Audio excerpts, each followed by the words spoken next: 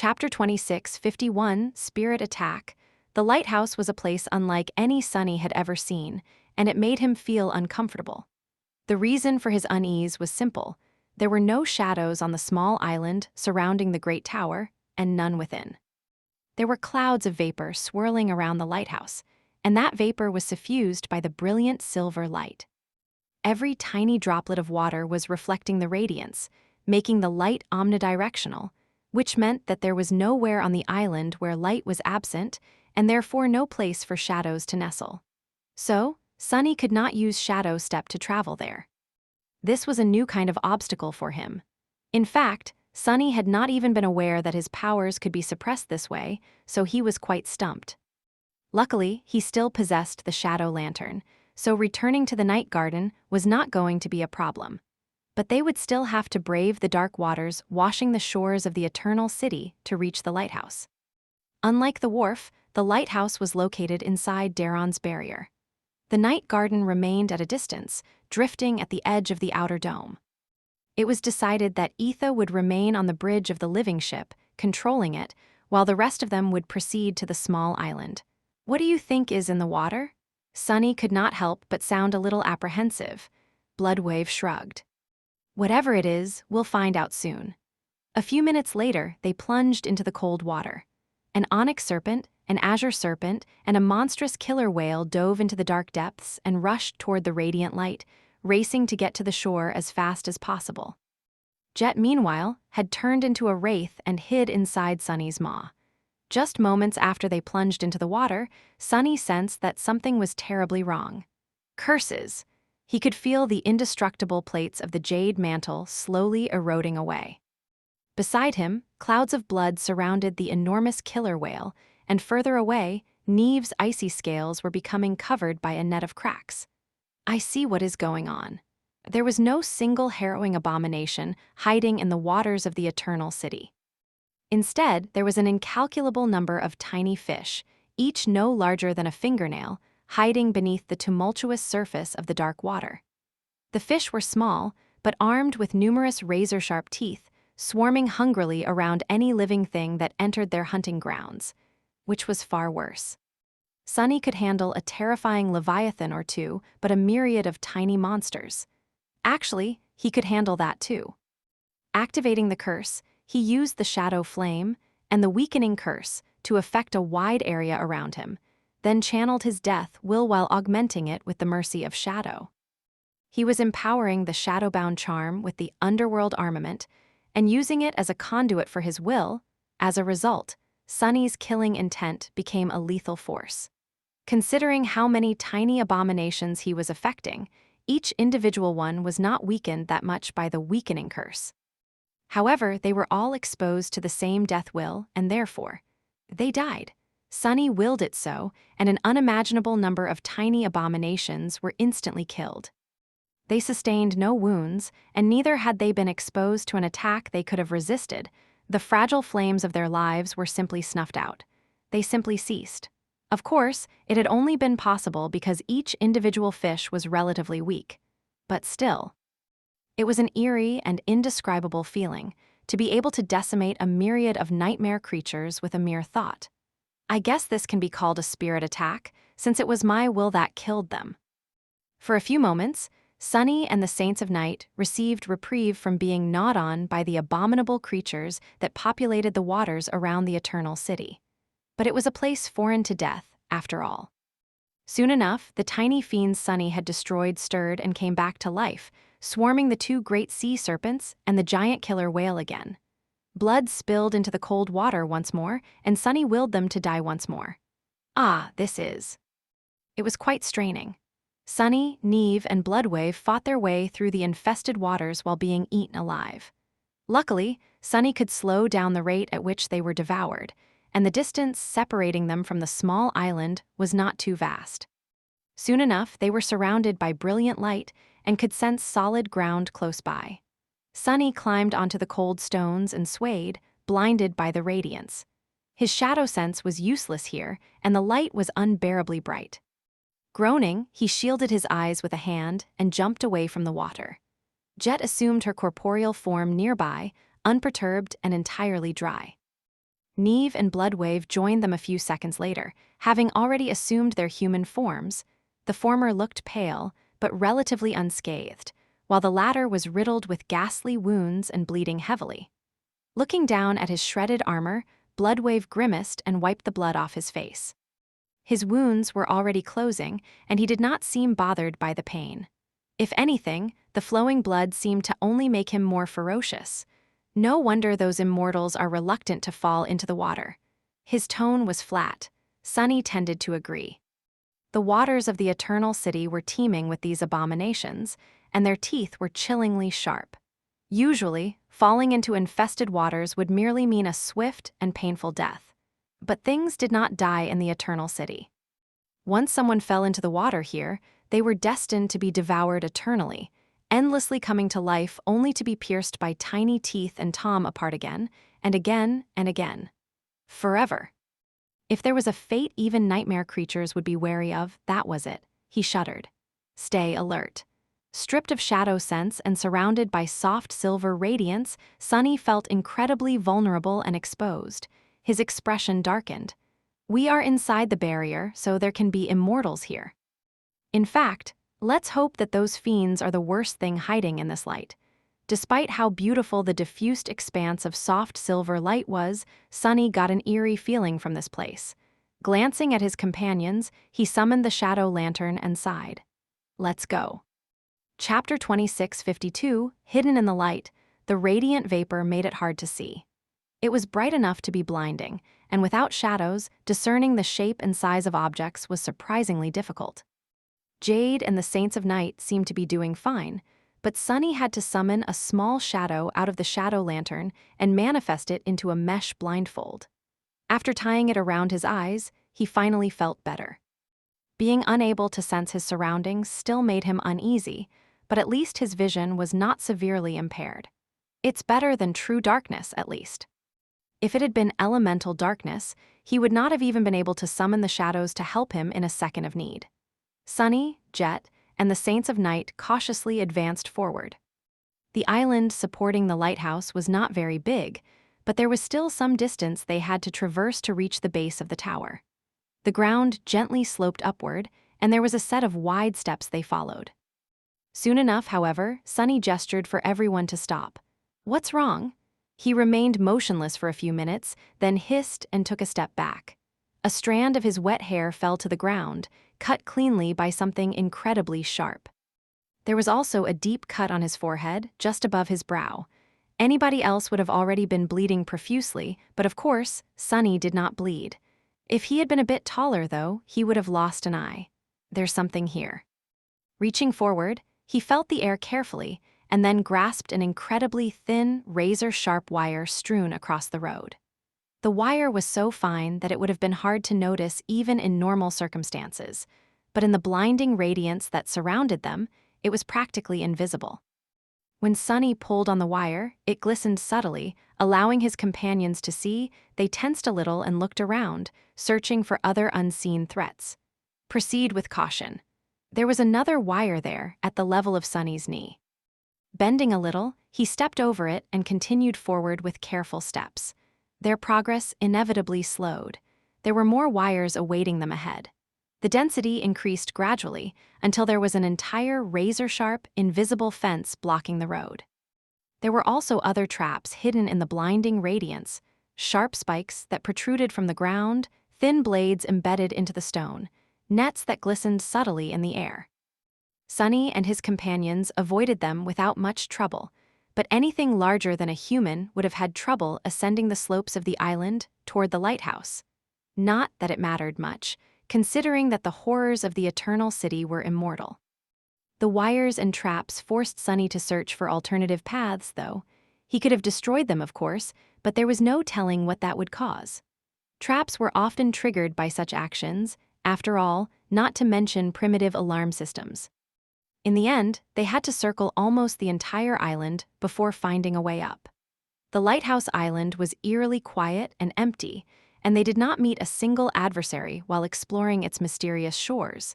However, Sunny stopped once again only a few hundred meters later. They were still surrounded from all sides by hazy radiance, the vapor feeling refreshingly cool on their faces. He peered into the silver light somberly. "Can you hear it?" They did. A strange, quiet, eerie sound was resounding from the radiant haze ahead, as if something was scraping against the stone. Sunny and his companions advanced cautiously, preparing themselves for battle. They were not prepared for what they found ahead, though. What the hell? Out there, in front of them, a gruesome body was impaled by 6 short, sharp steel spikes. The person had their limbs and head severed, and then arranged on the ground like a macabre display. The torso, the arms, the legs, and the head were each pierced by a spike and held in place by them.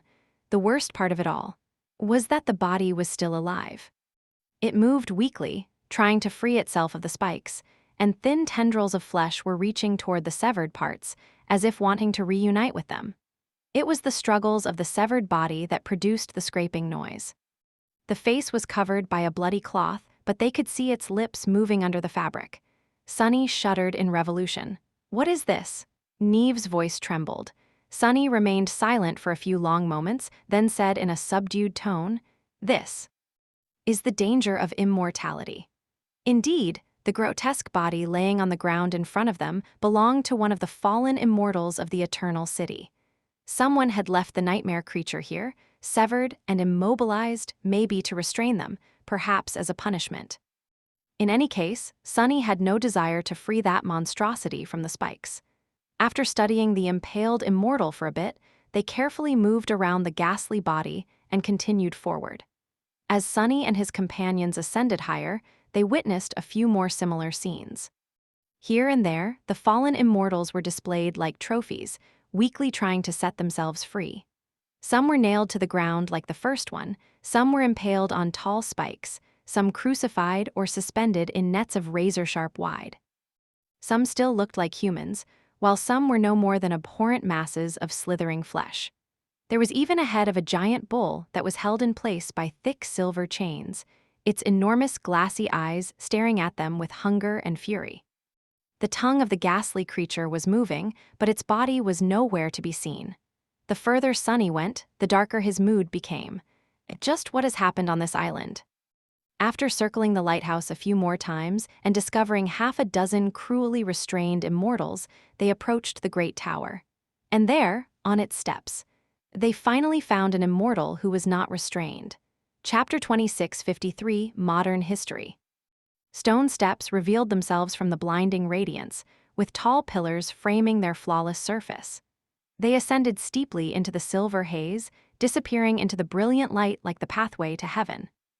There was nothing heavenly about them, though, because not 100 meters lower down the slope, a horrid mass of vivisected flesh was slithering and straining as it tried to escape the wires that bound it and the spikes that impaled it.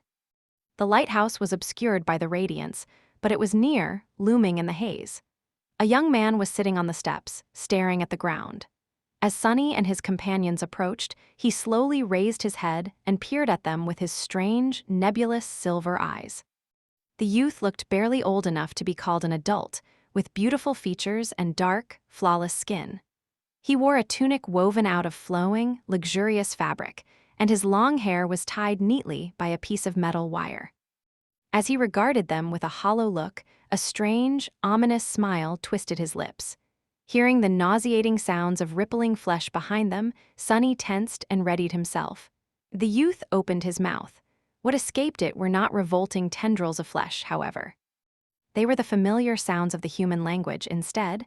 "Kid, is that you? Gods, you look old." Sunny froze. Jet seemed stunned and confused, too. Neve's expression was hard to read, while Bloodwave remained his usual grim, nonchalant self. Staring at the young man somberly, he pursed his lips and then said in his low voice, "So you're alive after all, scoundrel." The youth studied Bloodwave for a while, not saying anything, then looked behind him. "Where is Gnosis? Where is Typhoon? Wait a minute." Sunny blinked and then peered into the soul of the young man. To his surprise, there was no darkness inside it, just the pure, radiant light of a transcendent soul core. Bloodwave shrugged. "Dead." The youth fell silent. A few moments passed, and then he chuckled. What kind of nightmare creature managed to do those two in? Neve spoke at that moment, his voice sounding a little hoarse. It wasn't a nightmare creature. It was the Prince of Nothing. The young man frowned slightly. Who the hell is the Prince of Nothing? Neve sighed. Mordred of Nowhere, the banished son of the King of Swords. The young man blinked a couple of times. Who the hell is?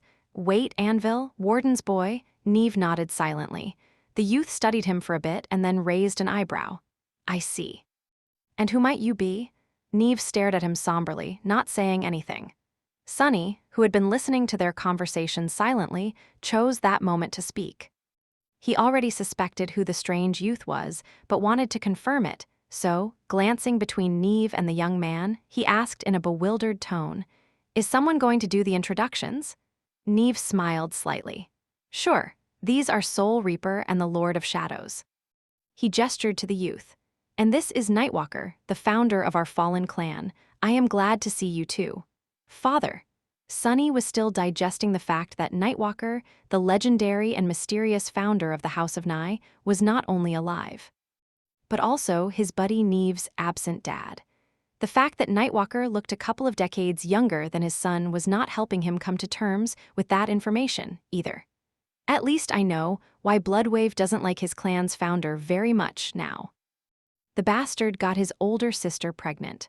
For all the talk about how the House of Night was not a single family, but an alliance of prominent legacy clans of the Stormsea instead, their familial relationships seemed quite complicated. Sunny sighed. After the brief introduction, Nightwalker rose and invited them to follow him. They walked up the stone steps, heading for the lighthouse or one of the buildings surrounding it at least. So, can someone catch me up on what has been happening in the world? I am quite curious. Sunny gave him a long look and, since no one volunteered to speak, said in a neutral tone, "Let's see. When was it that Nightwalker had gone missing again?" Actually, nobody outside the House of Night really knew. A Category 5 nightmare gate opened in America, so we lost that side of the planet. Immortal Flame and his daughter died there, as well. Broken Sword and his cohort conquered the third nightmare. Then, they conquered the fourth nightmare and became Supremes. Then Broken Sword was killed by his companions and they diweed up the world. Nightwalker whistled quietly. "So they are Supremes now, huh? Actually, so there are Supremes now, huh?" Sunny glanced at him. "There are 7 Supremes, although 3 of them are already dead. Well, 4, technically. Anyway, Valor, Song, and the House of Night established themselves as the great clans. Broken Sword's daughter got lost in the dream realm for a couple of years, then conquered the second nightmare as a sleeper. Antarctica got swallowed by nightmare gates. That's one less continent again.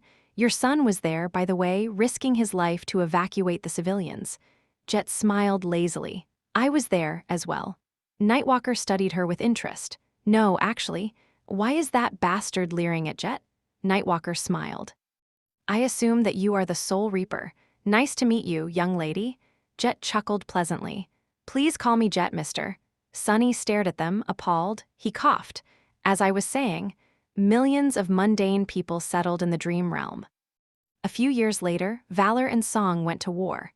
The House of Night attempted to maintain neutrality, but in the end, most of its elders were killed by Mordred, and all of its citadels were usurped."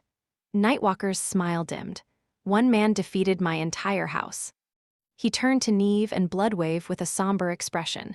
Neve gritted his teeth. "That thing can hardly be called a man." Nightwalker remained silent for a long while, then sighed and looked away. "Ah, I remember now. That boy was given to the Dreamspawn. It makes sense then." His voice sounded neither somber nor cheerful, just distant, as if he was talking about the past he had left behind. Sunny shifted slightly.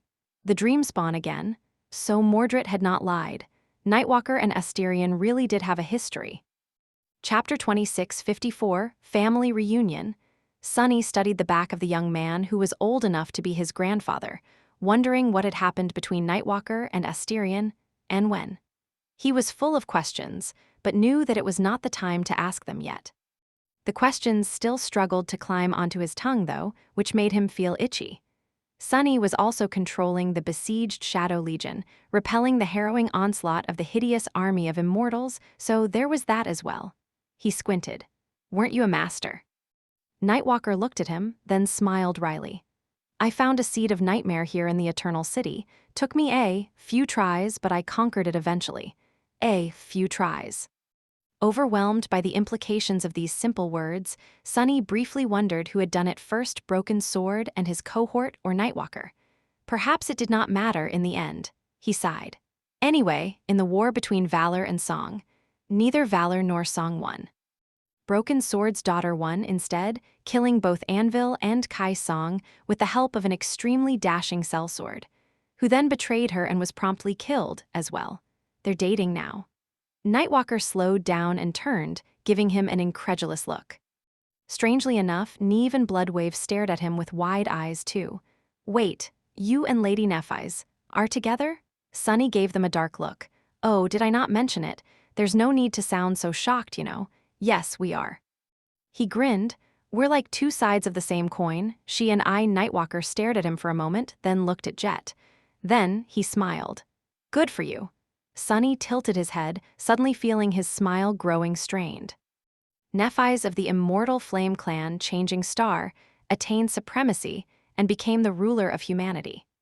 Earth is being slowly devoured by the Dream Realm, so hundreds of millions of people are being resettled to the Dream Realm ahead of the apocalypse.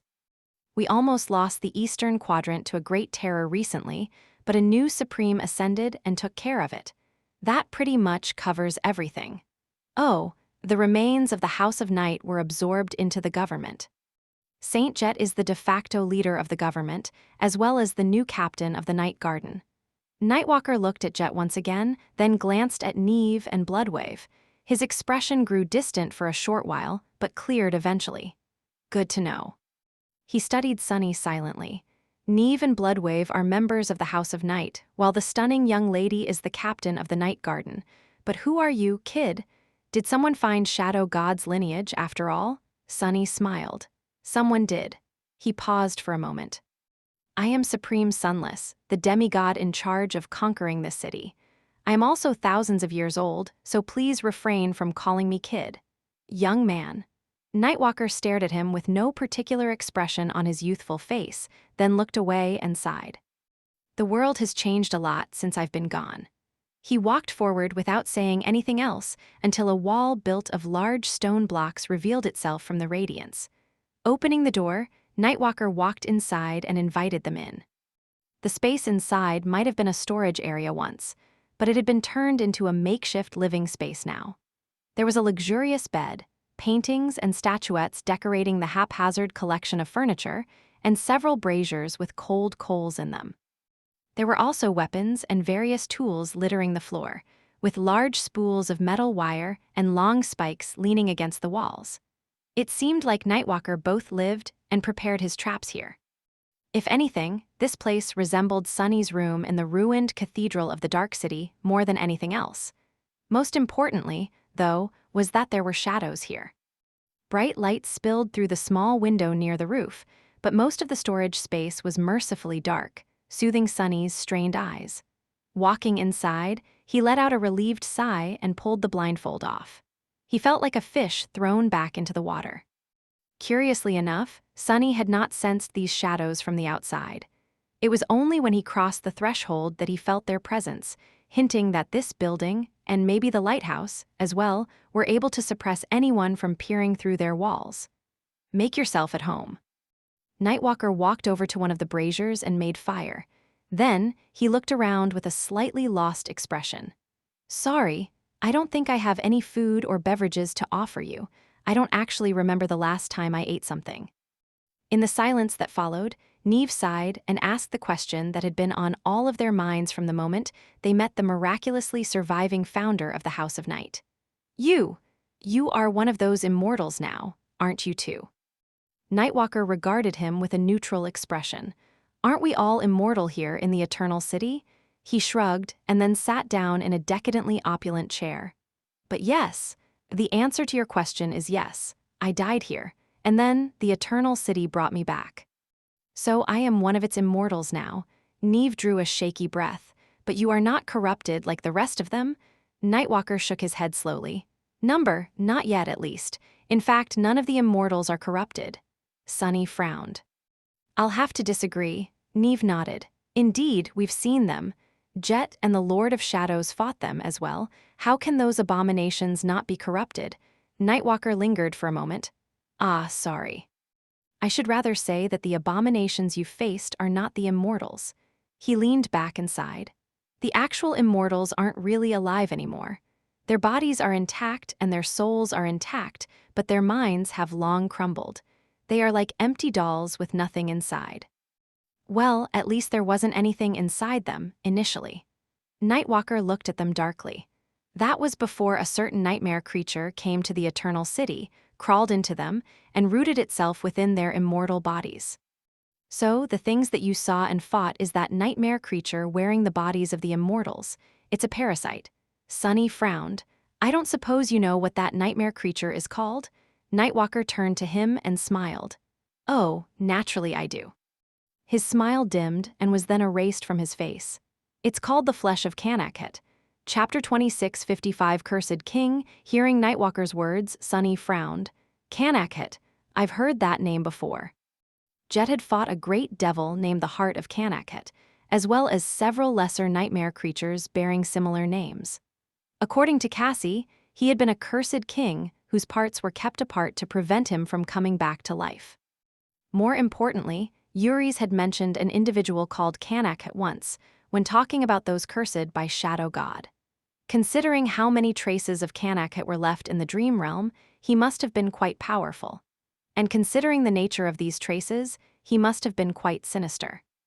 Now they were facing a great terror born of the same source, a being of the same caliber as Skinwalker.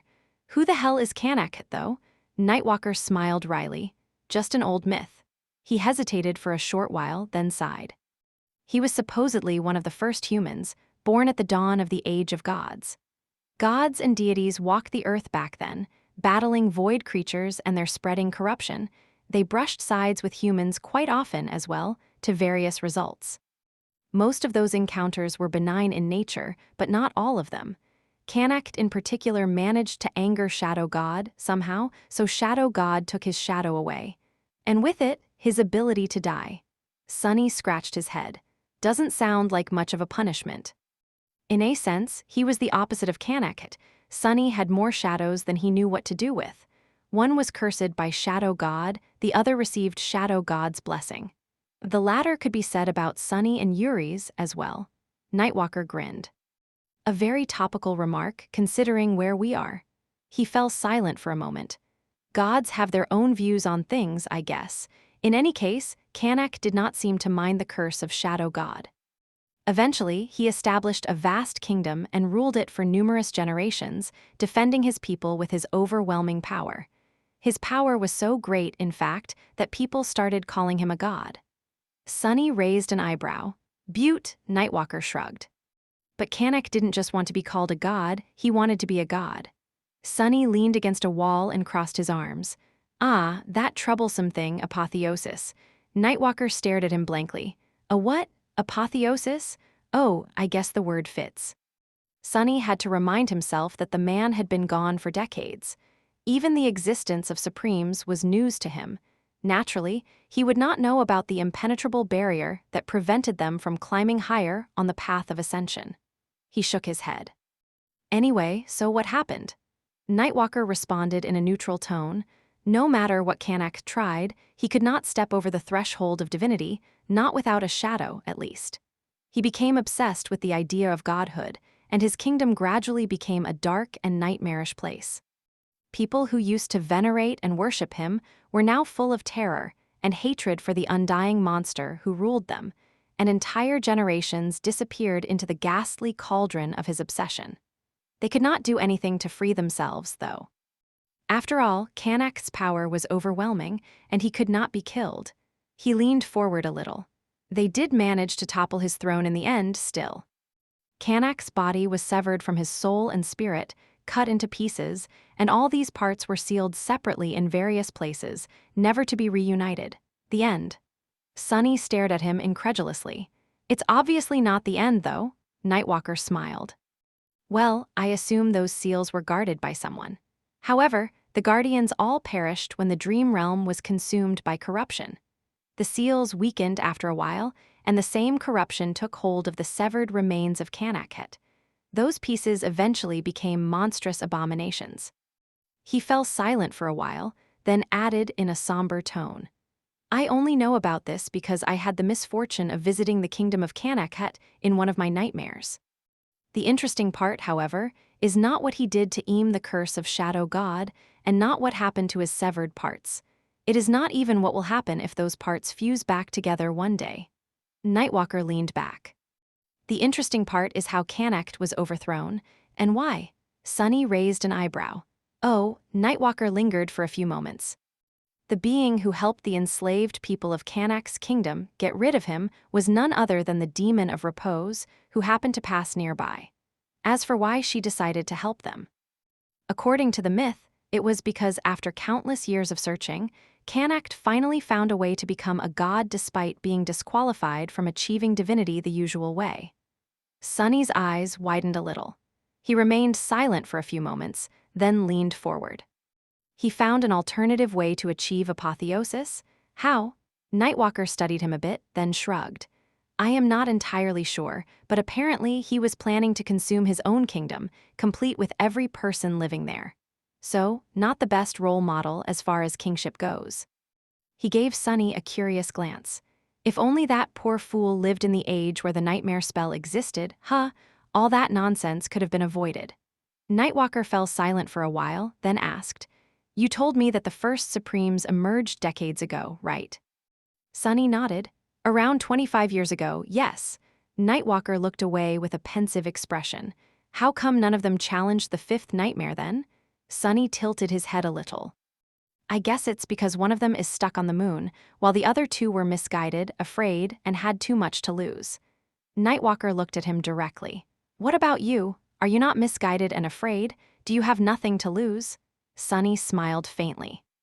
"Me? No, and I am in a completely different situation than they were." He looked at Nightwalker and said in an even tone, "Because of the decades they wasted, I am not afforded the luxury of having a choice. The end of days is not on the horizon anymore, it is already in progress, so it's become sacred or die, or at least watch everything I treasure die." Sunny sighed. "That is the reason why I'm here, in the Eternal City. Conquering this place is a part of the process." Chapter 2656, Dubious Conquest. Nightwalker studied him for a long while with the same strangely distant expression he had worn previously, then smiled faintly. "Conquering the Eternal City? I am not going to diminish your accomplishments. Getting to the lighthouse unscathed must have already been difficult enough. Well done. However, you should have noticed that this place is populated by a myriad of immortal abominations. Surely, your goal is a tad too ambitious?" Sunny gave him a nonchalant shrug. "Personally, I think it's just ambitious enough." Jet chuckled. "You must not have witnessed the power of a Supreme before, mister. It is quite daunting. And that guy is not just any Supreme. At that, he's someone who became Supreme by killing the person who sat on the throne before him, which puts him in an entirely different category." She smiled. "I wouldn't have brought the Night Garden here if I wasn't reasonably confident in his ability to keep his promises. Despite how he looks, he's quite reliable." Sunny gave her a silent stare. What's wrong with how I look?"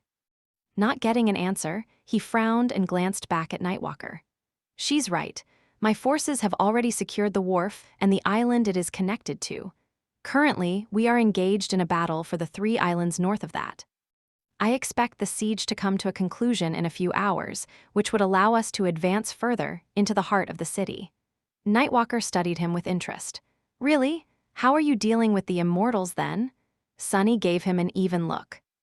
"Lamb putting them to sleep, although now that I know what hides in the water, I am thinking of just tossing them into the waves." Nightwalker shook his head slowly. "That won't work." Sunny was a little disappointed. "Why?" The lost founder of the House of Night let out a heavy sigh, as if recalling his own disastrous attempt to do just that. "As I said, the immortals are merely shells for the parasite that controls them. So you can indeed get rid of them by throwing them into the water. Some would climb out, but most would become an endless source of sustenance for the little critters there. However," his expression darkened, "a parasite is a parasite. Once one host becomes useless, it will find another. And with myriad abominations populating the depths, the flesh of Kanakhet would have countless new hosts to infect. Once thousands of those fishes start mutating, sprouting tendrils, and climbing ashore, you'll regret having fed them an immortal or two in the past. Believe me, he shivered. Sunny was quite uneasy as well. He hummed, then mumbled quietly. Wow, I never thought that one day I'd be happy to only be fighting the human vessels of an immortal great terror. His expression twisted a little. Flesh of Kanakhet is a great terror, right? He had assumed so because the fallen immortals wielded power similar to that of great nightmare creatures. Considering that Nightwalker did not mention any kind of source creature or accursed abomination controlling them, the flesh of Kanakhet did not seem like a tyrant. As for being a titan, it could be one, but Sunny would have expected more trouble when facing a creature like that. As if fighting a city full of immortal great ones is not trouble enough, Nightwalker nodded. I would expect so. He studied Sunny intensely, then shifted slightly. Well, I guess you really do have a chance to conquer this hell. Unbelievable.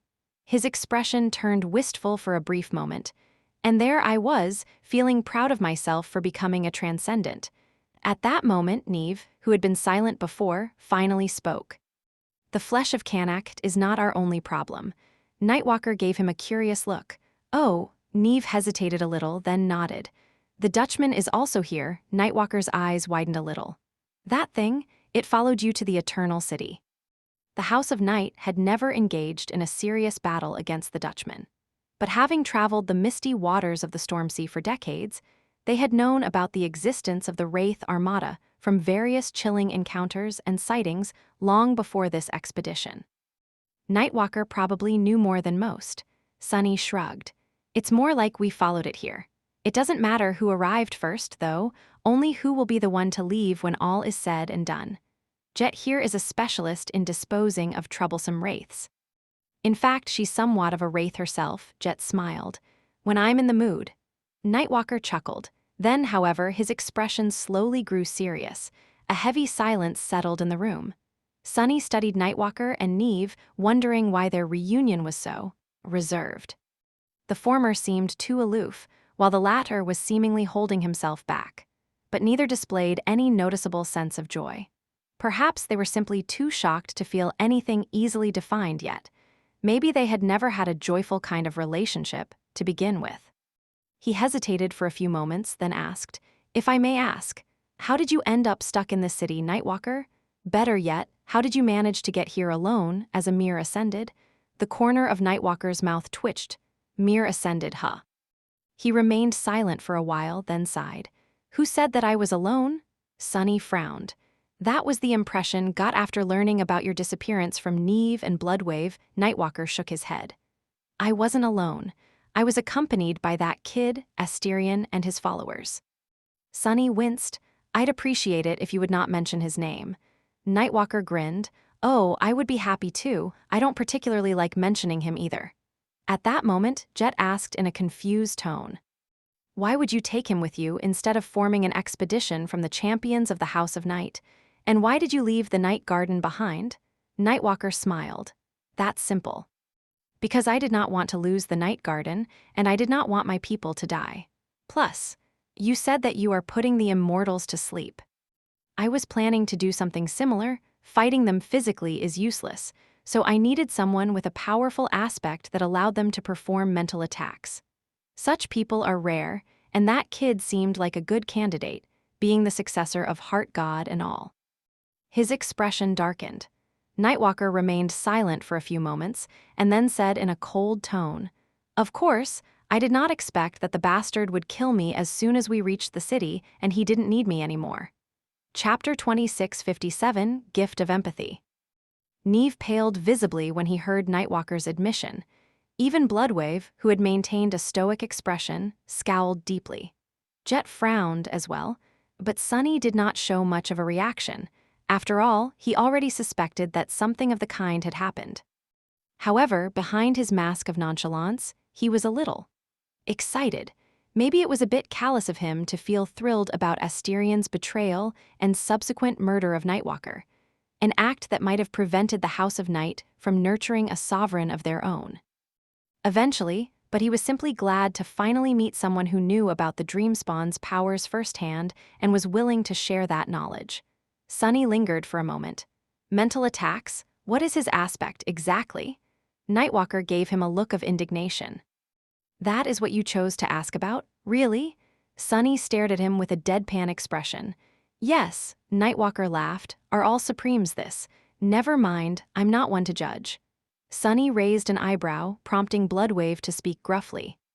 You know how no one knows much about Nightwalker? That is not because of his elusive and mysterious nature. He simply used to avoid everyone, his closest allies included, as much as possible. Because he hates people.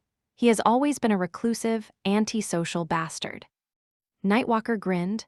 True, it's not my fault that people are so hateful though, is it? Shaking his head, he added, and considering how I ended up, I'd say that I had not avoided people enough. Nightwalker fell silent for a few moments, then sighed. Regardless, to answer your question, he's a mind reader. Sunny's eyebrows flew up. A mind reader? What do you mean? Nightwalker brushed his face tiredly. The Dreamspawn, the last survivor of the Path of Ascension cult. He is a mind reader, although he did not start out as one. Sunny and Jet looked at each other. Cassie, are you hearing this? He only had to wait a few moments before the answer came. Yes. Nightwalker, meanwhile, continued. His dormant ability allowed him to sense the emotions of other living beings. He was an empath of sorts. His awakened ability is a bit sinister. It allows him to feed on the powerful emotions of others, consuming them. It was his ascended ability that made me take him to the Eternal City, however. That one allowed him to influence the emotions of others with his own. His expression grew somber. His abilities underwent a bit of an evolution when he ascended, though. The scope of his dormant ability increased to include not only emotions, but also the thoughts of others. And his ascended ability was the same. It allowed him to put his thoughts into other people's heads. Nightwalker grimaced. He had always been a creepy kid, and these three powers made being in his company even creepier. Because even with fearsome mental defenses, you never could be quite sure that your thoughts and emotions were your own. Even if they were, you knew that he could read you like an open book. That made being around him uncomfortable. Or it would have, if he did not know just the right words to say to put people at ease. Nightwalker chuckled bitterly. He was capable, effortlessly charming, devilishly smart, and strong, really strong. But despite all that, you could not help but feel a little uneasy around him from time to time. Because once in a while, for a brief moment, it felt like there was something deeply wrong about him, hiding in the depths of his eyes. Ah, but of course, that feeling was easy to explain by the prejudice everyone had about him. Nightwalker shrugged. After all, he was a Strandtiger. Someone from outside the bounds of the world we were familiar with. Those Path of Ascension zealots had always been a weird bunch, and nobody knew what happened to them in the dream realm. So it was difficult not to feel distrustful of that kid. That's how others felt, at least. Personally, I didn't care too much. His smile turned a little bitter. Perhaps I should have. Sunny, meanwhile, was thinking about Asterian's aspect. Empath, mind reader, mental manipulator. And what does it mean, he consumed other people's emotions? Was he like an energy vampire? He remained silent for a while, then could not help but ask a senseless question. What about his transcendent ability? What about his domain? Nightwalker gave him a confused look. How should I know? He was mere. Ascended the last time I saw him. Sunny grimaced. Right. After pausing for a moment, he asked, so what did he want to find here in the Eternal City, and why did he tum on you? Nightwalker scratched the back of his head. What he wanted to find here. I am not sure, since everything he had told me turned out to be a lie. No matter what it was, though, he must have failed to find it. You see, we were too weak. He and I, all we knew about this place was what I had seen here as a sleeper, so we might have overestimated ourselves and underestimated the Eternal City. What could two masters do here, really? He was already lucky to escape alive. Nightwalker looked at Sunny with a dark expression. As to why he turned on me, maybe that was his main goal all along. I did not think that it was possible, but he wanted to absorb the lineage of Storm God. Divine lineages can't coexist with each other, but when it comes to the dream spawn, they somehow can. Even if I learned it too late. His silver eyes glistened dangerously. He could have entered the lighthouse and attempted to receive the lineage like Thad done once, a long time ago, but he chose to stab me in the back instead. To his credit, I don't think that he was aiming to kill me. But I was too stubborn to surrender, so in the end, he did. Nightwalker sighed. It was a hollow end. To survive all the horrors of the nightmare spell only to die by a human's hand, saying that, he looked away and added in a distant tone. And it was a bitter beginning, to come back to life in this cursed city, knowing that I am destined to die here thousands of times more. Chapter 26, 58 Tempered Blade. Sunny looked around, noting the spools of razor-sharp wire and steel spikes. Remembering the grotesque scenes hiding in the stunning radiance of the lighthouse island, he felt a chill running down his spine and asked in a neutral tone, "So that is how you spent these decades? Escaping the immortals and building traps to keep them away from your hideout?" Nightwalker regarded him silently for a long while, then smiled. "I don't remember." Sunny raised an eyebrow. "You don't remember?" Nightwalker chuckled. "Well, I remember this and that. In the beginning, I was an ascended. Life was hard. Those abominations were simply too overwhelming, so I died a lot. Sometimes I managed to escape. Most times I did not. And eventually I went mad. I don't recall what happened after that clearly." Relaxing in his chair, he shrugged, "But I regained my senses after a while. And then I lost my mind again, and then I found it again. Time lost all meaning. I would not have known that I have been here for decades instead of centuries or thousands of years if you had not told me." His expression grew distant and detached. "At some point, I found a seed of nightmare. There's a few here in the Eternal City, but I could only get close to one. I challenged it and died. The city brought me back to life, so I challenged it again. Eventually, I conquered it and became a transcendent. Things did not get easy after that, but they did become easier. At least I could fight the immortals finally." Nightwalker smiled, and something dark and perilous glurned in his eyes. "So that was what I've been doing for the last 10 years, I guess. Fighting great nightmare creatures all day, every day, to kill time." It was at this point that Sunny realized two chilling facts. The first fact was that the amicable youth in front of him was not just a legendary figure from the early years of the nightmare spell, an outstanding, but antiquated person whose achievements had been swallowed by the passage of time. No, Nightwalker was something else. He was the most dangerous saint in the world, by far. 10 years, he says. If Nightwalker had been battling great nightmare creatures tirelessly for a decade as a mere transcendent, no less than he had accumulated more combat experience than every other saint combined. These 10 years were a harrowing crucible capable of forging a blade so terrifying that no other weapon could ever withstand its sharp edge. Nightwalker had already been one of the most accomplished warriors of the most ill-fated generation in history before returning to the Eternal City and transcending. Now he would be a monster. And the second fact was that Nightwalker was either the most crazy awakened in the world or the most sane one. Sunny was not sure which statement was true.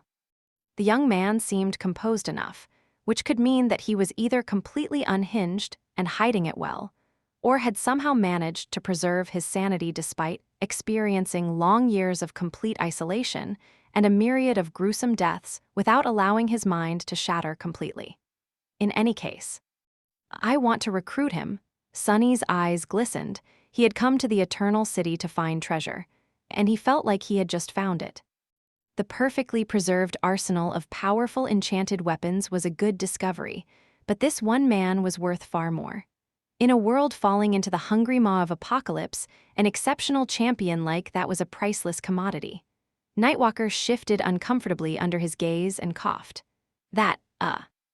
If you keep looking at me like that, you'll make me blush." Sunny smiled slowly. "All day, every day, you say, must have been fun." Nightwalker gave him a surprised look. "Well, I wouldn't call it fun personally, but actually it wasn't too bad." He smiled. "As Bloodwave mentioned, I am not very fond of people.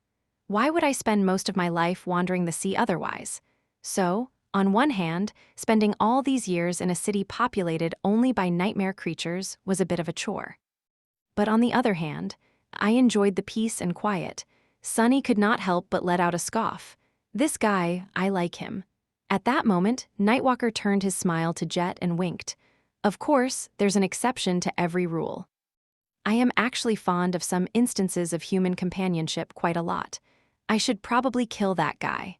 Ah, damnation, Nightwalker was immortal here in the Eternal City. Leaning forward a little, Sunny asked in a pleasant tone, Saint Nightwalker, how would you like to get out of the Eternal City and return to the surface world? Nightwalker looked at him in confusion. Saint, that's a bit weird. Believe me, I am no saint. Sunny blinked a couple of times. Oh, right. Nightwalker was probably old enough to be his grandfather. That's what we call transcendence, akin to masters. Nightwalker tilted his head a little. Saints? Well, I guess it has a ring to it. Yeah, I like it. Smiling, he inhaled deeply and looked into the distance. Of course, I would love nothing more than to leave this cursed place, but it's not that easy. Sunny shook his head. Actually, it is. I can send you back right now. All he had to do was ask Nephi's to open a dream gate in front of the lighthouse.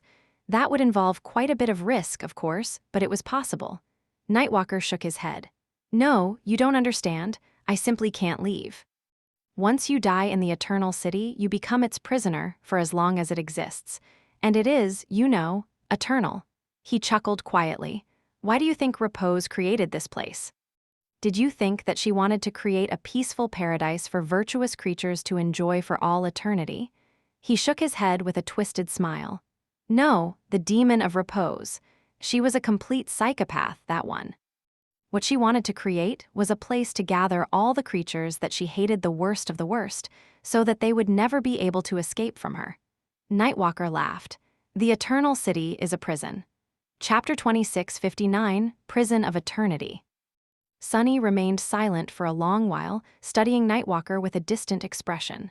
Eventually, he asked, A prison? The youth nodded, his silver eyes glistening with nebulous light. Indeed. Maybe she looked at what Shadow God had done to Kanakhet and was inspired. Maybe the idea simply came from her own devious head. In any case, the immortality this hell grants its victims comes at a price, and that price is having to stay here forever. Sunny frowned subtly. Nightwalker knew that those who were made immortal by the Eternal City could never leave their beautiful cage for as long as the Eternal City existed.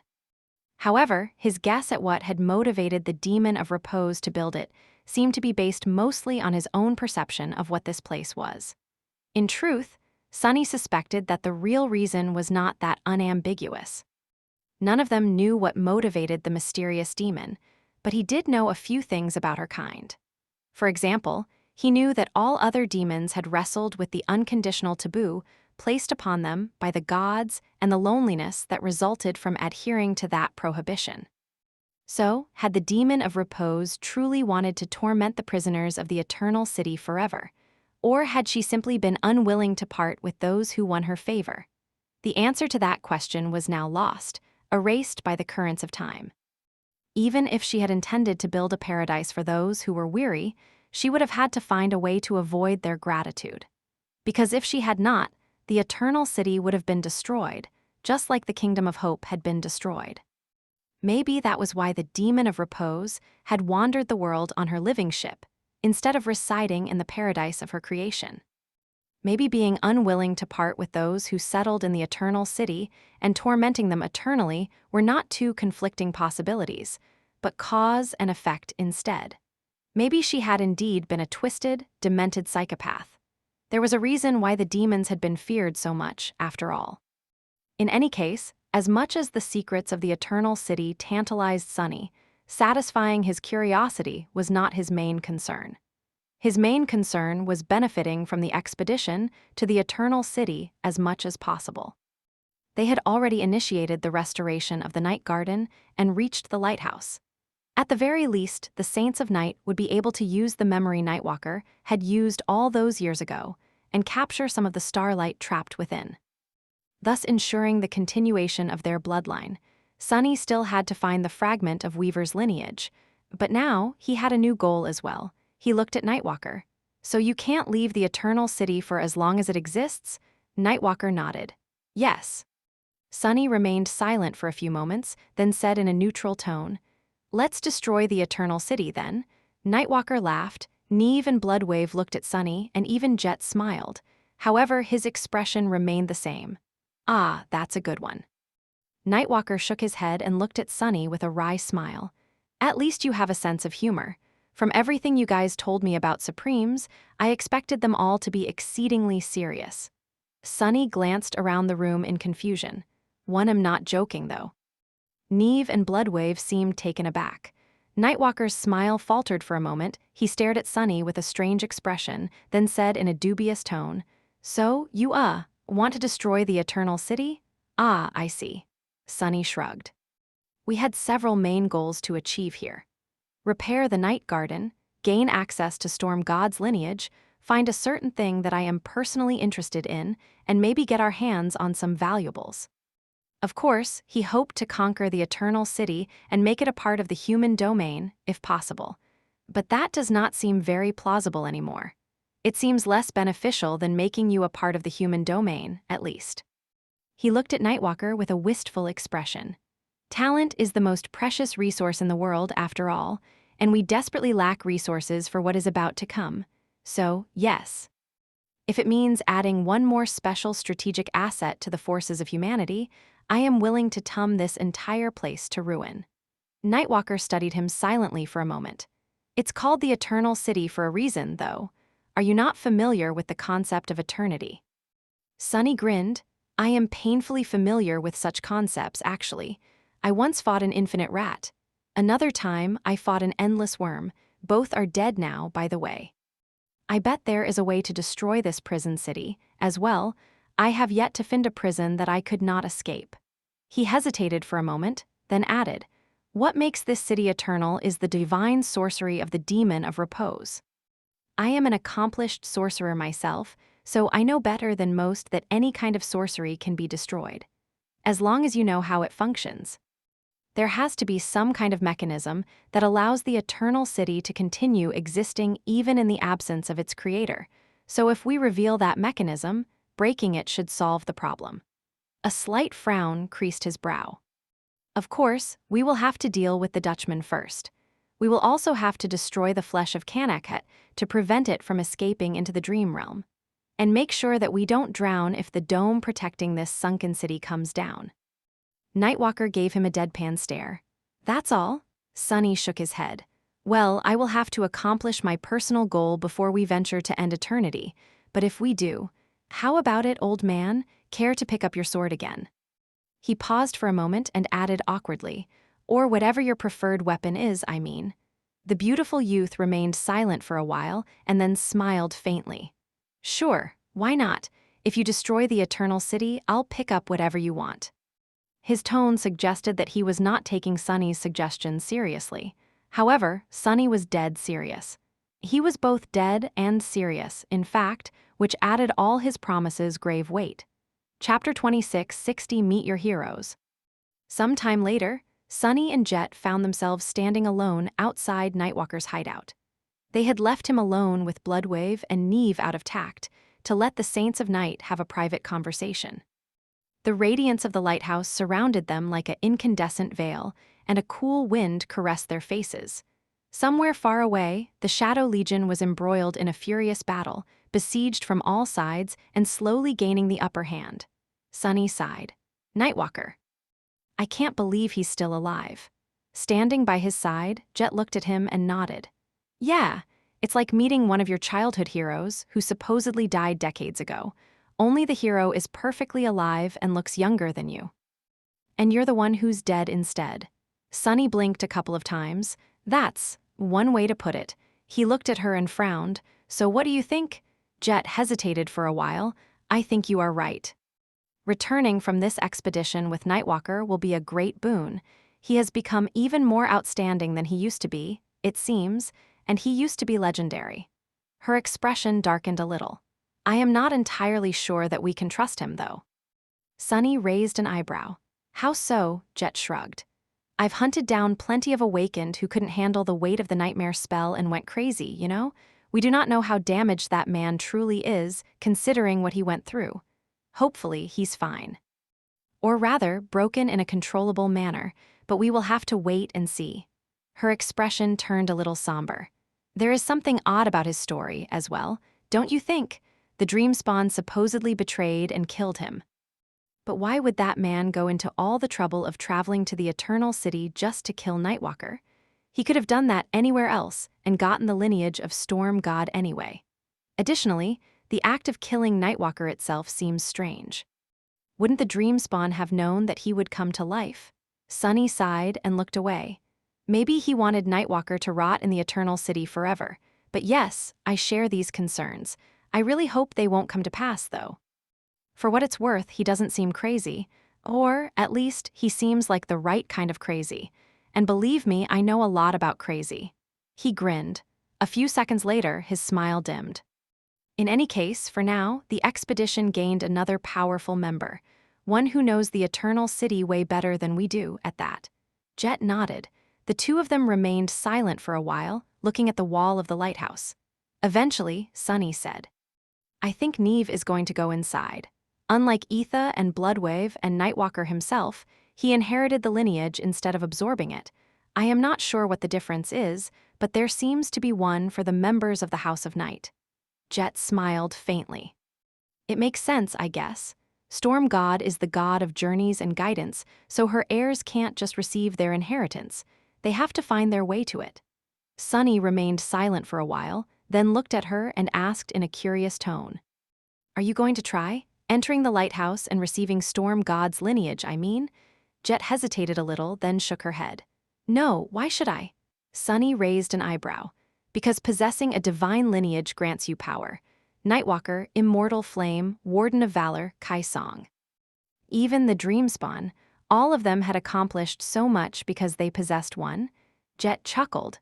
Or maybe they received those lineages because they were the kind of people to accomplish that much. She looked at Sunny and shrugged. Neve mentioned that not just anyone can assimilate a divine lineage, and that it's a deadly gamble. From what I understand, success does not depend on how powerful or resilient you are, it is more of a question of affinity. And I don't really have any affinity to Storm God and her various aspects, so I am not keen on taking the risk. Jet looked away and shrugged. And to be honest, I have no interest in inheriting the legacy of dead gods. They failed in the end, after all, so it's a legacy of failure.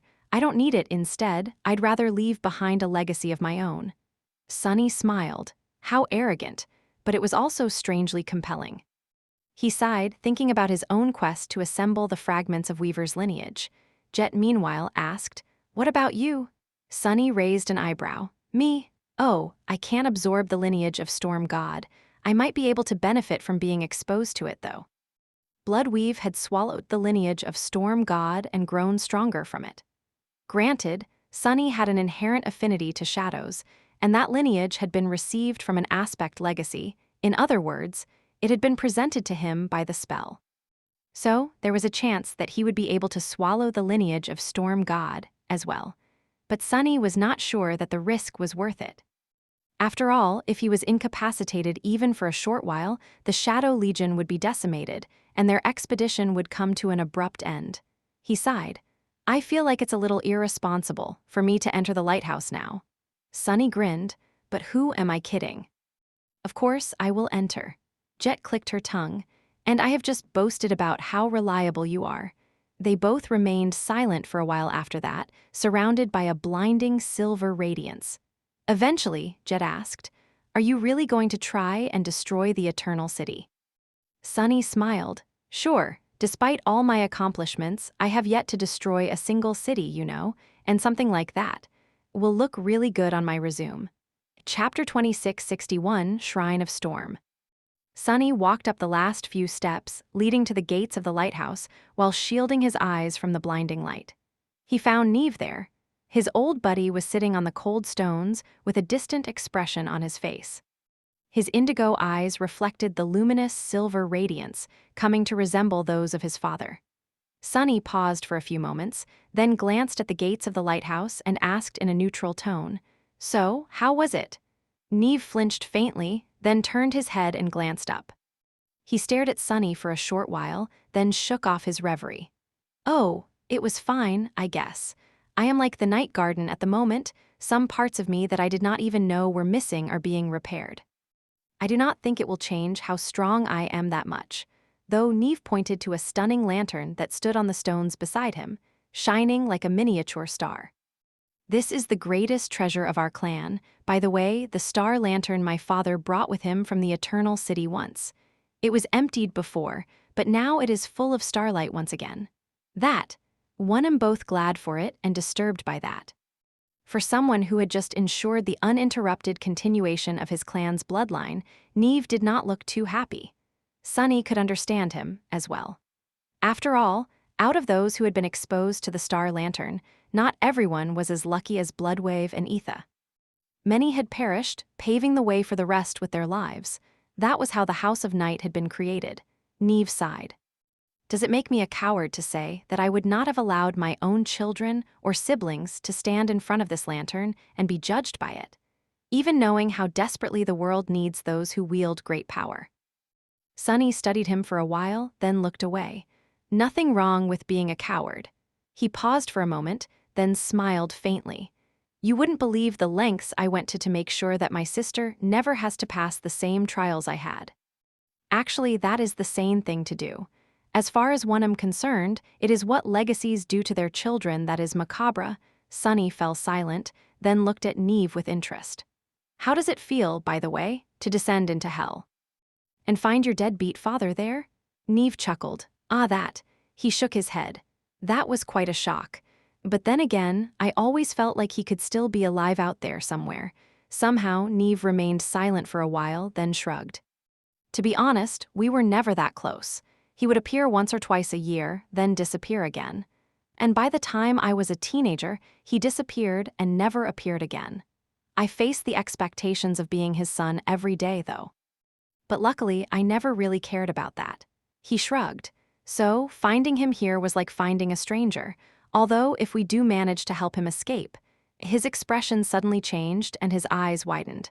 "Oh, damn." Sunny raised an eyebrow. "What?" Neve seemed genuinely rattled. No, it's nothing. I just realized that I will have to break the news to my mom." "Oh, maybe. Perhaps my uncle can do it." Sunny stared at him for a few moments, then laughed. When his laughter died down, he looked into the silver radiance with a smile. "You know, I don't even really remember what my father looked like, so if I got the chance to meet him again, well, I'd imagine it would have been quite awkward. I think I'd be happy, though." He slapped Neve on the shoulder. "Your daughter will also gain a new grandpa. Hell, now that I think about that, we simply must get Nightwalker back to civilization." Neve smiled. Leaving him behind, Sunny walked across the stone plates and entered the lighthouse. Passing through a long corridor, he entered a vast hall. The great tower was drowned in silver radiance and hollow inside, so there was no ceiling in sight. Its ground floor resembled a temple. In a sense, it was the opposite of the somber shrine hidden in the ebony tower. One was submerged in deep darkness, the other was bathed in blinding light. But the statues standing in them were almost identical. Sunny studied the one in front of him. It depicted a stunning young woman dressed in a flowing tunic, her face obscured by a veil. She was holding a star in one hand and a bolt of lightning in the other. He could not help but feel a hint of subtle affection for the statue of Storm God, because she reminded him of Saint. Turning away, Sunny walked to the edge of the vast hall and ascended the steps that spiraled along the wall of the lighthouse, climbing the soaring heights. There were no shadows here, so he could only walk. In the end, it took him quite a while to reach the top. There, passing through a mass of radiant stone, he entered a platform on which a fierce, blinding star burned endlessly, emanating waves of radiant light and immolating heat. Strangely enough, he was not instantly incinerated. If anything, the silver light felt cold. It washed over him almost like a physical force, permeating his very being. That light illuminated the dark depths of his soul. Sunny could feel something being etched into it by the light, attempting to change him. but before the starlight could penetrate the silent abyss of shadows, something vast and ominous stirred in the darkness and cast its hungry gaze at it. The lineage of Weaver surged, absorbing the radiant light and obliterating it. Soon enough, there was nothing left of it, only its absence. Sunny felt the invisible strings reinforcing his soul growing a little firmer and his mind growing a little clearer. And that was it. The change was not too significant, and neither was it too groundbreaker. The weave had simply vanquished an invader. With a small sight, he shielded his eyes and looked away from the trapped star. Figures, after all, have already been claimed by another star. Chapter 26, 62 Stellar Winds. The platform containing the trapped star was open to the winds, with 7 mighty pillars supporting its scorched roof. Sunny stood there motionless for a while, bathing in the furious waves of stellar radiance. Then, with a sigh, he walked to the platform's edge, grabbed one of the pillars, and started climbing. Soon enough, he was on its outer side, with nothing but an abyssal drop beneath him. The incandescent light obscured the world, so he could not see the distant ground, but simply knowing how far he would fall if he let go sent a chill running down his spine. Of course, a fall would not kill a sovereign, but despite being supreme, Sunny still had human instincts. What was more, there were all those lethal traps Nightwalker had set across the island. Falling into a tangle of razor-sharp wire was not going to be pleasant even for Sunny, especially considering that there were no shadows here for him to escape into. There are still ways to avoid falling, but it was better not to fall at all. Reminiscing about the perilous task of climbing the great statues of the Forgotten Shore, Sunny slowly scaled the pillar and made his way to the domed roof of the lighthouse. Eventually, he stood at its highest point, enduring the fierce power of the winds. The vapor shrouding the base of the great tower did not reach here, so he could somewhat see through the radiance. The rolling underbelly of the storm sea undulated above him like a dark heaven. Far below, the eternal city sprawled beneath him like a brilliant hell. Sunny studied its vast expanse with a somber expression. The Shadow Legion was still waging war on the 3 islands in the southern outskirts of the city. The fallen immortals were spread evenly between them, assaulting the strongholds of the silent invaders with demented fury. He was more interested in what was happening in the north, though. Out there, the Dutchman and its Wraith army had already advanced into the inner rings of the Eternal City. He could not discern the details of the battle raging there, but could see a ghostly viridian light glowing in the clouds of swirling mist. Grotesque shapes moved in the ethereal fog, and the silver spires were continuously falling and rising from the clouds of dust and debris, flawlessly restored. Sunny wondered briefly how the captain of the cursed ship was dealing with the fallen immortals. He probably did not have a creature like Nightmare at hand. But then again, both the Dutchman and its captain were ancient fiends. Surely they had plenty of profane means to contain the tendrils of the flesh of Kanakhet as well. They were far ahead of the Shadow Legion, which meant that he had to hurry. Worse than that, the mysterious creature who had landed in the eastern parts of the Eternal City was even closer to the goal than the other 2 contenders. Sunny still had no idea what it was, but he could see the traces of its passing the toppled buildings, the shattered islands, and torrents of immortal abominations that were flowing into the billowing clouds of black dust, only to vanish without a trace. By the time the Eternal City rebuilt its streets, the creature was already sowing its eerie and unexplainable devastation somewhere else. By now, it was only a few islands away from the towering, beautiful edifice of the palace. I really need to hurry. A pensive frown appeared on his face as he studied the landscape of the Eternal City, as well as the distant carnage raging on the islands where the Shadow Legion was besieged. He studied the wide canals separating the islands and the arching bridges connecting them, as well. Slowly, his expression settled, and he turned away from the daunting sight. Sliding off the roof, he called a bit of darkness from the shadow lantern and manifested it into 2 tenebrous wings before the blinding radiance of the lighthouse could dispel it. Soon enough, he landed on the ground and folded his wings, wrapping them around himself like a cloak. Jet, Neve, Bloodwave, and Nightwalker were standing nearby. They had been discussing something in lively tones, but were not staring at him silently with wide eyes. Ignoring the stares, Sunny said in a neutral tone, I thought that you guys were speaking metaphorically when you told me that there's a star trapped inside the lighthouse. Turns out, it's a real star emanating divine light, no less. Jet blinked a couple of times. What? That doesn't even make any sense, scientifically speaking. First of all, this whole place would have been tuned into a cloud of plasma. No, such a tiny star would create a black hole. So, this whole place would have been turned into an infinitely small grain of superdense matter. I think? Sunny smiled, as if an army of immortal nightmare creatures and a city that endlessly rebuilds itself makes any sense. Scientifically speaking. As a matter of fact, scientifically speaking, neither you nor I make any sense. Hasn't stopped us yet, has it? Jet cleared her throat. Well, if you put it like that. In any case, what's your point? Sunny looked at the Saints of Night, lingered for a few moments, and then shrugged. If there's an actual star here, drowning everything in its light, doesn't it mean that we have a secret weapon in our hands? Jet frowned. Listen, Sunny. If you're planning to somehow break the sorcery containing that star and create a black hole right in front of our noses, I must object. Vehemently object. He shook his head.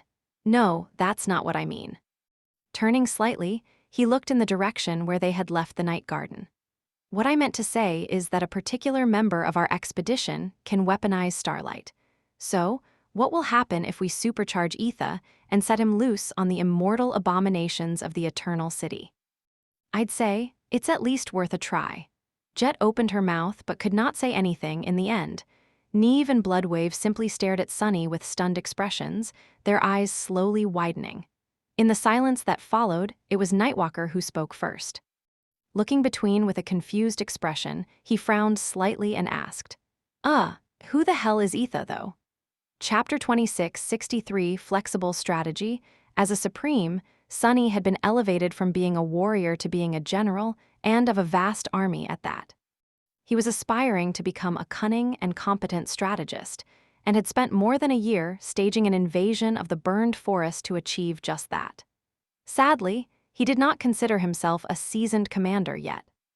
Granted, there were few stellar examples of military excellence for him to emulate ones he had witnessed, at least. One person who came to mind when he thought about war and warfare was Morgan of Valor, who possessed a shrewd strategic mind and an eerie ability to both manifest and exploit mayhem and chaos. Morgan always seemed to get the short end of the stick, though. Every time she received an opportunity to showcase her talent, something seemed to get in the way. A sudden descent of multiple devastating nightmare gates, a father who did not really care for winning the war and preferred sending his daughter on a suicide mission, a fratricidal sibling who just happened to be both virtually immortal and in possession of a divine aspect. No, really. That poor woman's luck was worse than Sunny's, and that was a startling feat in and of itself. In any case, Sunny considered himself to be a novice strategist. If there was one thing he knew, though, it was that a strategist's greatest virtue was the ability to swiftly adapt to the shifting conditions of the battlefield. Take the Eternal City, for example. Initially, Sunny had wanted to conquer it. But now he wanted to plunder and destroy it instead. The conditions had changed, so naturally, his strategy had to change as well. That was why the Shadow Legion moved. By then, the battle for the 3 islands had reached an apogee. Hundreds of the fallen immortals had been lulled to sleep by the dream curse.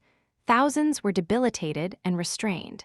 Yet thousands more were crashing into the fortified strongholds of the Silent Shades, flowing like a river of hideous flesh. Considering the scale of powers involved in the battle, its visage was nothing short of apocalyptic. The grotesque nature of the immortal horrors and the dark cruelty of the ghostly shades made it look like a scene from the depths of a horrid hell. The violence was chilling, and the scope of destruction was devastating. The streets of the Eternal City quaked as they were ruined and rebuilt again. But even if it did not seem that way, the outcome of the battle had already been decided. Sunny knew that he would win it. He was just not going to win it fast enough, so it was time to adapt. In the beautiful park on the middle island, the dark castle repelled wave after wave of abhorrent abominations. The carapace of manifested shadows protecting its walls was being shattered and rebuilt again, just like the Eternal City itself was still. The marvelous mimic had received several deep wounds already, trembling in pain and discomfort each time. Within its halls, numerous youths were sleeping with peaceful expressions on their beautiful faces, lost in a maze of dreadful nightmares. On its walls, the shades of the Serpent King and of the human saints that followed him led the rest of the defenders in repelling the attacks of the fallen immortals, armed and armored by the armaments salvaged in the Hippodrome.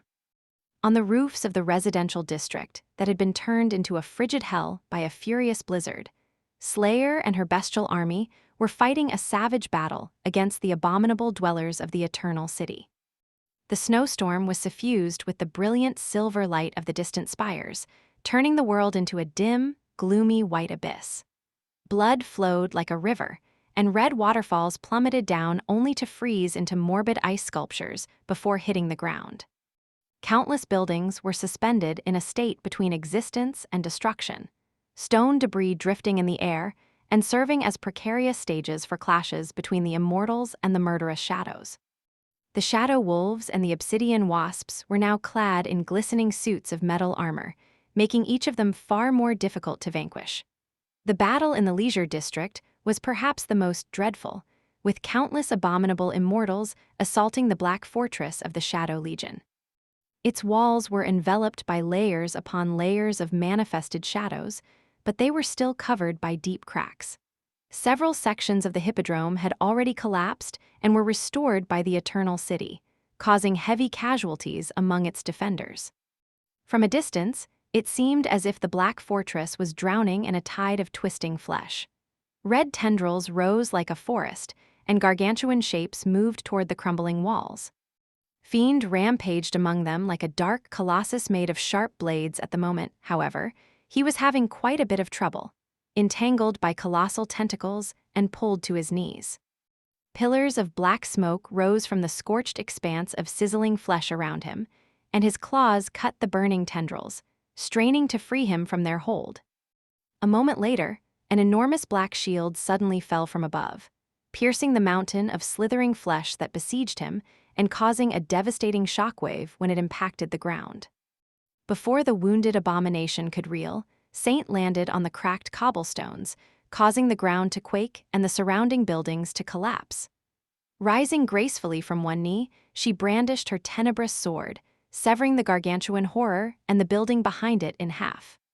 It was then that the cadence of the three battles entirely changed. The change did not happen under the walls of the Hippodrome, however. Instead, it happened on the frozen roofs of the residential district. There, raging currents of snow obscured everything in sight. Bestial shadows appeared out of the snow to descend upon the frenzied immortals in a deadly fury of fangs, claws, and mandibles. The next moment, however, the mayhem suddenly ceased. Slayer's soldiers silently retreated into the blizzard, disappearing from view. The abominations surged restlessly, expecting to be ambushed and Tom apart seconds later. However, seconds passed, and the eerie lull in the carnage continued. A dead silence settled upon the residential island, broken only by the howling of the wind. And then, far away, below the walls of the Hippodrome, a terrifying hiss washed over the attacking immortals. Chapter 26:64, Divide and Conquer. Strategy was not an easy discipline, and when it involved armies capable of performing miraculous feats, it was downright hellish.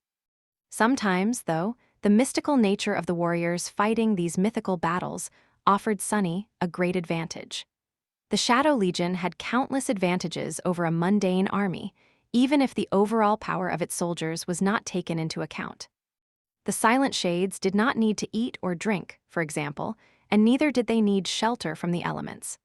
That alone all but eliminated one of the most vital and laborious tasks of military strategy: establishing supply lines and maintaining logistics. The Shades were immune to disease and sickness, as well, which eliminated the main cause of deaths and casualties in the history of war. More soldiers had perished from disease than had been killed by adversary weapons, after all. In fact, Sunny's Shades were downright immortal.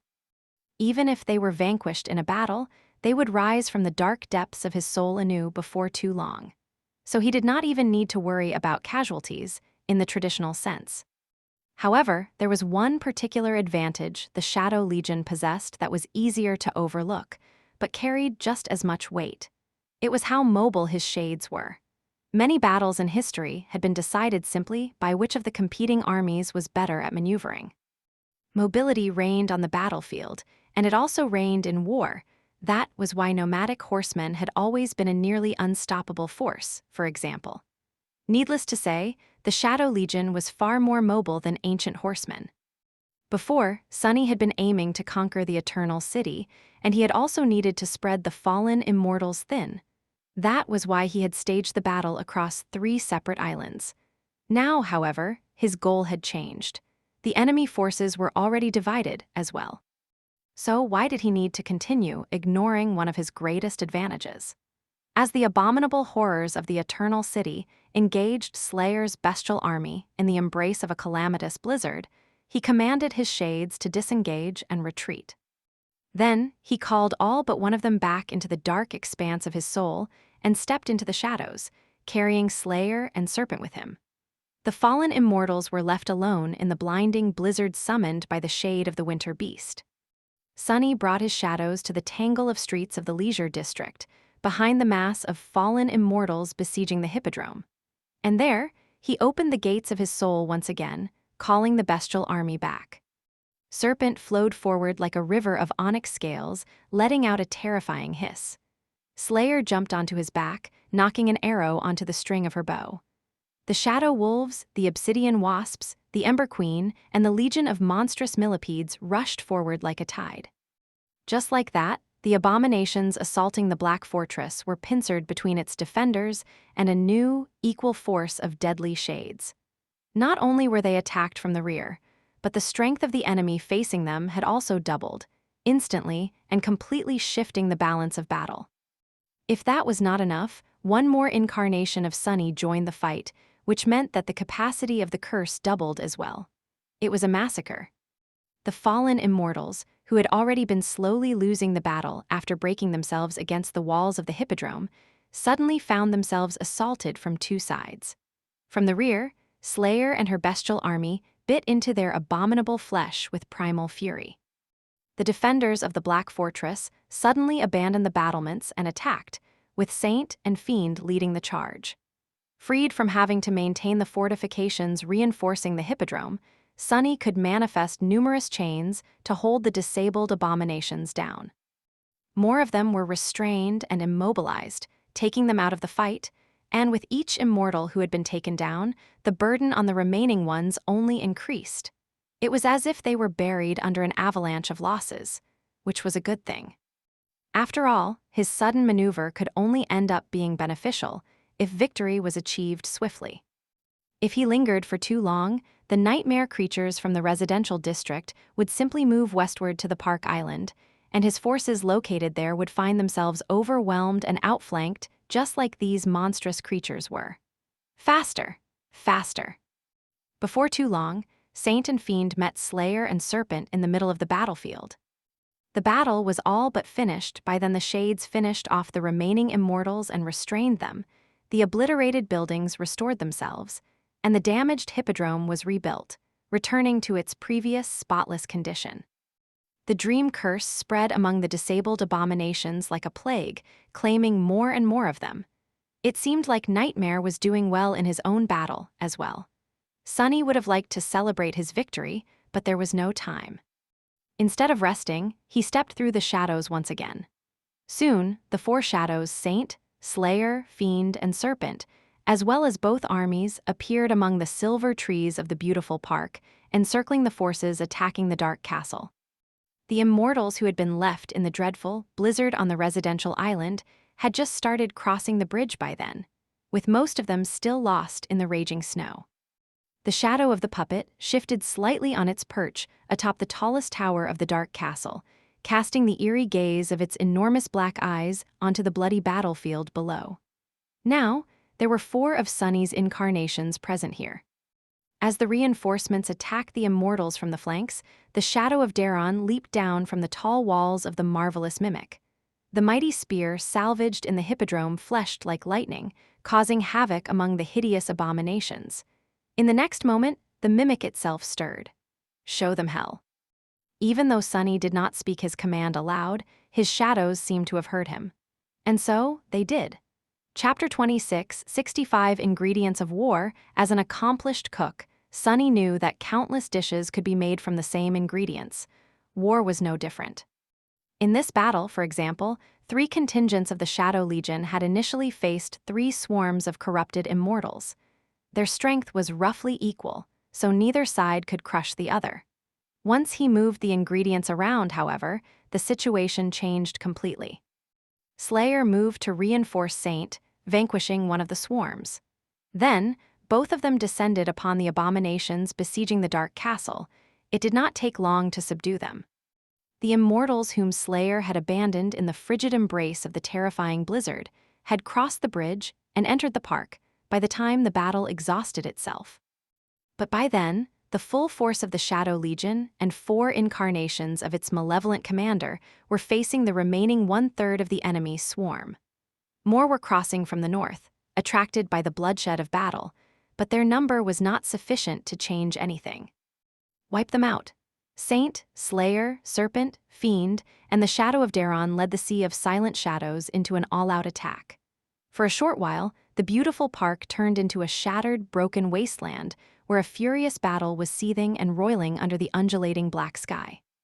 But soon enough, it was pristine and beautiful again. The battle was over. The fallen immortals were defeated and subdued, slowly succumbing to the dream curse. Their bodies were being carried into the great maw of the Dark Castle, disappearing from view. Those shades that were not restraining the abominations or moving them assembled into a defensive formation facing north, ready to repel the stragglers wandering into the park from the next island over. The Wharf Island, the Park Island, the Leisure Island, the Residential Island. And the Lighthouse Island as well. All of them belonged to Sunny now. Not that it mattered anymore. Turning into a human atop the walls of the Dark Castle, Sunny inhaled deeply and looked north at the distant silhouette of the palace. There is only one place that matters now. His expression turned somber. Even if he cut a straight line from his current territory to the heart of the Eternal City, he would have to conquer 3 or 4 more islands. Of course, going in a straight line was impossible. The immortals from the neighboring island would flank and surround the Shadow Legion, swiftly reducing its numbers to 0. So, if he wanted to reach the palace in full force, he would have to slowly and methodically lay siege to at least a dozen more islands, taking the entire southern half of the Eternal City under control. Naturally, there was no time for that. Damn it. It seemed like he was not destined to lead a conventional military campaign, after all. He would have to pull off a trick once again, only on a much larger scale than usual this time. His 3 incarnations appeared on the wall near him, each wearing a dark expression. That really is unfortunate. Not having to wage an endless battle against a myriad of eternal abominations is unfortunate. Well, when you put it like that. Who has time to fight myriads of eternal abominations when there are myriads of murderous ghosts to fight instead anyway? Right. Does it seem like a good time to have a chat, fools? Sunny looked at the various vessels of himself and grinned. Hurry up and go. Try to find a museum or something. 3 of his incarnations grinned as well and dissolved into the shadows. Using Shadow Step to move as swift as possible, they each went to one of the 3 neighboring islands. One jumped between various shops and establishments on the Leisure Island. One searched the most opulent manors on the Residential Island, and the last one searched the warehouses and offices of the Wharf Island. Anything that looked remotely valuable was immediately pulled into his soul sea. Sunny smiled faintly and let out a satisfied sigh. Pillaging, it really is the best. Then, the smile drained slowly from his face. Looking down, he said, "Move." Far below, the Shadow Legion marched forward. At the same time, the Dark Castle stirred and abandoned the hill it had been standing on. Following the orderly rows of silent shades, it crawled north as well. As they advanced north, toward the distant edge of the island, more immortals coming from the inner islands attacked them. Of course, there were far too few of them to pose a threat to the Shadow Legion.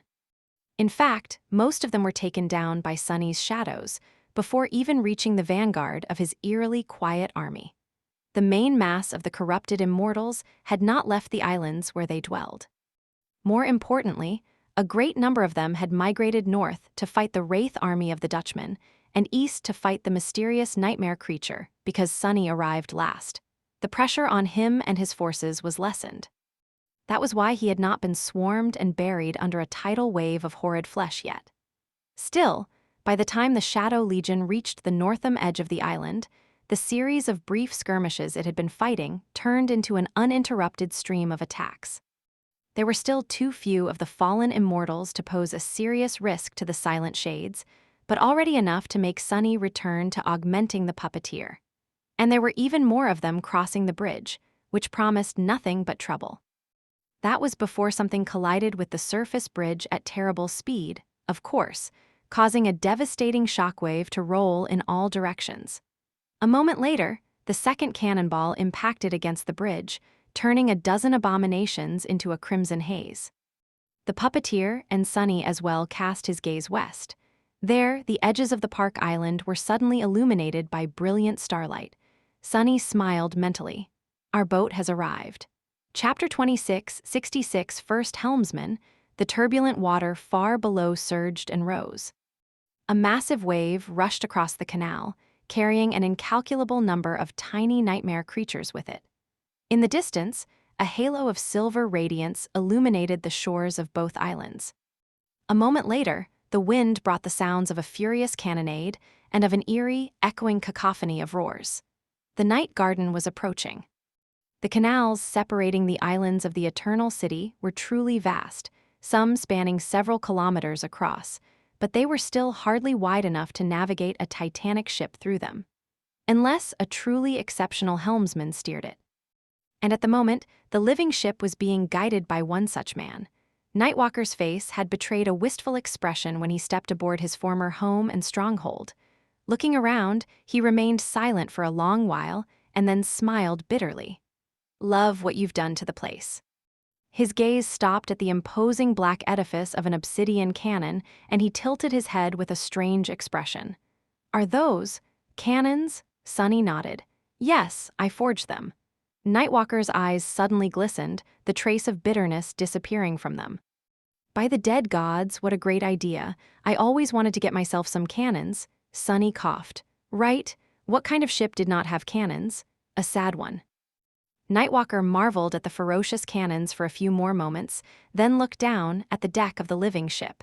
His expression slowly turned strange. Did you say that there are millions of people living aboard the garden now? Jet nodded.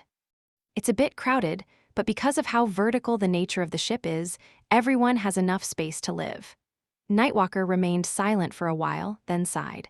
I used to live on this enormous ship alone in the beginning, you know? Ah.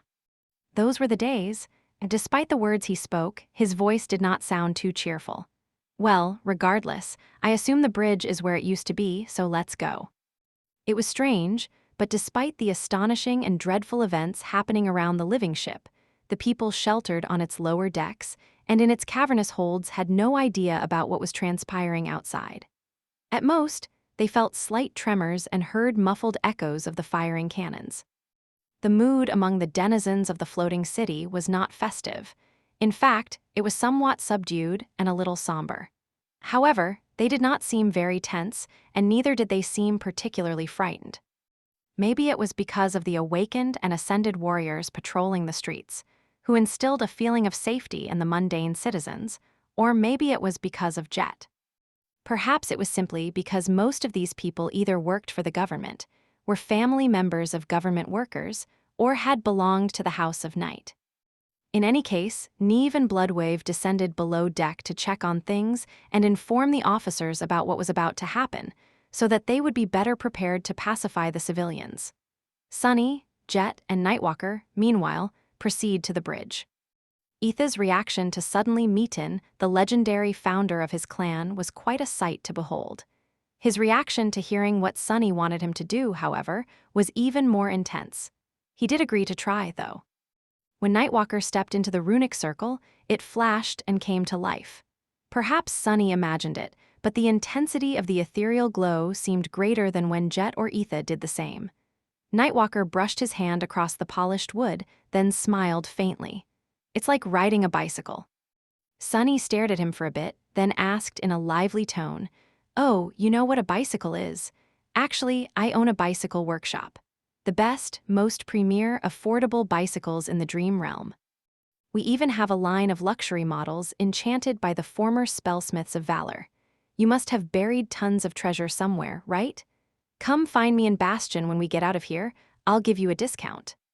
He was not one to miss a chance to peddle his goods, so he gave Nightwalker a wink.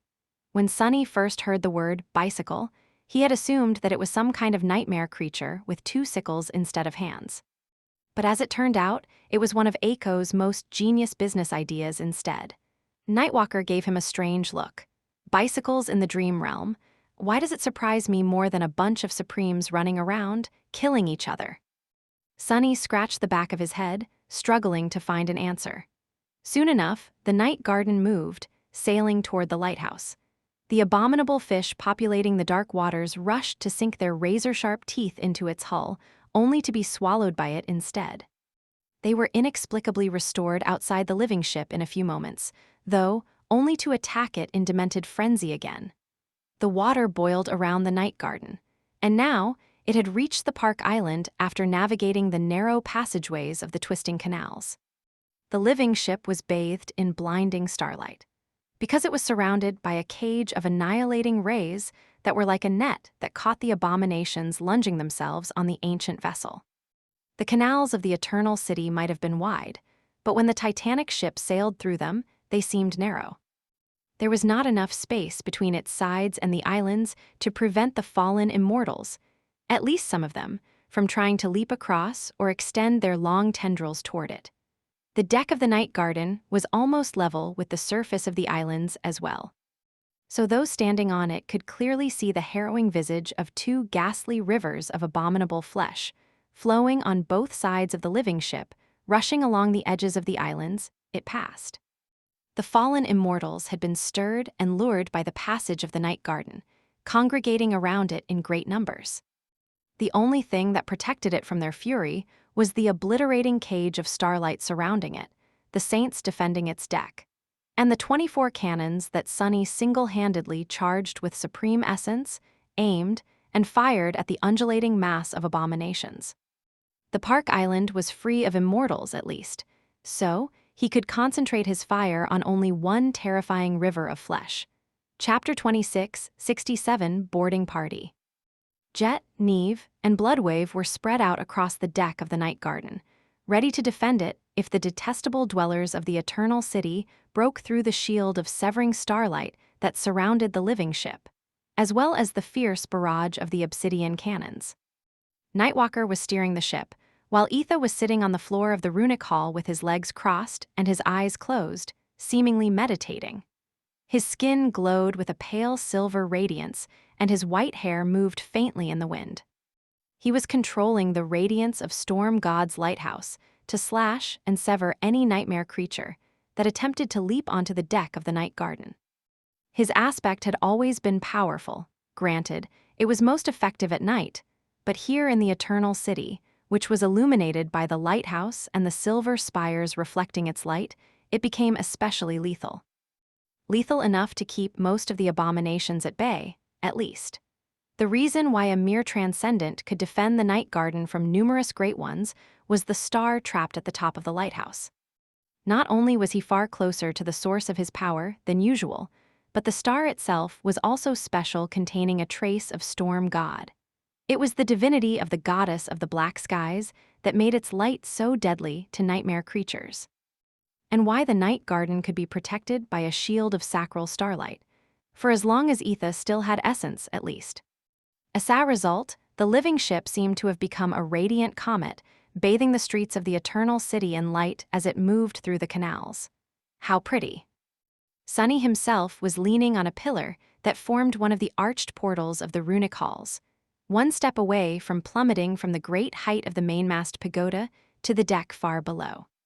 He had two tasks at the moment. One was to protect Etha, the other to operate the enchanted cannons. Before, he had manifested countless hands out of shadows to load and fire them. But now, that did not seem sufficient. So, he manifested crude human figures instead, controlling them like golems to maintain a ceaseless barrage.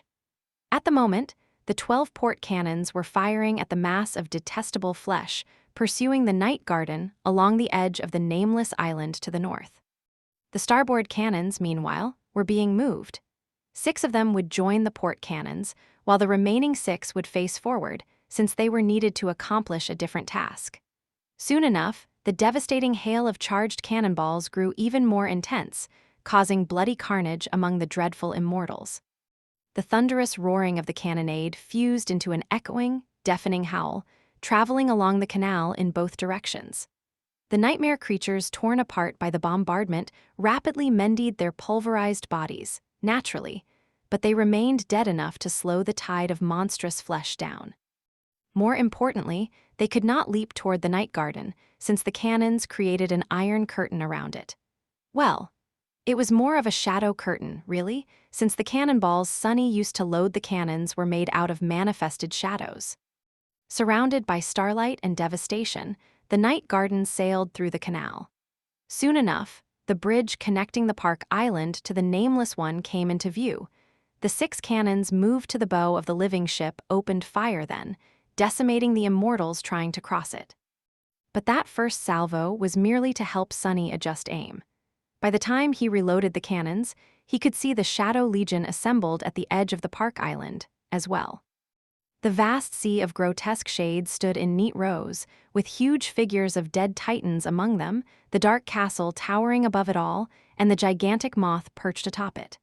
Nightwalker looked at the eerie sight with a stunned expression. What? What the hell is this? Leaning on the pillar with an aloof expression, Sunny smiled faintly. This is the rest of me. He turned his head and looked at Nightwalker. It's time to stop. The night garden slowed down. It continued moving forward due to inertia for a while, but eventually came to a halt near the formation of the Shadow Legion. The precision with which Nightwalker managed to park the Titanic ship was nothing short of stunning, actually. He stared at Sunny for a moment, then looked away and mumbled under his nose, "The rest of me? What is that even supposed to mean?" Sunny looked away and gazed at the great mass of his silent shades. He sighed. Death swallows all. With that, bridges made of shadows extended from the island, connecting it to the deck of the night garden. And the silent shades marched forward, crossing them to board the living ship. The shadows' wolves, the obsidian wasps, the usuras of condemnation, the black millipedes and their queen. The spawns of the chain of nightmares, the shadows of the human saints. Daron, Goliath, winter beast, defiled seeker, and countless more. They flooded the surface decks of the night garden like a dark tide, spreading along the great length of the living ship to defend it. Saint, slayer, fiend, and serpent were there, as well. A few seconds later, the absent incarnations of Sunny joined them, having returned from pillaging the conquered islands. Finally, the gigantic moth sitting atop the dark castle shifted subtly and then spread its vast wings. The puppeteer raised a hurricane when it flapped them and leaped off the tall tower, soaring through the air and finding a new perch atop the main mast of the night garden. It was as if a piece of the night sky itself had moved. All that was left was the dark castle. It crossed the gap between the edge of the island and the living ship last, settling in an open space near the bow of the night garden. The ancient vessel swayed lightly as it accommodated Mimic's weight. Nightwalker observed all that with a peculiar expression. "I guess, you really are a being of the same caliber as the Serpent King." Sunny suppressed a smile. He remained silent for a moment and then said, "Oh, I am. Actually, I killed the Serpent King once. He's here somewhere, by the way, among my shadows." Chapter 2668 Bridge Issue. With the vast sea of silent shadows scattered across the night garden, the ship looked almost crowded. Far more people lived here, of course, but people were human-sized, while many warriors of the Shadow Legion weren't. So, it seemed as if the main deck was drowning in darkness. The dark figures of the shades contrasted sharply against that stark silver starlight, and it almost seemed as if the night garden had become an eerie black and white gravure. The living ship looked like the boat of Karen, the sole guide, drifting on dark waters to deliver the shadows of the dead to hell. It was quite ironic, then, that what surrounded them instead were the sunken streets of the Eternal City, a place devoid of death, one that had been meant to be a paradise but became no different from hell instead. "Hey, your lordship. Why is there a giant moth sitting on my ship?" Nightwalker's voice sounded a little subdued. Sunny gave him a long look. "It's not your ship, it's Jet's ship." He was very happy to have found Nightwalker, a legendary figure among the fearsome, awakened of the first generation. But he was not going to let Jet be displaced as a result. The House of Night had lost their citadel to Mordred, and Mordred lost it to Soul Reaper. So, as far as Sunny was concerned, it was hers for as long as she wanted it. Nightwalker had not shown signs of wanting to get his past citadel back. In fact, he seemed generally aloof and devoid of any strong desires, but it was better to set the record straight early on. Indeed. It was definitely not because Sunny was outraged and aghast at the fact that this deadbeat bum of an old mad had the audacity to flirt with Jet, who was so out of his league in all regards that it was not even funny. No, definitely not. Nightwalker cleared his throat. "Right, of course." Sunny looked away with a satisfied smirk, "and this moth is here because it's very helpful, no doubt about it." He looked ahead. "Anyway, we should continue onward unless we want for those abominations to catch up to us." Nightwalker stared at his back for a few moments, then shrugged. "You'd better load those cannons, then." More and more immortals joined the frenzied torrent of hideous flesh that reached over the chasm of the canal toward the night garden. It was as if a disgusting red forest was growing on the edge of the island, twisting and slithering while individual nightmare creatures leaped across. Looking at that nightmarish sight, Sunny could not help but remember the labyrinth of crimson coral that had once covered the forgotten shore. Even though that deadly maze would offer little threat to him now, he still could not help but shiver as an unpleasant coldness grasped his heart. That fear was ingrained into it. You don't have to worry about that. The fallen immortals were torn apart by the impacts of the cannonballs, erased from existence by the ranged attacks of the Shadow Legion, and cut to pieces by the slaying rays of silver starlight. A bloody haze permeated the air, and torrents of blood poured into the seething water below, where myriads of tiny abominations hungrily drank them. No enemy had reached the deck of the night garden yet, but if the swarm grew enough while the living ship remained static, the situation could change. The living ship was already moving, though. Slowly at first, then faster and faster, the night garden moved forward through the narrow canal. Sadly, they were facing a peculiar problem. The canal was just wide enough for an incredibly skilled helmsman to navigate the Titanic ship through it, and the surface of the islands was almost level with its deck. However, the tall masts of the night garden extended far into the sky, just as tall as the distant spires, and therefore, the bridge connecting the two islands was in the way. "You have a minute." Nightwalker's voice was a little nervous. Not deigning the warning with an answer, Sunny looked forward coldly. Hidden from view by the colossal bulk of the dark castle, the 6 cannons installed on the bow of the living ship barked in quick succession and rolled back as they spat out 6 devastating cannonballs. This time, Sunny was not aiming at the abominations crossing the bridge, however. He was aiming at the bridge itself. The first cannonball impacted like a meteor, making the bridge ripple like a rope and sending a net of cracks running through its great mass. Enormous pieces of stone shot outward like shrapnel, raining down like hail. The bridge would have restored itself, of course. But just a split second later, the second cannonball hit the same place, exacerbating the grievous damage done to the structure of the bridge. And then, another. All 6 cannonballs hit their mark with uncanny precision, striking the bridge consecutively, but in the span of a single second. The deafening thunderclaps of the 6 impacts fused into a single, terrifying boom. That was a level of coordination and accuracy that 6 cannon crews would have never been able to achieve. But since Sunny was operating the cannons personally, he could pull off the improbable firing sequence himself. Those first shots had not been wasted futilely, allowing him to correct his aim. Shattered and broken, the great bridge let out a low, rumbling groan and collapsed. Countless tons of stone poured into the canal, taking dozens of fallen immortals with them. before the sorcery of the Eternal City could reverse the destruction and pull the pieces back together. Massive tendrils of shadow suddenly rose from the bow of the night garden and wrapped themselves around the largest chunks of shattered stone, holding them in place. It was as if the living ship was merely a shell hiding the body of a vast, formless, dark monster. Sunny grunted quietly. Oh, that was far more difficult than he had expected. The power with which the Eternal City was pulling the fragments of the broken bridge back was truly horrifying. So, resisting it, even temporarily, felt similarly dreadful. The tendrils of shadows rooted themselves in the night garden, and as a result, the living ship actually rose a few meters higher above the water. Accelerate a little, damn it! Beads of cold sweat appeared on Sunny's face. He did not have to endure long, though. Soon enough, the night garden sailed beneath the shattered bridge, its masts passing freely between the suspended fragments. Dismissing the tendrils of shadows, Sunny let out a relieved sigh and leaned heavily on the pillar. Behind him, the bridge was already restoring itself, but it did not matter. Having passed it, the night garden rushed forward. Their daring voyage to the heart of the Eternal City had begun. Chapter 2669, Coastal Pursuit. The night garden moved through the canals of the Eternal City, surrounded by starlight and enveloped by the thunderous roaring of its cannons. The mass of abominations pursuing it along the shore of the portside island was steadily growing, making Sunny frown and strain to load the cannons faster.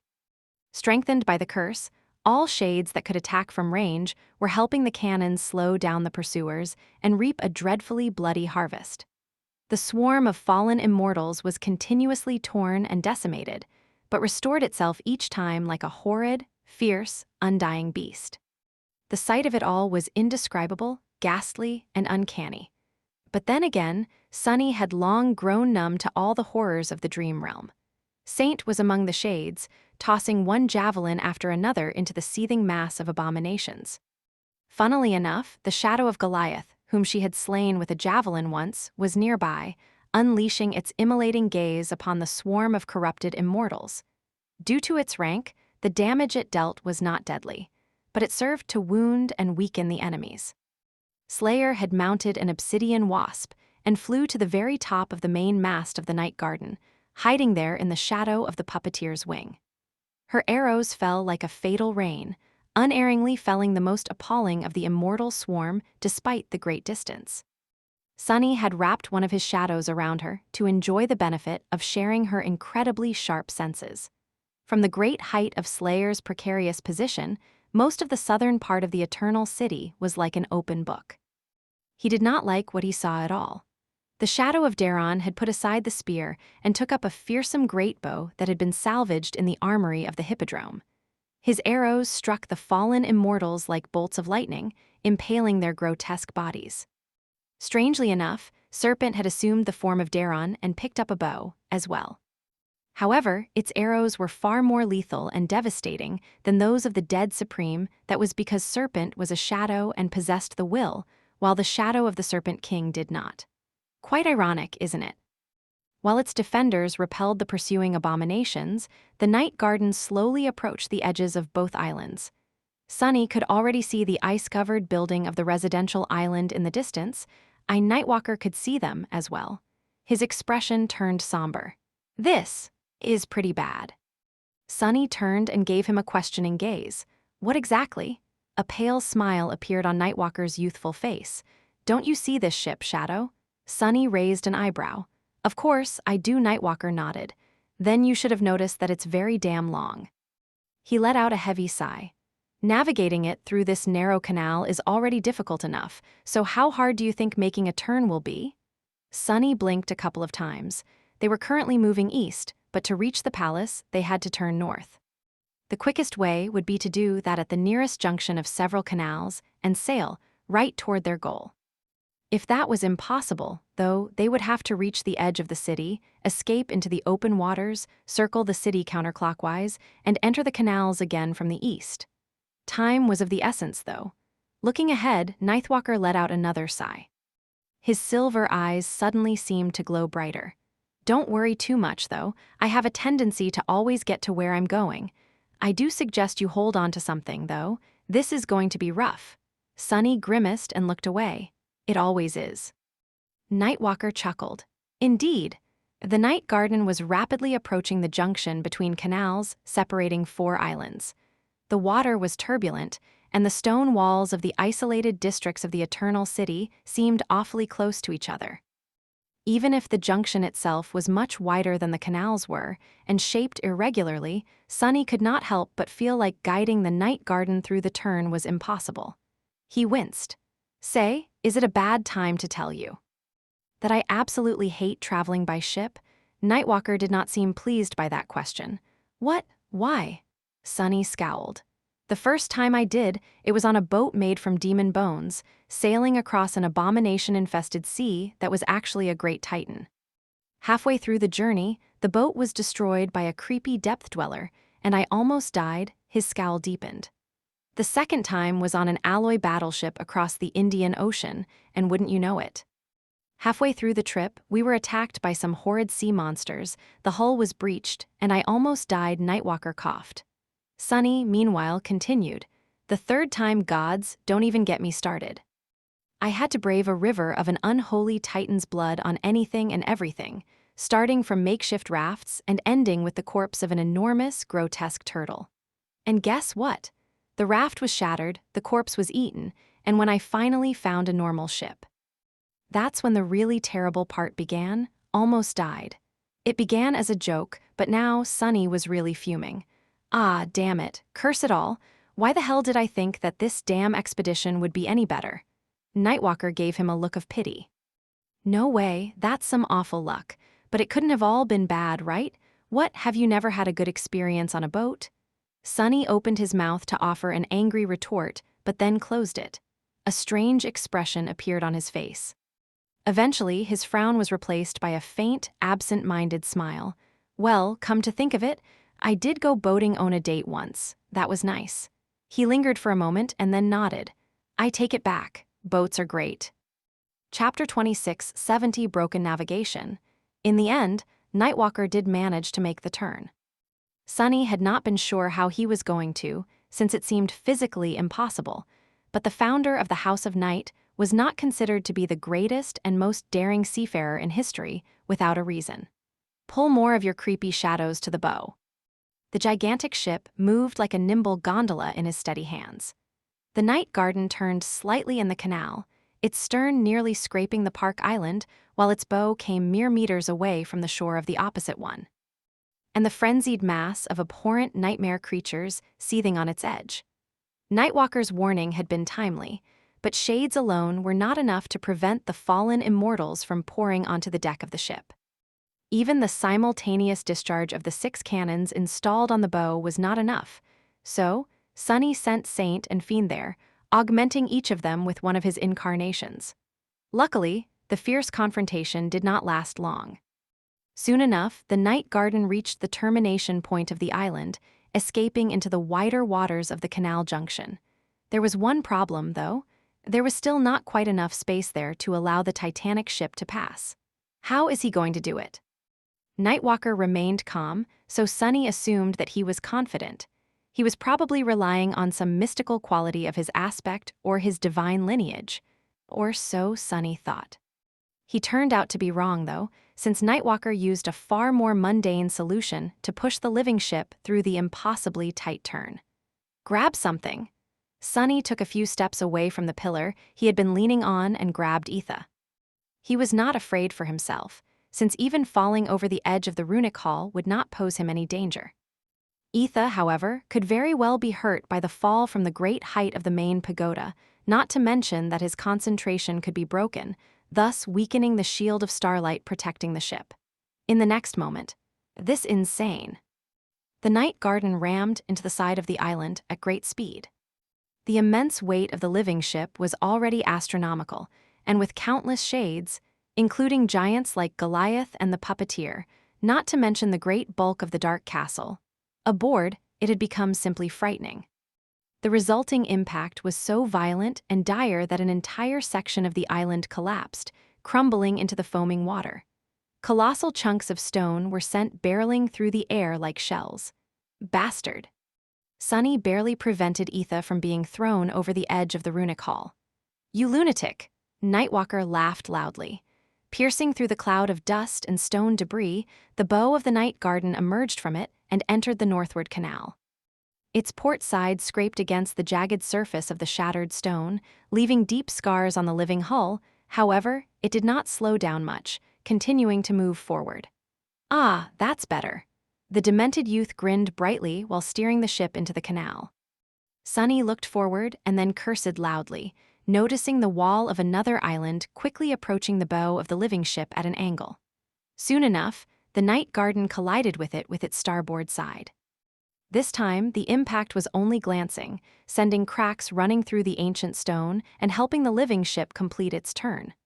Breathing heavily, Sunny glanced back. The edge of one island was entirely shattered, mending itself slowly, while the other was cracked. The hull of the night garden was damaged, but not breached. The water flowing through the canals swayed and surged, climbing hundreds of meters higher than it was supposed to be. Nightwalker hummed. "What's up with that expression? We made the turn, didn't we?" He smiled brightly. "Actually, I've been feeling stifled ever since we set off from the lighthouse. These narrow canals are the worst.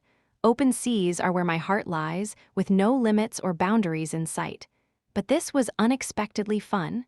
Etha just stared at them both in shock. Sunny gritted his teeth. "Yes, we did make the turn, and that is why I have this expression." Nightwalker studied him for a moment, then shrugged. "Well, anyway, I suggest you start loading your cannons quick." Sunny frowned. "What?" Nightwalker pointed forward. "Load your cannons. There's a bridge ahead." Cursing, Sunny spun around and glanced forward.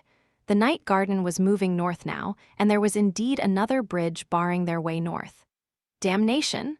Controlling the manifested shadows, Sunny hurriedly reloaded the cannons. He needed to take apart an indestructible bridge again. And this time, it was a moving target. Actually, it was the night garden that was moving, but that did not make the aiming easier. The torrent of abominations had made its way around the broken section of the island by then, continuing the pursuit. What's worse, it was not the Park Island starboard of the night garden now. Instead, it was another nameless island, complete with its own swarm of dreadful immortals. They were already rushing toward its edge, assembling into a second river of monstrous flesh. The living ship was going to be besieged on both sides soon, and it was only going to get worse. The deeper into the eternal city they went, the more islands they would pass. So, the pursuing abominations from the previous ones would join those from the new ones, and their numbers would continuously swell. Until all fallen immortals left in the southern half of the eternal city were straining to get to the deck of the living ship, overwhelmed by a frenzied desire to consume Sunny, Jet, the saints of night, and the millions of people sheltered inside the night garden. But possibly, that was a good thing. Sunny's eyes glistened dangerously. "I wonder if the Dutchman would like my present." Chapter 2671, Gregarious Gondolier. At some point, Sunny somehow became a person who had experienced and endured more than most people. So much so that bewildering people with honest retellings of his numerous misadventures was one of his favorite pastimes. In fact, in other words, he considered himself to be quite a veteran. Nothing really rattled him anymore, let alone scared him. However, as the night garden navigated the narrow maze of the Eternal City's canals, he had to admit that this was quite possibly the most harrowing situation he had ever found himself in. Godgrave, the burned forest, Ariel's game. Nothing could compete with the horrors of the sunken city of the demon, of repose, in scope and scale, of their sheer dreadfulness. Perhaps only the tomb of Ariel could compare, not the endlessly flowing waters of the great river or its nebulous estuary, but the inner walls of the ancient pyramid, where a myriad of dark butterflies rested on the cold black stone. He had only glimpsed those detestable creatures from afar, though. The grotesque legion of corrupted immortals, on the contrary, the hosts of the flesh of Kanakhet, was right in his face. Goddammit, that's a little bit too much. One of these damned things was already creepy and disgusting enough to make even Effie lose her appetite. But with thousands of them pursuing the night garden like two monstrous, slithering rivers of flesh, Sunny felt like he would never be able to enjoy a meal again. By now, the living ship was surrounded on both sides and besieged. The canals differed in width, but there was never more than a few hundred meters between its hull and the weathered foundations of the islands, a negligent distance for great nightmare creatures. The cannons roared without pause, and the barrier of slaying starlight still surrounded the night garden like a radiant shield. However, that alone was not enough to prevent the immortal abominations from invading its deck, and so most of the pressure fell on the Shadow Legion, which Sunny controlled. It had been fine at first, but as more and more immortals joined the pursuit, the terrifying battle had become frenetic and feverish. Sunny was barely keeping it together as he commanded the shades and manned the cannons to push the nightmare creatures back.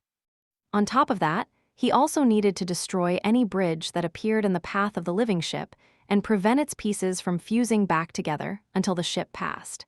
His head was starting to ache. The noise of it all was unbearable, and the sight of it all was terrifying enough to give even the most seasoned veterans of the Dream Realm nightmares. All the shades of the Shadow Legion, all of his shadows, and most of his incarnations were engaged in the fierce battle against numerous undying great nightmare creatures. That was indeed a battle unlike any Sunny had fought before. Needless to say, its carnage and mayhem were peerless. The pristine expanse of the Eternal City shone with a gorgeous silver light, and the cold waters of the storm sea rolled above the besieged night garden like a dark sky. Damn Weaver. Why couldn't that nasty demon just put pieces of themselves somewhere nice and easily accessible? Huh, what are you mumbling about? Sunny glanced at Nightwalker and pursed his lips, just cursing out a dead demon. The youthful founder of the House of Night stared at him silently for a moment, then nodded. Ah, I see, been there, done that. At that moment, the air of the runic hall suddenly turned cold, and Jet appeared out of torrents of mist. She looked around warily, then dismissed her scythe and found herself a chair to sit down. Despite the harrowing violence happening all around the living ship, she seemed entirely at ease. In fact, she languidly stretched her legs and leaned back in the chair, letting out a satisfied sigh. Sunny raised an eyebrow. Tired? Jet looked at him evenly. Dead tired. Then she chuckled and leaned her head back, closing her eyes. Sunny smiled as well and turned his attention back to the battle. Only Nightwalker seemed surprised. Aren't you going to help defend the ship? From what I see, it's an all-hands-on-deck situation. Jet sighed and spoke without opening her eyes. Nobody likes to fight an immortal nightmare creature, but in my case, they are simply the absolute worst kind of adversary. Sunny nodded quietly. Jet's soul could not generate essence, so she relied on her aspect to exist. That aspect allowed her to absorb a portion of soul essence of those she killed. The fallen immortals of the Eternal City never died, however, which meant that fighting them was harmful to her. Not only could she not replenish her broken soul, but she had to actively drain its reserves. Worse still, there were no other nightmare creatures in this part of the Eternal City, so she could not hunt at all. Jet looked at Nightwalker. Don't worry, though. I am simply saving my strength for the Dutchman. He studied her with interest. Oh, Jet nodded. Do you know why they call me Soul Reaper? It's because my aspect allows me to directly attack the soul. Among other things, that means that I am custom-made to slay spectral abominations and wraiths of all kinds. She smiled darkly. The last time we met the Dutchman, I sank a few of his ships. I never got to the flagship, though. Maybe I will this time. Looking away, Jet sighed. I'm not sure if that's a good thing or a bad thing, though. After all, no one knows a lot about the Dutchman, what it is, where it comes from, and what it's capable of. Nightwalker chuckled. Oh, really? He shook his head and then said in an aloof tone, You're mistaken. I might not know a lot about most things, but I do know a thing or two about the Dutchman. After all, that thing had been hunting me down for decades. Nightwalker looked at Sunny and Jet with a smile. Do you want me to share? Chapter 2672, Cursed Wanderer. Sunny and Jet looked at each other. The Dutchman used to pursue you. They knew that the House of Night had a history with the ghostly ship and its wraith armada, but were under the impression that it mostly consisted of distant sightings. Then again, Nightwalker had not mentioned his clan. He only mentioned himself, as if the Dutchman had it out for him personally. He chuckled. Oh, yes, it was quite troublesome early on, to be honest. Nightwalker glanced around and smiled. Luckily, there is no vessel in the storm sea that can outrun the night garden. So that bastard never managed to get his hands on me. Sunny raised an eyebrow. But why would it be interested in you in particular? Wait. His expression changed subtly. Don't tell me that the Dutchman raced to the Eternal City because you were here. Nightwalker laughed and shook his head. You got it backward. He flinched when an especially loud thunderclap resounded above the night garden, followed by a dreadfully inhuman howl. Then, grimacing, he added, "The Dutchman was hunting me down because I had the map to the Eternal City. He always wanted to come here, and I was the only one who knew the way. That is why he pursued me relentlessly for the better half of 3 decades, not that I ever let him get close. That is also why he did not attack the House of Night after I left. There was simply no reason to, because I took the map with me." Sunny stared at him in surprise. "But why exactly did the Dutchman want to come to the Eternal City?" Nightwalker shrugged. "How should I know? Sadly, I am not in the habit of talking to sinister apparitions, so I didn't ask." He remained silent for a few moments and then said in a concerned tone, "First of all, you need to understand that the Dutchman is not an abomination. It is, in fact, 2 nightmare creatures who are bound to each other." Sunny and Jet could not help but look at each other again. Eventually, it was Jet who spoke first. "2 bound nightmare creatures? Do you mean the ship and its captain?" Nightwalker glanced at her with a smile. "Bingo, those 2 are entirely separate beings, but at the same time, they can never escape each other.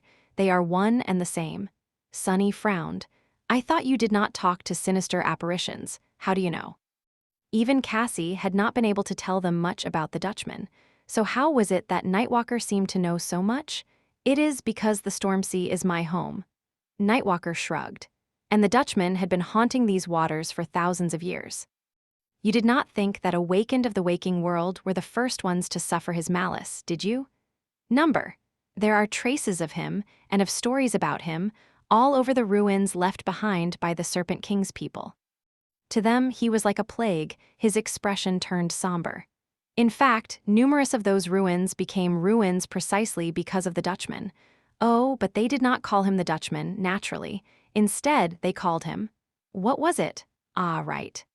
The Cursed Wanderer, a mortal captain who was cursed to wander the sea forever, and therefore became the curse upon the sea."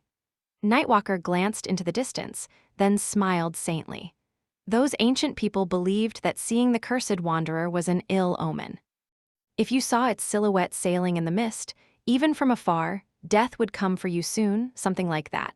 He paused for a moment and then added in a neutral tone, "According to legend, the Cursed Wanderer used to be a mortal captain who swore to find the Eternal City and profess his undying love to the demon of repose.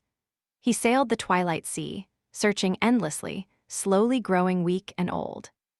In the end, desperate to buy himself more time to fulfill his oath, he braved the heart of storms to claim a mythical treasure, the Well of Souls. Only that treasure turned out to be cursed and sealed for a reason, so it claimed him instead." Nightwalker grinned. "That's how it goes with cursed treasure, usually. In any case, the captain became bound to the Well of Souls, but instead of becoming its prisoner, he subjugated it. The Well of Souls became a ship, and the captain became its helmsman. However, they never reached the Eternal City and never found repose, cursed to wander the storm sea without reprieve forever." He shrugged and chuckled quietly. "Well, that's the legend at least. It is mostly nonsense, I think, but some parts of it are true. The Dutchman is a kind of Well of Souls, at least. It's like a nesting doll of horror. The ship consumes souls and enslaves them, then sends them out to slaughter the living and conquer more souls." His expression dimmed. "You must have noticed that killing the wraiths does not destroy them, it just sends them back into the holds of the smaller ships. And destroying the ships simply returns them to the Dutchman. From what I know, once it gets you, there is no escape. The souls of a few of my friends are probably still there, among the ghost soldiers of that horrid duo." Sunny gave him a dubious look. "You had friends?" Nightwalker flashed him a menacing smile. "Shut up." He paused and then added in a dark tone, "This ship itself is merely a tool. Although its captain is one of the captured souls, I think he is the true master of the Dutchman. He's the evil will behind the curse that has been plaguing the storm sea for thousands of years, as well, reaping many lives and bringing despair to all who see him. Nightwalker grimaced. It is our luck that the Dutchman almost never comes close to the coast. Otherwise, humanity would have had far fewer citadels. The battle still raged on, so Sonny did not really have the energy to ponder that peculiar story seriously. Still, it echoed in his mind, making him feel like there was a kernel of important information hidden in it. As he pondered, Jet said with a smile, "I did not feel despair when I saw the captain of the Dutchman, though." Her smile widened a little. "All I thought was, hey, that bastard is staring at me. Ah, I want to kill him so bad." Nightwalker chuckled. "Well, you'll get a chance soon." Chapter 2673, Dreadful Race. Another bridge collapsed into an avalanche of debris, sending countless tons of jagged stone plummeting into the river. When the pieces of the broken bridge froze in the air and moved in reverse, huge tendrils of shadow rose again to hold them back. Standing in the runic hall of the night garden, Sonny grimaced and swayed faintly, his porcelain face turning even paler than usual. He was pushing against his limits. Directly controlling the Shadow Legion was already far more strenuous than what he was used to, and he was manipulating the shadow golems that fired the cannons as well. But it was actually the act of preventing the Eternal City from restoring the shattered bridges that was the most taxing. Creating a tentacle out of shadows was the simplest form of shadow manifestation. In fact, it was the first thing he had manifested after becoming a master. Sonny was capable of shaping shadows in infinitely more intricate and sophisticated ways now, but he had never used his ascended ability on quite that scale. Only the dome he had built around the night garden recently could compare, but that dome only needed to exist. The gigantic black tendrils extending from the bow of the living ship, however, had to move, accurately grasp the slabs of stone, and overcome the pull that the sorcery of the Eternal City exerted on them. The sheer size of the black tendrils was daunting. It was to the point that Sonny found his reserves of essence actually draining for the first time in a long while, an unexpected and unwelcome development that made him frown. Sonny was not the only one losing essence, either. Etha was quickly draining his own reserves to maintain the shield of starlight around the night garden, and unlike Sonny, he did not have 7 soul cores or a domain supplying him with a constant torrent of spirit essence.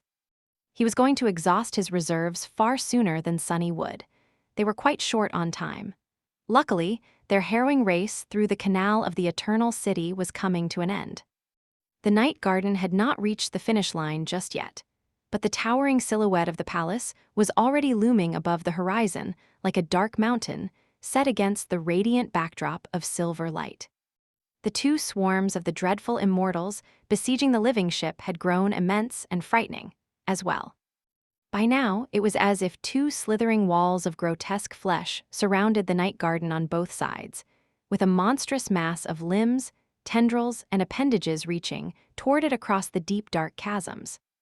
The seething waters below were turning strange, as well, having swallowed dozens, if not hundreds, of undying abominations. The flesh of Kanakhet was infecting new hosts there rapaciously, already subjugating and changing them to suit its goals, the main of which was to devour every living soul aboard the night garden. And worst of all, the Shadow Legion kept suffering casualties. Far fewer shades than one would expect in such an unimaginably harrowing battle were being vanquished, but the incremental losses added up.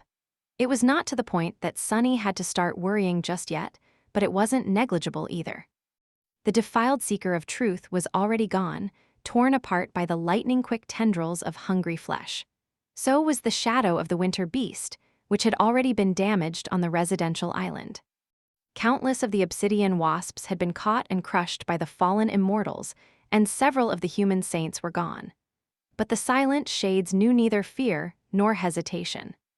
Despite the heavy losses, they continued to defend the living ship with a quiet and indomitable determination, and why would it be any different? The dead did not fear death. Sonny gritted his teeth. Come on, a little more. The night garden passed through the cloud of debris left behind by the shattered bridge, and he released his hold on its pieces with a relieved sigh. Look alive, Shadow. Starboard. Sunny gave Nightwalker a dark look and opened his mouth, wanting to point out that he was technically dead. But Jet beat him to the punch, chuckling quietly. In the next moment, he got too preoccupied to talk. An especially gigantic nightmare creature appeared portside of the night garden, and a swarm of fleshy tentacles shot across the canal, threatening to pierce the hull of the living ship. At the same time, the shield of starlight grew a little dimmer, betraying the fact that Etha was approaching his limit as well. Then again, maybe he had long passed it. The youngest of the Saints of Night was pale and covered in cold sweat.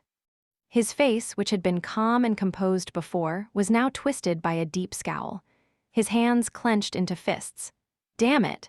The night garden veered right, creating as much distance between itself and the monstrous tendrils of flesh as possible. The cannons barked, and a rain of enchanted arrows descended upon the towering nightmare creature, tearing it apart. A moment later, the grotesque hill of slithering flesh exploded into a dreadful rain of blood and bleeding meat, painting the ground red. And in a few moments more, the night garden collided with the foundation of the opposite island, its hull scraping across the stone wall and sending cracks running through it. Cursing under his breath, Sunny sent his shadows and the strongest of the shades rushing toward the right side of the ship. For a few moments, there was no gap between the ship and its pursuers, and although the starlight cut and burned them, more than a few made their way onto the deck of the night garden. Curse it all. Saint, fiend, and serpent descended upon them almost immediately, followed by a coordinated attack of countless shades. The abominations were cut down and thrown into the water before they could do any real damage, but not before slaying several dozen of Sunny's silent warriors. Can you go faster? Standing in the runic circle, Nightwalker smiled. His silver eyes glowed like stars in the night sky, and his youthful face seemed to drown in their nebulous light. That might be a little dangerous. Sunny scoffed. Does it seem like we're safe now? Nightwalker lingered for a moment. Then his smile widened a little. You make a fair point. In that case, I suggest you put your seatbelt on. Chapter 2674, finish line. This is a little thrilling. The night garden flew through the canals of the Eternal City at a terrible speed, conquering their twisting perils with chilling recklessness. With each subtle turn it made, colossal waves crashed into the walls of the surrounding islands, and the thunderous roar of the firing cannons was almost drowned out by the howling winds. The manner in which the living ship navigated the treacherous expanse of setting water seemed almost suicidal, and yet it had not been shattered yet. Each turn was made just at the right time, at just the right angle, and just at the right speed. Inertia and acceleration fused into a smooth flow, and the night garden appeared light and nimble despite its terrifying mass. The living ship advanced through the maze of canals while leaving scars on them. Its helmsman wasn't shy about using the walls of weathered stone to guide his vessel in the right direction, leaving them cracked and crumbling. At times, he simply crashed through obstacles, making the entire city quake. A little thrilling. Sunny was forcefully preventing himself from clutching a nearby pillar. Jet was looking at Nightwalker with a strange expression. She almost seemed flustered, sheepishly contemplating her own skill as a helmsman, or if she even had the right to call herself that.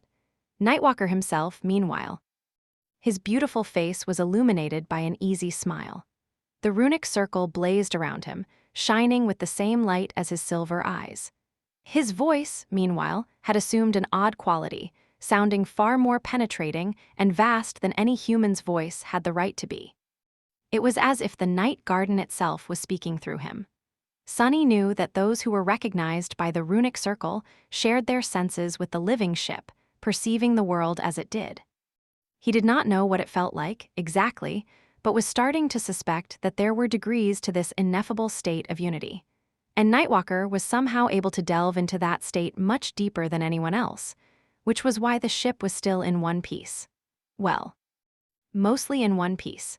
There were deep scars covering the entire length of its hull, and its forward mast was tilted at an angle, standing only because Sunny had wrapped the broken section in a layer of manifested shadows.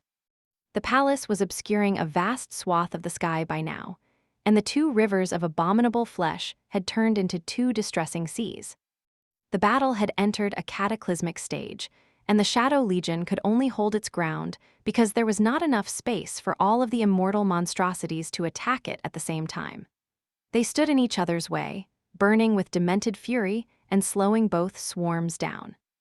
The dire speed of the living ship also helped it stay ahead of the great mass of abominations, forcing them to crawl over each other in an effort to keep up the pursuit. I have something to say. Nightwalker glanced at Sunny and smiled with the corner of his mouth. There is good news and bad news. Which do you want to hear first? Sunny gave him a scathing glare. Start with the, "Ah, damn it, I don't care." Nightwalker blinked a couple of times. All right then, the good news is that we are one turn away from reaching the palace. Sunny raised an eyebrow. What's the bad news? Nightwalker shrugged. It's that we're not going to make it. Sunny stared at him with wide eyes. What the hell do you mean, we're not going to make it? At that moment, a gargantuan tendril of flesh swiped across the deck, crushing scores of shades and sending several obsidian cannons flying. They crashed down heavily and rolled, vanquishing even more warriors of the Shadow Legion. Saint's sword cut a black line in the fabric of reality, severing the gargantuan red tentacle. Fiend, meanwhile, grabbed it and tossed it into the slithering mass of abominations across the chasm. Nightwalker grinned. I mean that there's no way to make that turn. We'll hit the wall of the island at an angle that will prevent us from bouncing off of it and continuing on our merry way. Instead, we'll lose all momentum and drift like a turtle, which means that we'll get buried under a mountain of abominations. So, I will have to slow the ship down to a crawl, which will also get us buried. He shook his head and sighed. Unless, of course, there was a way to make the night garden turn sharper. Sunny stared at him some more, then gritted his teeth. Don't slow down, I'll handle it. Nightwalker nodded. Full steam ahead then. Although it did not seem possible, the night garden accelerated even more. They were quickly approaching a junction of 3 canals. One of them continued in the same general direction the living ship was headed, while the other turned north at a steep angle. That was the canal they needed to enter. As they came closer and closer to the junction, the puppeteer shifted atop the main mast and opened its colossal wings. With each of them spanning several kilometers, they guided the wind like vast sails. The pressure of the wind would help the night garden turn, but it was not going to be enough. That was why the shadow of Goliath moved at the same time. Crossing the deck of the living ship, with wide strides that made it tremble, the shade of the towering Titanic leaned forward and pressed its gargantuan palms against the foundation of the island. As the night garden began to turn, Goliath silently exerted all of his terrifying strength to push the ship away from the stone wall, thus making the turn sharper. A net of cracks opened in his arms, slowly growing deeper and wider. And as the Titan strained them in one final, dreadful push, his elbows exploded, tearing both of his forearms off. The bow of the night garden turned just enough to guide it into the canal because of that, though. As tendrils of flesh enveloped Goliath and pulled him off the deck of the living ship into the flowing mass of slithering flesh, the living ship escaped into the wide canal. The palace was straight ahead. Chapter 2675 Brief Respite. There was a vast expanse of open water between the various districts of the Eternal City and its heart, where the palace towered like a dark mass of sharp, interconnected spires. It was both radiant and ominous, tapering to a sharp point. The highest of the spires was like a narrow spearhead thrust into the black sky, its soaring form outlined by silver light. It glanced very much like the nexus of a celestial city that used to drift in the vacuous vastness of space. Now that the night garden had escaped into the circular lake surrounding the palace, its pursuers were falling behind. The Shadow Legion received a precious second of respite. Sunny, Jet, Nightwalker, and Etha spent a few moments beholding the dark majesty of the Eternal Palace in silence. Teal be damned. Nightwalker exhaled slowly. Well, more damned, I mean. Sunny could not help but smile. Have you been inside before? Nightwalker shook his head. Gods, no, I've never made it this far. The closer you come to the palace, the more of those bastards wander the streets and the more powerful they are. And while I am just as immortal as they are, I still had to be careful. After all, wouldn't want to end up becoming a host to the flesh of Kanak myself. Sunny nodded slowly and glanced back at the dark edifice of the palace. He considered the situation for a moment. They were currently south of it, separated by its looming mass from the fierce battle between the Dutchmen and the detestable immortals in the north. Judging by the distant clamor, the Night Garden had reached the heart of the Eternal City first. But not by much. The Wraith army was most likely only an island or two away from making its way to the palace. And judging by the eerie silence in the east, the mysterious third contender was not too far away, either. Quite vexing. Sunny had to make a decision, and the decision he had to make was shrouded in peril and uncertainty. There were numerous things that he only vaguely understood, and some that he did not know at all. Therefore, any choice he made could only be partially sound at best. To start, he did not know the identity of the third contender. Sunny could commit significant forces to facing that enemy, but killing it was meaningless, since the Eternal City would just return the nightmare creature to life. So, it had to be restrained, just like the fallen immortals had been. Subduing those abhorrent fiends had already been difficult enough, though, and the thing approaching the palace from the east, whatever it was, seemed far more terrible than they were. Then, there was the Dutchman and its Wraith army. Killing them was difficult as truly destroying his shades, which nothing had managed to achieve so far. Jet, at least, seemed to have the ability to slay the ghost instead of sending them back into the maw of the Well of Souls. Or whatever that horror was truly called. But would they stay dead, or would they be revived by the Eternal City as well? Sunny did not know, but suspected that the Wraiths would not be affected by the sorcery of this sunken hell, staying destroyed forever. That was because they were not living things to begin with. What about Sunny and Jet then? His expression stiffened. There were the corrupted immortals themselves to contend against, as well. In fact, at the moment, something unprecedented was happening in the Eternal City.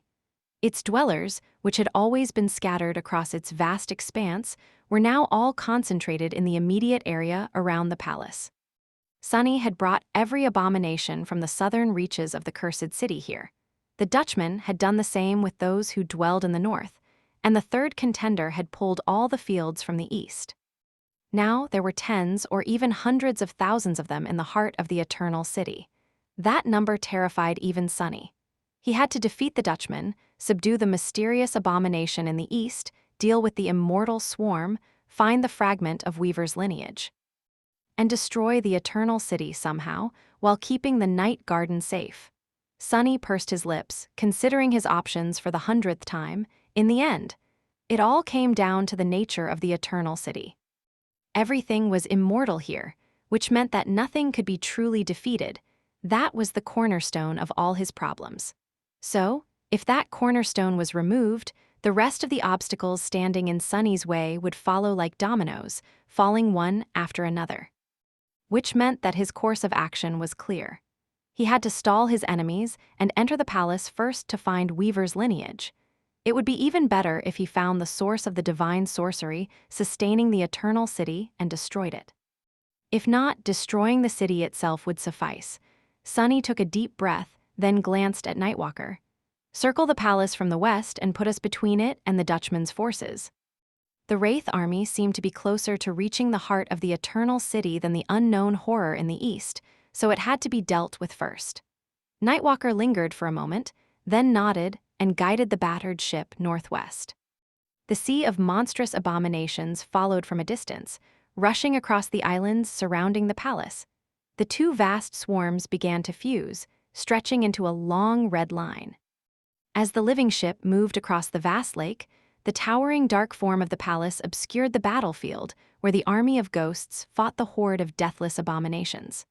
However, Sunny could already see wisps of mist drifting above the water and felt an eerie chill permeating the air. Soon enough, they were going to escape from the shadow of the towering structure that served as the beating heart of the Eternal City and behold the scene of the harrowing battle.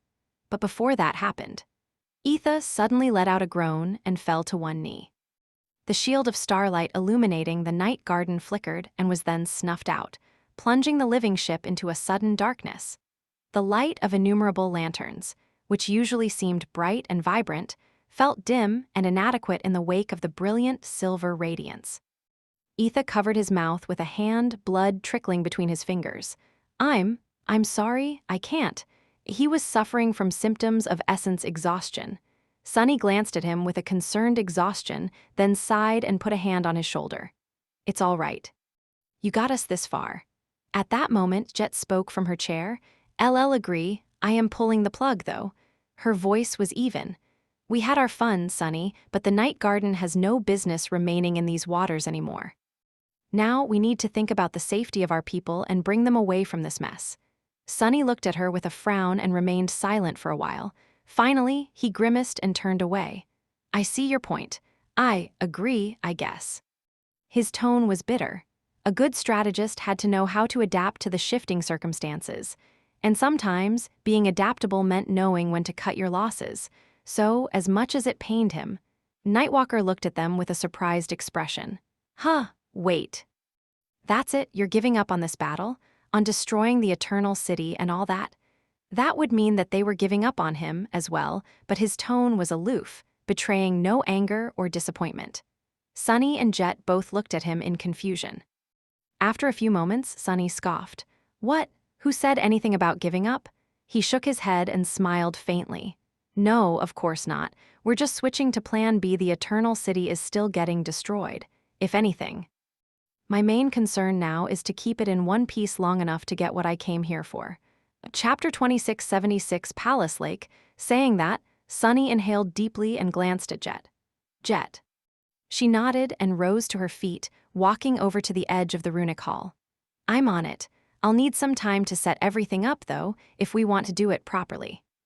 Below her, the surface decks of the night garden sprawled into the distance, with the silent shades slowly repairing their battered formations. The dark castle towered at the bow, and the colossal, eerily motionless form of the puppeteer loomed above it, all like an eldritch deity. She glanced at the dark skies above the Eternal City, her icy blue eyes reflecting their unfathomable splendor. Nightwalker frowned. What exactly are you doing, though? Sunny shrugged. Calling in the cavalry. The breathtaking youth blinked a few times, then said in a hesitant tone, What the? I thought you were the cavalry. Sunny smiled. I am more of a special reconnaissance and sabotage specialist. A commando, if you will. He scratched the back of his head. Actually, since we're on a ship, I guess I'm a marine shock trooper. Well, anyway, it doesn't matter. Point is, Lamb an ardent proponent of refined, elegant, and surgical warfare. Brute force, barbaric carnage, and total annihilation are someone else's forte. Nightwalker gave him a dubious look at the mention of elegance and refinement, but chose to remain silent. Sunny went to help Etha to a chair while the night garden circled the palace. Soon enough, they escaped from its vast shadow, and not long after that, Neve and Bloodwave joined them on the bridge. What a sight! Sunny glanced ahead with a concerned expression. Out there, in front of them, a swirling veil of mist obscured the northern reaches of the Eternal City. The sight of the fierce battle raging under the cover of mist was obscured, but they could still feel its horrifying scope and sense the echoes of its dreadful violence. The tumultuous, billowing torrents of mist were suffused with a ghostly viridian glow that intensified from time to time in sudden flashes, illuminating them from within like bolts of lightning born of a ghostly storm. Rumbling thunderclaps rolled across the turbulent surface of the water, and ghastly dark silhouettes were revealed in the ethereal light, moving quickly in the fog. Those were the ghastly silhouettes of the immortal abominations. The wraiths were indistinguishable from the mist, so Sunny could not see them. He could infer their presence from the movements of the immortals, though, where they rushed, where they were stopped, and there they fell, cut down by invisible blades. The Wraith army had already reached the final island before the lake that surrounded the palace. Strangely enough, the bridges leading to the heart of the Eternal City were all destroyed, stretching above the water like the broken ribs of a colossal beast. The sorcery of the Demon of Repose seemed to have no effect on them for some reason, so they remained broken and shattered. Sunny wondered if that was the work of Daron, or if the broken bridges were ancient scars left on the Eternal City by Storm God, which even the power of the Demon of Repose could not erase. In any case, it did not matter. He doubted that the deadly waters of the lake would pose an obstacle for the Dutchman and his spectral armada. The malevolent ship itself was looming in the mist behind its army. half hidden from view by the deep chasms of the canal it was sailing. Looking at it, Sonny could not help but feel a sudden chill. He did not know what means the Dutchman was using to subdue the immortal abominations, but the wraiths seemed to be steadily pushing the enemy back. There was an ocean of them washing over the islands of the Eternal City, and the battlefront was stretched across multiple districts, slowly forming a crescent shape around the shores of the Palace Lake. The night garden moved across the water until it reached the northern face of the palace. There, it gradually slowed down and drifted forward at a crawl, standing like a fortress wall between the Wraith army and the heart of the Eternal City. It was then that Sonny shivered, sensing a cold gaze piercing him. He glanced at the distant silhouette of the Dutchman, knowing that its captain was staring back. Forcing out a smile, Sonny gave the ancient nightmare creature a half-hearted bow. "Take a good look. I am the person who will send your sinister hide to the Shadow Realm." There was not much time left before the flood of wraiths reached them, though. "Jet, how much longer?" She looked at him evenly. "A bit longer. They are busy on their side as well, you know." Sonny sighed. This was not good, however. Had he not promised to give the Dutchman a present? It was time to deliver the gift. Sonny smiled. The more the merrier, right? Just then, the red river that had been following the night garden along the shores of the southern islands reached the billowing veil of mist and poured into it, full of demented frenzy. All the immortal abominations of the southern part of the Eternal City collided with the right flank of the Wraith army, joining the undying fiends that had already been fighting there. There were only a few of them at first, but as more and more arrived, the situation on the battlefield seemed to change. The forces of the Dutchman buckled and were pushed back, causing the entire wing of the ghostly armada to collapse. The mist swirled, and the viridian glow bleeding into it grew much brighter. Sonny's smile turned into a grin. "Deal with them before you come bother me, you bastard." The Dutchman surged forward, and at the same time, its forces seemed to shift. More wraiths poured toward the collapsing flank, which in turn slowed down the advance of the rest of his forces. It did not stall the Wraith army for long, but it did stall the wraiths just long enough. Because at some point, a cold wind blew across the lake, and a radiant line suddenly split the fabric of the world above it. Chapter 2677, Light in the Depths. In an instant, a thin white line seemed to cut the fabric of reality. Starting in the air above the highest spire of the palace, it plummeted down and plunged into the dark waters. A cold wind blew across the Eternal City, and the lake rippled. For a moment, silence enveloped the world. Then, the radiant line burst open, expanding into a vast, towering dream gate. For the first time in thousands of years, pure sunshine illuminated the vast expanse of the Eternal City. Sonny grimaced, shielding his eyes from the bright light. Standing in the runic circle, Nightwalker stared at the radiant rift in the fabric of reality with wide eyes. "What kind of nightmare gate? How is this?" Just then, a dark silhouette revealed itself from the blinding radiance, and his eyes widened even more. A ship. It's a flying ship." His tone, which was usually aloof and oddly indifferent, sounded genuinely excited. In fact, it was almost enraptured. The chain-breaker appeared high in the dark sky above the Eternal City, the branches of the sacred tree growing on its deck swaying in the wind. A graceful figure stood on its bow, her silver hair fluttering as two white wings shone behind her with a radiant light. She turned her head calmly, looking down at the night garden. Nightwalker stared at her with wide eyes. "Is that an angel?" Looking up, Sonny smiled silently. "That is the cavalry." Turning his head, he gave Nightwalker a scathing look. "Meet the Queen of Humanity, old-timer. She is also my girlfriend, so pick up your jaw." Nightwalker blinked a few times. "That's Immortal Flame's grandkid? Huh, such a lovely young lady. She does not seem like a complete lunatic, though." Sonny coughed, but wisely chose not to comment. Ignorance is bliss. It was probably better not to mention that her first step on the path of ascension had been to set herself on fire, and that thing only got progressively worse after that. In any case, their reinforcements had arrived. The night garden was battered, and the chain breaker seemed in dire need of repairs as well. After all, Nephis had been fighting her own battles in the death zones west of Bastion. That campaign had barely ended. allowing the Ivory Island to reach the basin of the River of Tears in time. The waters of the Great River were now flowing into the cold expanse of the Palace Lake. Luckily, the abominations populating the Eternal City could not cross over, since they were imprisoned by its sorcery. The flesh of Kanakhet, meanwhile, was imprisoned by Daron's seal. The nightmare creatures could not escape their radiant, nightmarish prison. However, the Night Garden could. When embarking on the expedition to the Eternal City, the main reason why Sunny had dared to take the living ship, and millions of people living aboard it with him, was that they could be brought to safety at any moment. That was because the Night Garden belonged to Nef's domain, and because it granted her the ability to open her dream gate between 2 points in the same realm. So, if the expedition faced too dire a peril at any point during the voyage, the living ship could retreat to safer waters with relative ease. All they needed to do was coordinate their escape with Nephi's, which was possible because Cassie connected the members of the cohort like a mental web.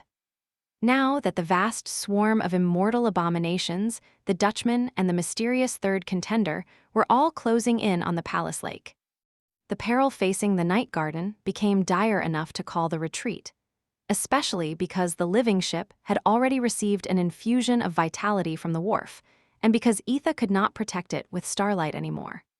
So Jet was right to insist on bringing her people to safety. That said, the fact that the Night Garden was retreating did not mean that Sunny had to escape, too.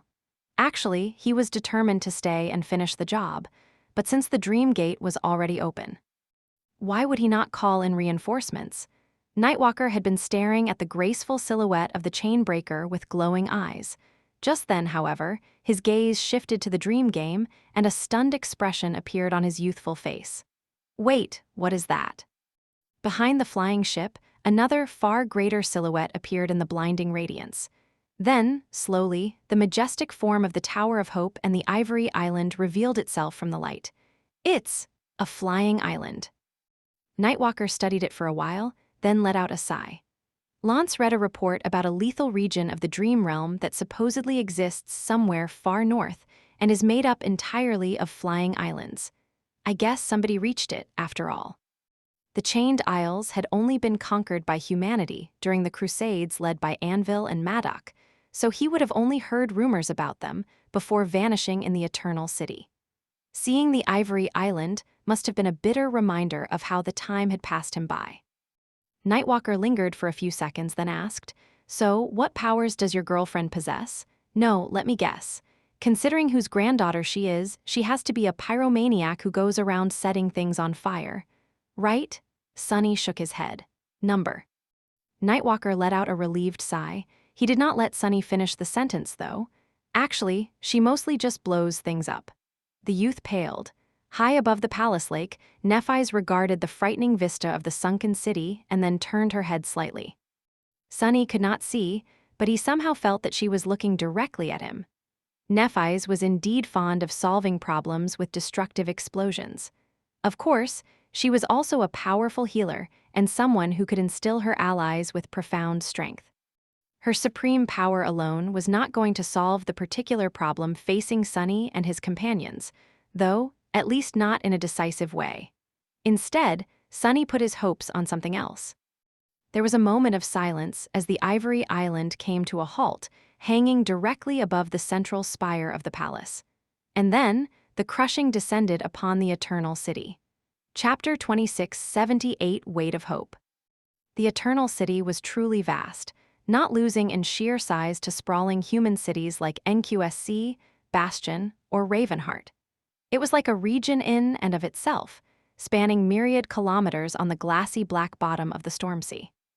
Yet there was no corner of the sunken city that the crushing did not reach, except for the Palace Lake, which was spared its fury by its master's design.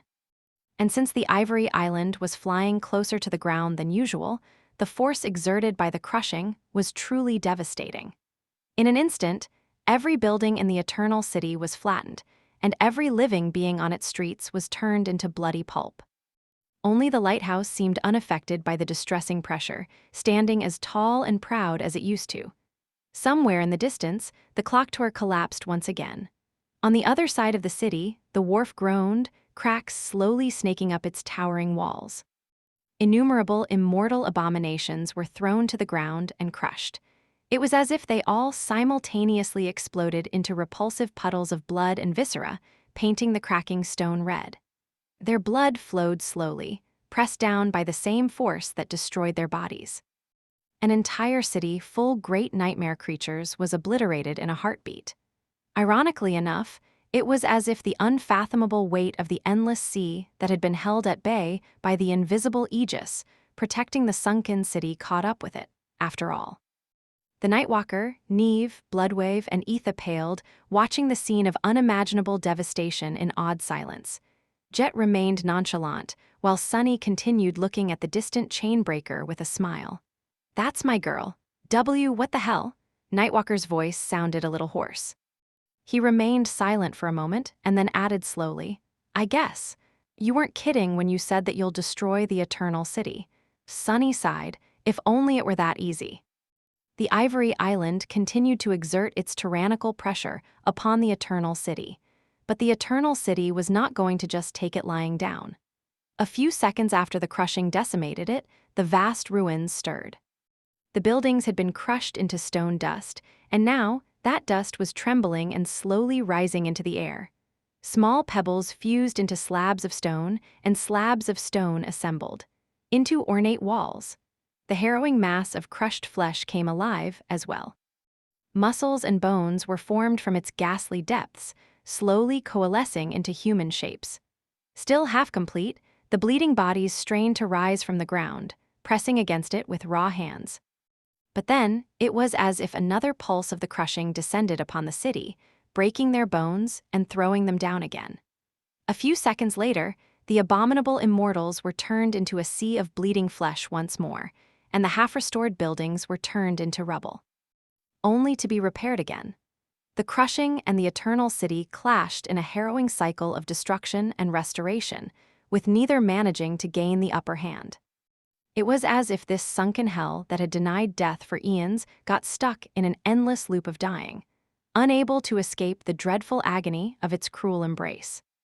That was the sorcery of the hope, the demon of desire, clashing against the sorcery of the demon of repose.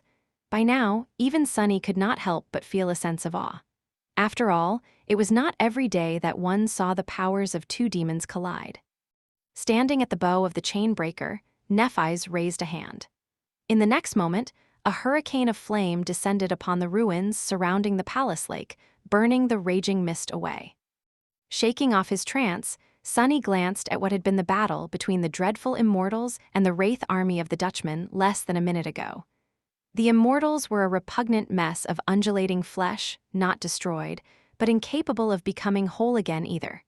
The wraiths, meanwhile.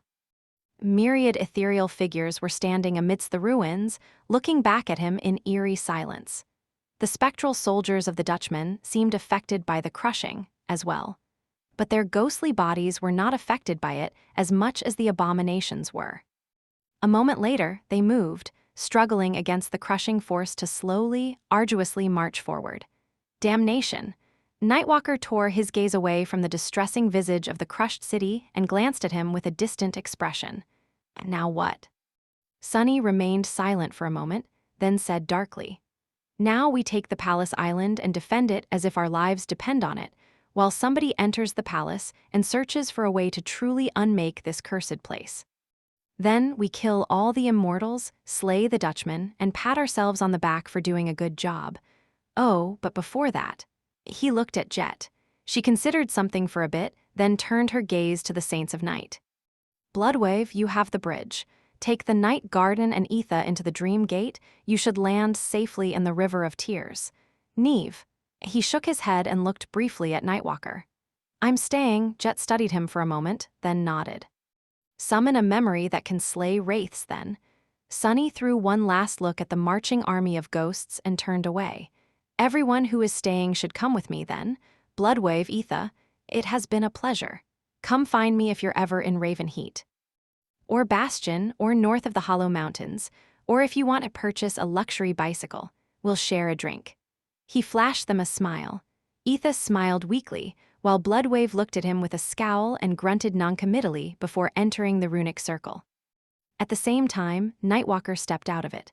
"How are we getting to the Palace Island without a ship, though?" Sunny grabbed him by the shoulder and grinned. With style, he used his other hand to grab Neve and pulled Jet closer with a tentacle made of shadows. Then he pulled them all into a shadow step. A moment later, they appeared on the walls of the dark castle. Below them, the Sea of Shades was vanishing without a trace, leaving the deck of the night garden empty. Sunny looked up at the distant silhouette of the chain breaker and took a deep breath. And then, he pulled the entirety of the dark castle, with all its immense size and weight, into the shadows as well. Arg, how heavy.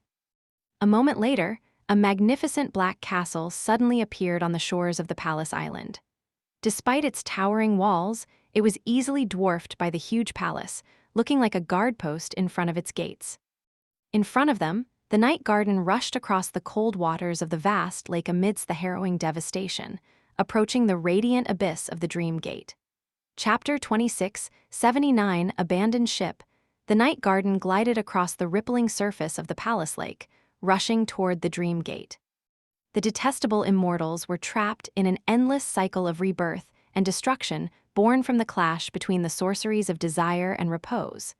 The wraiths were burdened by the crushing and had not reached the lake yet. Nothing seemed able to threaten the living ship before it escaped to safety. Until a dark form suddenly escaped from the dark ruins in the east, where the third contender was still hidden in the darkness, and soared into the sky. Sunny turned just in time to see it fly above the decimated city. His eyes widened slightly. The dark form was not an abomination. Instead, it was a piece of a stone wall spanning more than 100 meters across that someone had tossed into the air. Spinning aimlessly, it flew across the districts of the Eternal City, rising higher and higher. Needless to say, one needed monstrous strength to send such an enormous projectile flying a great distance in normal circumstances. Under the tyrannical strength of the crushing, though, that strength had to be simply unfathomable. Much more disturbingly, the piece of the wall had not turned to dust as it rose higher into the air. The only explanation Sunny could come up with was that the fragment of a building had somehow been infused with the will to at least partially deny the power of the crushing. It had been aimed quite well, too. Traveling dozens of kilometers, the giant projectile reached the crest of its trajectory and plummeted down toward the deck of the night garden. Before it could strike, however, Nephise pointed at it with her palm. A blinding white ray shot from it and pierced the enormous piece of debris, plunging into the lake a split second later. The makeshift projectile exploded into a cloud of stone, dust, and rubble. The lake boiled as well. Sunny looked east. It seemed that the third contender was still some distance away, and it wasn't happy about being late to the party. Troubling. He frowned, unleashing the Shadow Legion onto the shores of the Palace Island.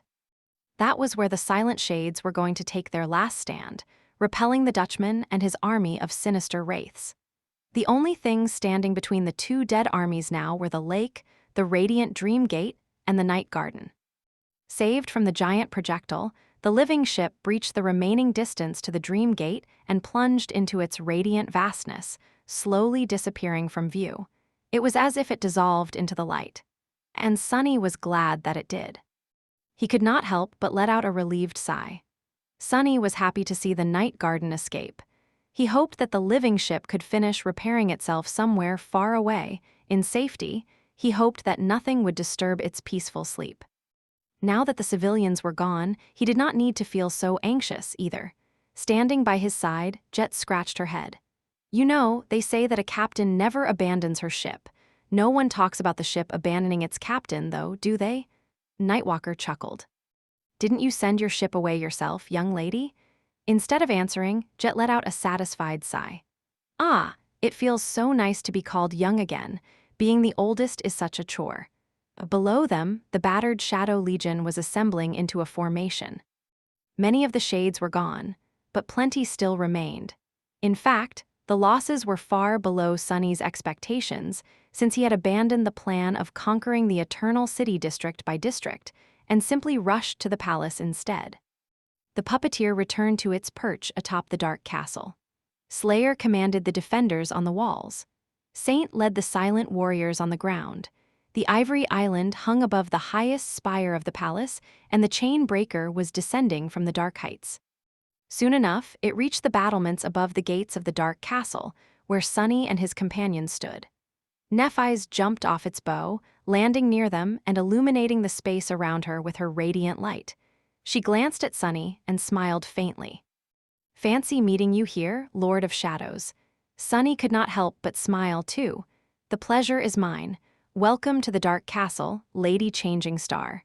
The last time Nephis had visited the marvelous mimic, it had still been a cozy brick cottage.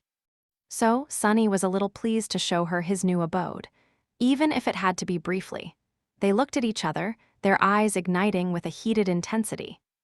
Before Sunny could take a step forward and betray his negative stance on public displays of affection, though, Jet patted him on the shoulder. "All right, lovebirds. Settle down. We have an undying army to kill and an indestructible city to destroy, so there is no time to waste."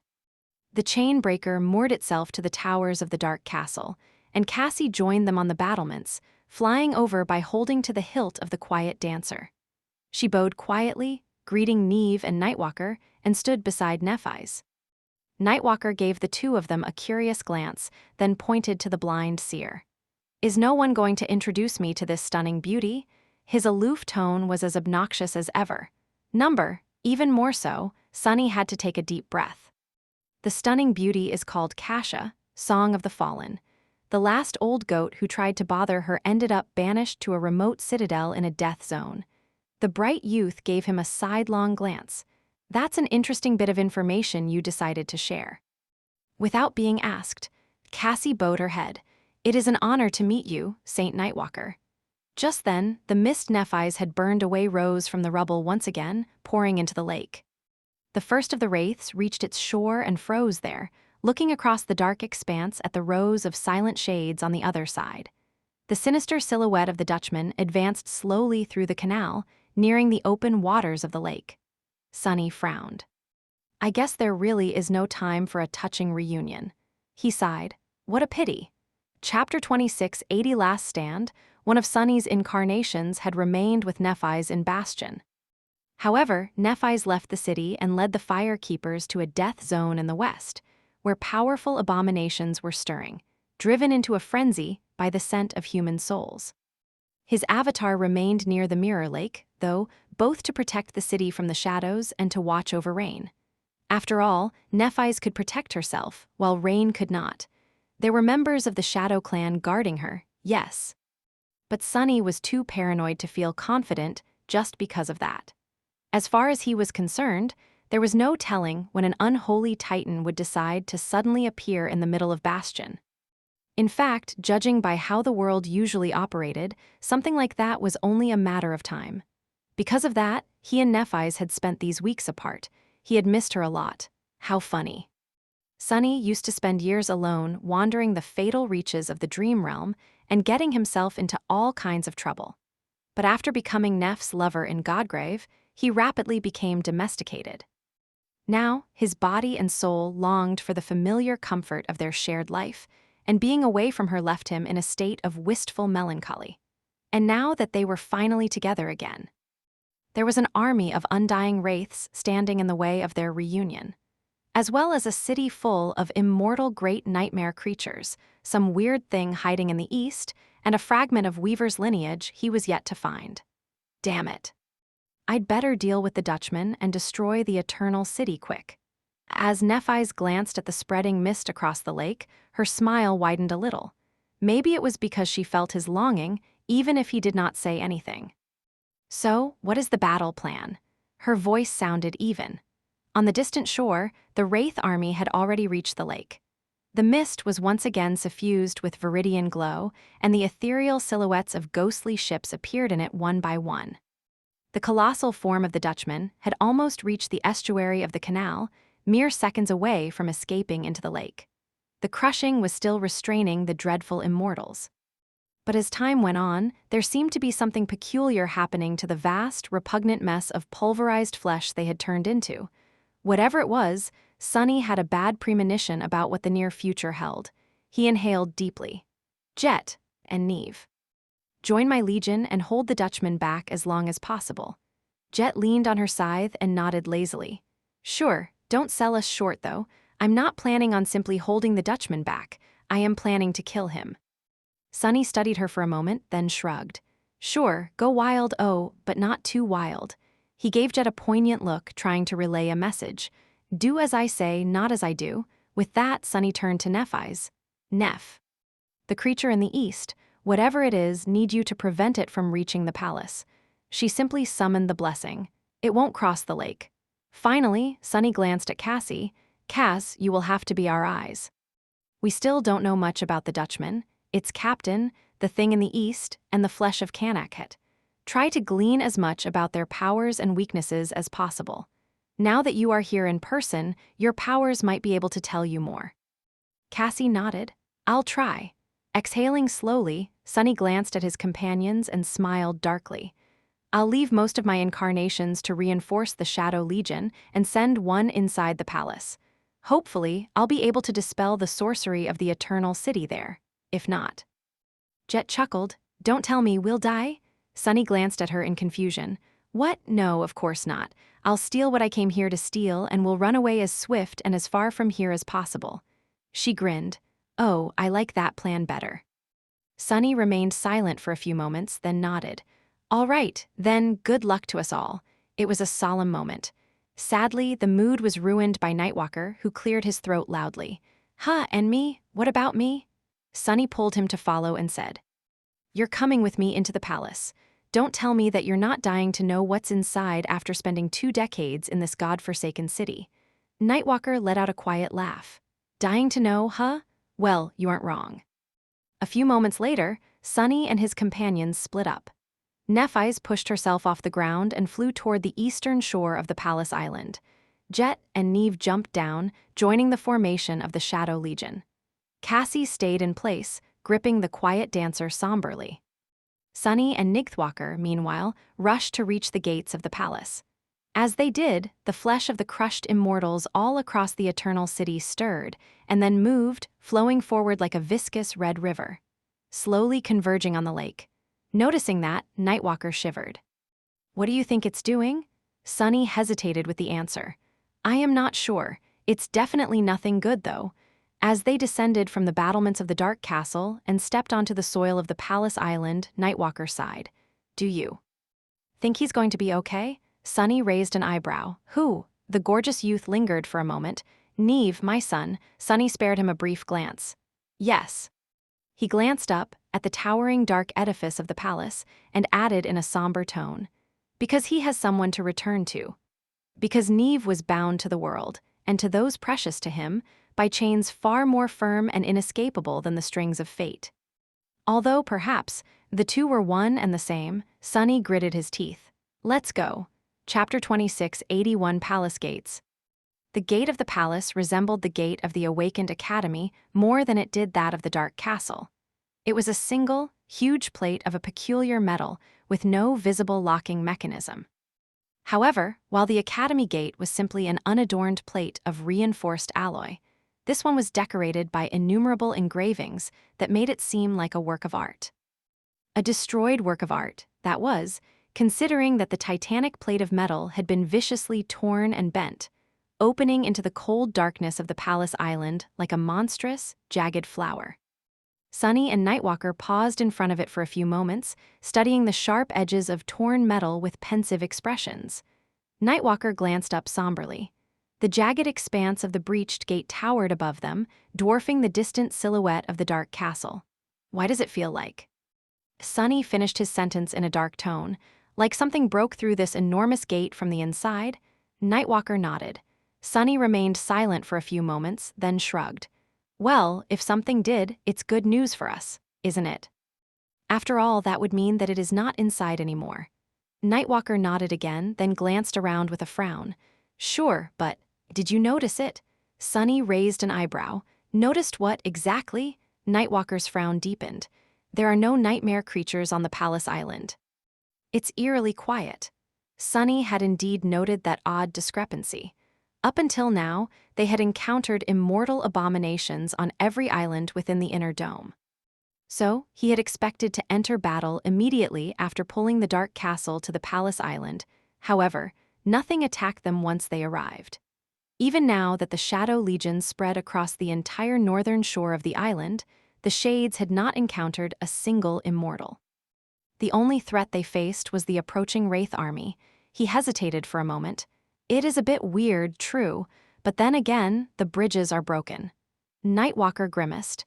Yeah, it makes sense that the immortals would not have been able to get here at the same time. This damn silence makes you feel like something terrible will be waiting for us inside, doesn't it? Sunny sighed. We've already met something awful. He lingered for a moment, then shrugged. It is pretty obvious what broke this gate and where it went, is it not? Turning, he glanced at the vast expanse of crushed flesh flowing like a river in the distance. It was the flesh of Kanakhet. Kanakhet was cut into pieces, and each of the pieces was sealed. So, to me, it seems like one of those pieces was sealed right here, in the palace. In fact, it might have been the first prisoner of the Eternal City. But after the city fell, it escaped. His expression brightened a little. Which must have been a disaster for the immortals who lived here, but good news for us. Because it means that we already met the worst this place has to offer. And it was pretty damn awful. Pulling a black Odachi from the shadows, Sunny took a step forward. In any case, though, I am more terrible, so even if there's something hiding in the palace, it should be wary of me, not the other way around. The darkness of the palace swallowed him. A second later, Nightwalker followed with a quiet chuckle. While Sunny and Nightwalker delved into the palace, Jet was preparing to face the Dutchman and its Wraith army on the shore of the lake. The rows of Shades had assembled into a defensive formation, ready to repel the assault of the spectral warriors. It felt both eerie and reassuring to be among the silent soldiers of the Lord of Shadows. They were a little creepy, to be honest. There was something deeply unnerving about these creatures, who moved and acted like living beings, but lacked the spark of life. The Shades did not seem to possess the sense of self, and neither did they seem to possess a will of their own. But at the same time, there was hardly a more reliable army in the world. After all, the Shadow Warriors did not know fear, were indifferent to pain, and never failed to follow orders. So, Jet could hardly imagine better battle companions.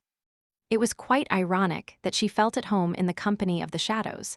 A dead woman was going into battle with dead soldiers, fighting against an army of ghosts in a city of immortals. There had to be some kind of poetry in that. Can we even withstand those wraiths? Neve's voice sounded somber. Jet smiled. Of course. Any other army would have been wiped out in moments, but luckily for us, the main advantage of those bastards, their phantasmal nature, is meaningless when facing the Lord of Shadows. Each of these shadows is a kind of ghost itself, and on top of that, they carry his will. So, the Dutchman could not have chosen a worse adversary. Oh, that includes me as well. She glanced ahead.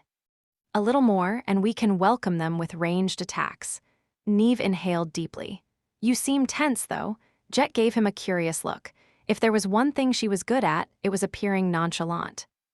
That was because, in most cases, she simply could not be bothered to worry about things. However, she and Neve had spent enough time together for him to learn how to read her expressions. Jet sighed. Indeed, I am a little nervous. Not because of the wraiths, though.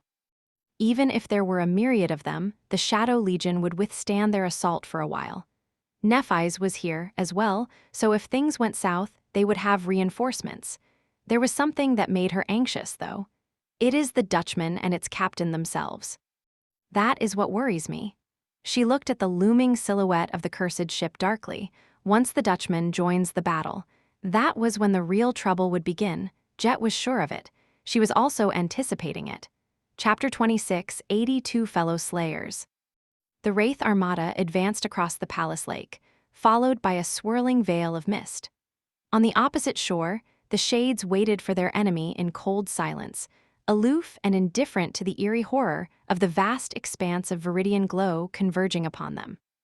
Behind the ethereal fleet, covered by mist, rivers of mangled flesh were flowing and swelling like a sea on the eve of a terrible storm. The battle for the heart of the Eternal City was about to begin. Jet glanced back at the creepy silhouette of the titanic black moth sitting atop the magnificent castle. She could not see it, but felt the presence of countless strings connecting the dead deity to the silent warriors of the Shadow Army. From what she understood, Sunny was somehow using the moth to control his legion, therefore, it was their true commander.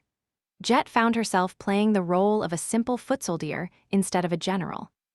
It felt a bit strange, after all these years of being in command, but also liberating. Finally, she could not worry about anything except wielding her blade and slaughtering her enemies, like in the good old times. How nice! She smiled faintly, casting an icy gaze at the approaching armada. Her blue eyes seemed to glow chillingly in the darkness of the palace island as she beheld its dreadful visage. If it were me, I'd begin peppering them with arrows right about now. As if reading her mind, a black arrow suddenly streaked across the sky, coming from somewhere on the walls of the dark castle. It breached the distance to the Wraith Armada in an instant and bloomed into a blinding flash of a strange, radiant, silent explosion. The light swallowed multiple ships, erasing them from existence. Another one. Jet grinned. Even from a distance, she could feel that the ghosts were not merely vanquished and returned to the dreadful cargo hold of the Dutchman. They were truly and utterly obliterated, disappearing forever, just like those slain by her own hands had been before. She knew who the archer was as well. It was one of those few shadows that felt far more willful and sentient than the rest, the quiet, fearsome archer who was always surrounded by the dreadful scent of death. Jet had always sensed a kindred soul in her, and now she had confirmation. That one was a fellow slayer. The first arrow was like a trailblazer. As soon as the silent explosion of essence swallowed the vanguard ships, the entire Shadow Legion stirred. Soon, a dark cloud of projectiles rose into the air, raining down on the Wraith Armada from the black sky.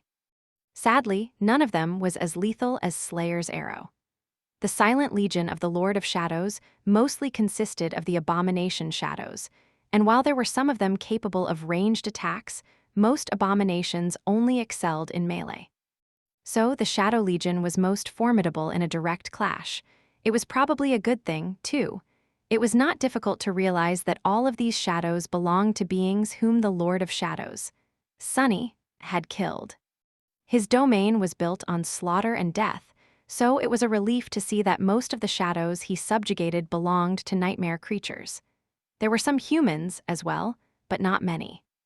Jet still remembered the chill she had felt when she saw the shadows of her former acquaintances standing among the silent shades, though.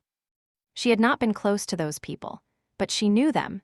Even if most belonged to the legacy clans, there had been too few powerful awakened before for them not to brush sides at least a few times over the years. Watching the Wraith Armada shrug off the bombardment and continue its advance without ever slowing down, Jet glanced at the Shadow Legion with a complicated expression. In fact, the shadows of people were not the only ones she had recognized. There were others, as well. There was Goliath. There was an eerie thing hidden in the veil of snow, too. Jet had never gotten the chance to witness what the winter beast looked like, but she was almost certain that it was now dead and a member of the Shadow Army. Too bad. I wanted to kill it myself. There were various abominations of the chain of nightmares, those who must have come from the tomb of Ariel, and numerous more. Which posed the question, how had the Lord of Shadows come to possess these shadows? He had been veiled in secrets and mystery from the very start. No one knew where he had come from or how he came to be as powerful as he was. Nephis and Cassie seemed to trust him, so Jet put his trust in him, too. Plus, the man was quite likable once he took off his mask. There was something about him that put Jet at ease. A hint of familiarity that made her feel a strange sense of comfort when he was around, as well as a subtle note of unexplainable wistfulness. Maybe it was because he was a fellow outskirt rat, or maybe it was simply because he was immensely powerful and on their side, while possessing a down-to-earth and easygoing personality. Even if, deep down, Sunny was definitely completely and utterly mad. Still, the vexing mystery of his existence gnawed at Jet from time to time. But whenever she tried to think about it deeply, her thoughts seemed to wander in some other direction. Most of the time, she did not even realize that there was something amiss with her thought process. Actually, the very fact that she only wondered about his past occasionally was an abnormality. But there were plenty of anomalies in the world of the nightmare spell. There were all kinds of bizarre aspects, powers, and flaws. Take Effie's husband, for example. Not even Jet could remember his name, despite how close she was to their family. Maybe Sunny suffered from something similar. In any case, it was good to have the Lord of Shadows on their side. Jet had wanted to get to know him better for a while now, driven by an inexplicable impulse that was more than simply curiosity, so she jumped at the chance to participate in an expedition with him. Granted, she had not expected to find herself facing an undying army in the middle of a sunken hell. Well, no, that was not really true. Actually, she had expected something exactly like that to happen. Watching the first wisps of mist reach the palace island, Jet smiled darkly. I guess it's time to prove once and for all which one of us is the more terrible wraith. Despite it all, the expedition to the Eternal City promised to be worth it. Chapter 26, 83 Master of her craft. Just before the wraith ships reached the shore of the palace island, Neve summoned a peculiar memory that looked like a mass of translucent fabric. Taking a step forward, he spun and tossed the fabric into the air in one smooth, practiced motion. The memory soared high, unfolding into a vast net woven out of thin opalescent strings as it did. It glimmered with a shimmering light and expanded like an effervescent spiderweb. The beautiful net was hundreds of meters across, but as Neve tensed, it grew even more, covering a vast swath of the sky. Then, it fell on the ghostly ships and blazed with multicolored flames, dimming their ethereal glow. In an instant, the core of the advancing armada was suddenly swallowed by a radiant, iridescent inferno. The opaline flames burned above the water and reflected on its surface. It was as if an explosion of vibrant colors suddenly invaded the black and silver majesty of the Eternal City, brightening the somber expanse of the lake. Of course, what mattered most was not the beauty of the shimmering flames. It was the fact that the spectral ships and the phantoms caught under the net melted in the colorful blaze, dissolving into its radiance.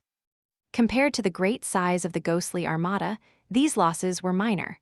But the opaline net broke the momentum of the first assault wave, buying the Shadow Legion some time. Looking at the colorful wall of fire burning above the water, Neve winced and bent down to pick up his harpoon. His indigo eyes seemed to shine with a dark radiance for a moment.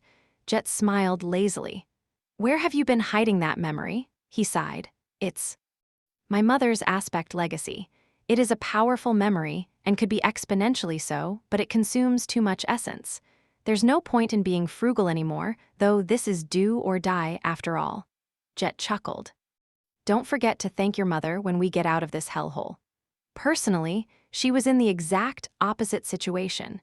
Neve had been rationing his essence and was now prepared to burn it all in a final confrontation. However, she had exhausted most of hers and was now hoping to replenish her reserves in the battle against the Dutchman. Jet had even resorted to consuming the souls trapped in the mist blade in order to survive the horrors of the Eternal City. All but one, that was. The soul of the heart of Canaket was too valuable to be wasted that way, so she had chosen to retreat and find safety on the bridge of the Night Garden in order to preserve it. So, at the moment, Jet felt hungry. Looking at the approaching ships, she grinned. "Stay alive, Neve." The mist blade assumed the form of a ghostly war scythe. In the next moment, the harrowing armada was upon them. Countless wraiths poured from the decks of the spectral ships, landing on the soil of the palace island. They seemed to be acting with some kind of strategy in mind, but whatever their goal was, the Shadow Legion did not give them a chance to implement it. The silent shades advanced, aiming to push the enemy back into the water, where myriads of hungry abominations awaited. Even if they would never be able to satisfy their hunger by devouring ghosts. As it had happened before, the champions of the Shadow Legion led the assault, causing havoc and devastation among the ethereal wraiths. The beautiful statue of a female knight, the towering fiend forged from blackened metal, the formless creature who constantly changed shapes, sometimes turning into a colossal serpent. I suppose I am an honorary champion of the Shadow Legion too today. Even if she was of a lower rank than most of these immensely powerful creatures. The thought was amusing. Taking a deep breath, Jet lunged herself into the fierce crucible of battle. Her aspect was not at all flashy, and her powers were quite simple. Jet could absorb the essence of those she killed, bypass flesh to attack one's soul directly, and enhance her body with more essence than an ordinary awakened could. She could also turn into mist or assume the form of a wraith, and her shattered soul core always continued to grow, one jagged fragment at a time. After decades of strife and slaughter, it had become quite imposing. Her enemies in this battle were phantoms, though, so her awakened ability, one that had made her the infamous Soul Reaper, was meaningless. So was the transcendent one, meaning that Jet only had two things going for her. She was far more powerful than a transcendent was supposed to be, almost reaching the level of physical prowess one would expect from a supreme. And she would remain inexhaustible for as long as she kept killing her enemies. That is fine. People liked to tell tall tales about combat and warfare. There was no end to sophisticated philosophies and profound musings dedicated to the supposed art of battle, making it all seem far more complicated than it truly was.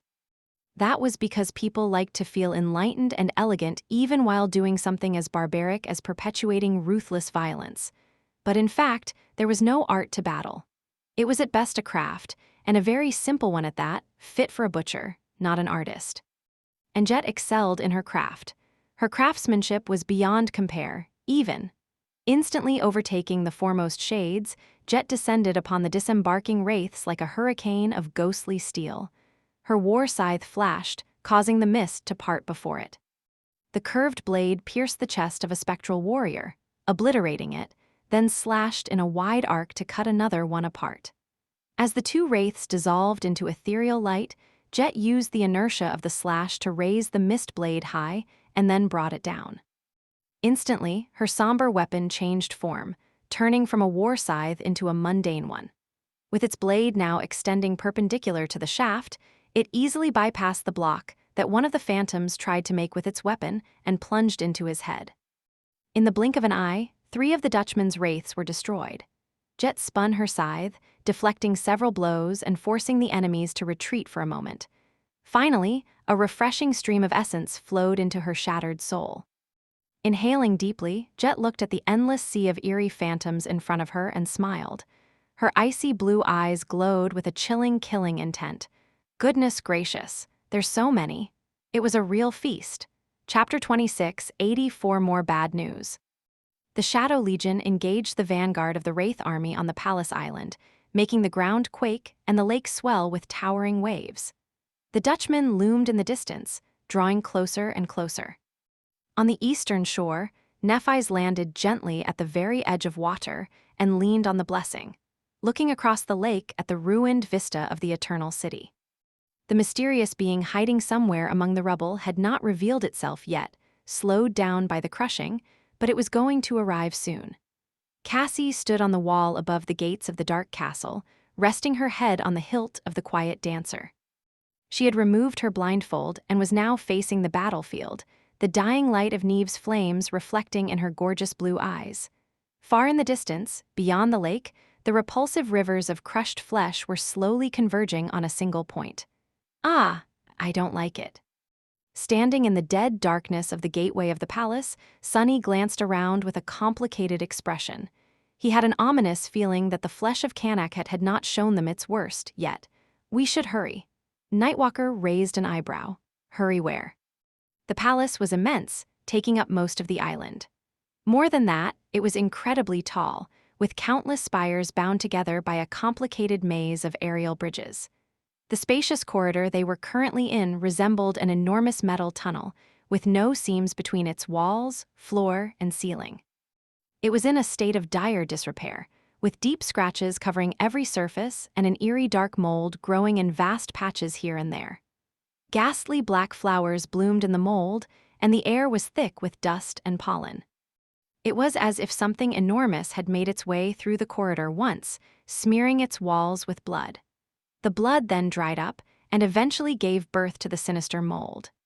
If Sunny could unleash his shadow sense, he could have scouted the entirety of the palace in an instant. But just like everywhere else in the Eternal City, his senses were suppressed, more so here than outside. He could barely perceive what was 100 meters ahead of them and did not feel what was behind the walls at all.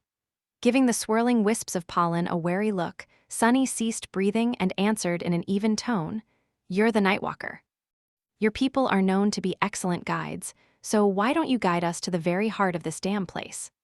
Nightwalker summoned a memory that resembled a square piece of deep blue fabric embroidered with silver thread, folded it once, and tied it around his neck. Pulling it to cover the lower part of his face, he inhaled deeply and shrugged. "No problem." Sunny blinked a couple of times. "Wait, really? I was joking," Nightwalker chuckled. "I think I mentioned that my aspect allows me to get to places." Sunny remained silent for a few moments. "Lead the way, then." He had almost expected Nightwalker to sit on the floor, meditate for a while, and then open some kind of mystical portal, but instead of that, the youth simply started walking. Sunny hesitated for a moment, then followed, careful not to step on the disturbingly thick mounds of mold growing on the floor. He was observing their surroundings with utmost caution, ready to repel any kind of attack. However, even after a few minutes, no abominations lunged at them from the darkness. Instead, he suddenly heard Cassie's voice in his ears, "Sunny." He frowned faintly. "Did you learn something about the Dutchman?" There were a few moments of silence, and then she spoke again. "No, although I can perceive it clearer the closer it comes. It is about the flesh of Kanakhet." Sunny pursed his lips, suspecting that he was not going to like what she was about to say. "What is it?" Cassie's voice sounded glum. "It's evolving."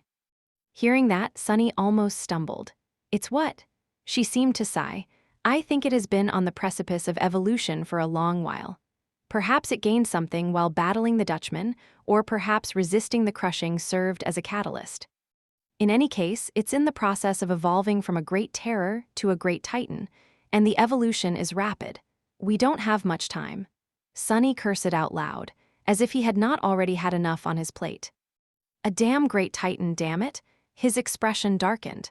Sunny had yet to battle a great titan, let alone kill one. He had spent a long time staring at the dark sea of the forgotten shore and planning to slay it one day, but that day still remained in the far future. "It's going to be fine.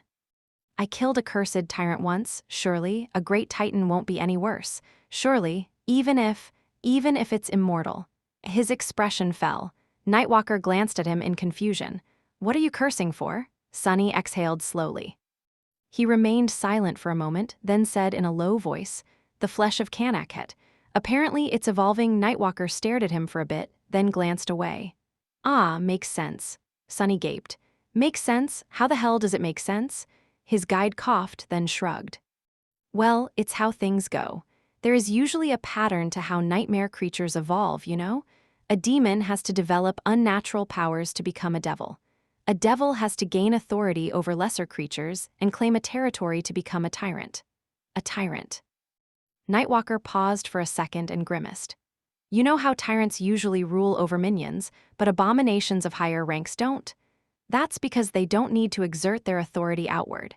Instead, they internalize it and become a complete being, a force in and of itself, self-contained and self-sufficient. Anyway, tyrants usually consume their minions to fuel their ascension to terrors. That's why terrors and titans rarely have servants." Sunny stared at him in puzzlement, wondering how this first-generation fossil had a better understanding of nightmare creatures than people of the third generation. In fact, those who had become awakened after the chain of nightmares were already being called the fourth generation, and they did not know any better either. In hindsight, what Nightwalker had said made a lot of sense, though. It also correlated with Sunny's own observations. Consume their minions, huh? What about terrors, then? How do they usually evolve into titans? Nightwalker grimaced. Terrors usually have only one goal: to spread, to grow. But once they spread and grow enough to reach critical mass, they must do the opposite. They must consolidate themselves and evolve. That is how they become titans. Only, naturally, very few ever do. And they need to fuel the final stages of their evolution with an enormous amount of soul essence, so it's usually a massacre of harrowing proportions. Sunny tilted his head a little. Consolidate themselves. Strangely enough, it reminded him of how stars were born. Diffused clouds of gas and dust, of matter, had to reach a threshold of density to initiate gravity collapse. Then, in a terrible conflagration of heat and light, a star was formed by nuclear fusion. As Sunny pondered that, Nightwalker grimaced. The flesh of Kanak had spread to the entire population of the Eternal City thousands of years ago. I think it only lacked fuel to evolve, and the Dutchman delivered just that to this damn place. Sunny glanced down, fuming. That damn Dutchman. Taking a few more steps forward, he sighed. What the hell? That's cheating. I had to literally descend into the shadow realm and kill a dead god to become a titan. Nightwalker chuckled. Ha, you're a funny one. Sunny smiled bitterly. I'm not joking, though. I wish I were. Chapter 26, 85 Simple Choices. On the shores of the Palace Island, a legion of shadows was drowning in the sea of wraiths. The lake had become covered by billowing mist, glowing with ethereal light as an endless armada of ghastly ships glided across its waters. There were so countless of them that one could travel from shore to shore by jumping from deck to deck. Each ghostly vessel carried scores of imprisoned souls in its hold, and as soon as they reached the Palace Island, those souls were sent forth to join the battle. The island was being swallowed by mist, and the Shadow Legion was being besieged by the dreadful tide of wraiths. Jet had found herself plunging into the familiar heightened state of battle focus. The world had become both simple and profoundly intricate, void of emotions, but full of calculated intent. There was no past or future in that world, only the present moment, only action and reaction, cause and effect, happening so rapidly that they were almost one and the same. Combat was simple. It was really the simplest thing in existence, both in principle and by definition. That was because combat only had two components, choice and execution. Execution was a foregone issue of matching action to its intent, while choices were easy to make by always striving for optimal efficiency. Efficiency of movement, efficiency of emotion, efficiency of thought. The most efficient move was always the most economical, the least wasteful, and therefore it was always the simplest. Made up of these simplest choices, combat was simplicity itself. Perhaps such an approach was not very elegant, but then again, the same people who critiqued Jet for lacking refinement were the first ones to tremble at the sight of her blade. So who cared? She definitely couldn't give less of a damn. The only thing that mattered was slaying the adversary and staying alive. Well, alive adjacent at least. Ha! Jet felt very alive at the moment. That was because the mist blade had reaped countless lives, or whatever the wraiths possessed instead of lives, and raging torrents of essence were pouring into her starved soul. With every phantom she destroyed, more jagged fragments were added to her shattered core as well. Jet was a veteran of countless battlefields, but she had never reaped such a bountiful harvest of powerful souls. It would have been exhilarating if it weren't so daunting. If she had the capacity to feel exhilaration while chillingly making an endless amount of optimal choices. Time flowed slowly, each moment encompassing countless actions. Jet, meanwhile, moved with the speed of lightning, or maybe with the speed of the last electric impulse that traveled through the nerves of the dying before they were embraced by darkness. There were wraiths all around her. Their ghostly bodies were ethereal and insubstantial, but that did not mean that their weapons could not cut her, could not bring her down. So she had to stay ahead of an endless avalanche of deadly blows, either by staying on her toes and being faster than death, or by killing those who aimed at her faster than they could kill her. The mist blade was like a vicious and mercurial predator, sometimes biting like a stinger, sometimes cutting like a scalpel, sometimes turning into a shimmering sphere of slaying steel around her.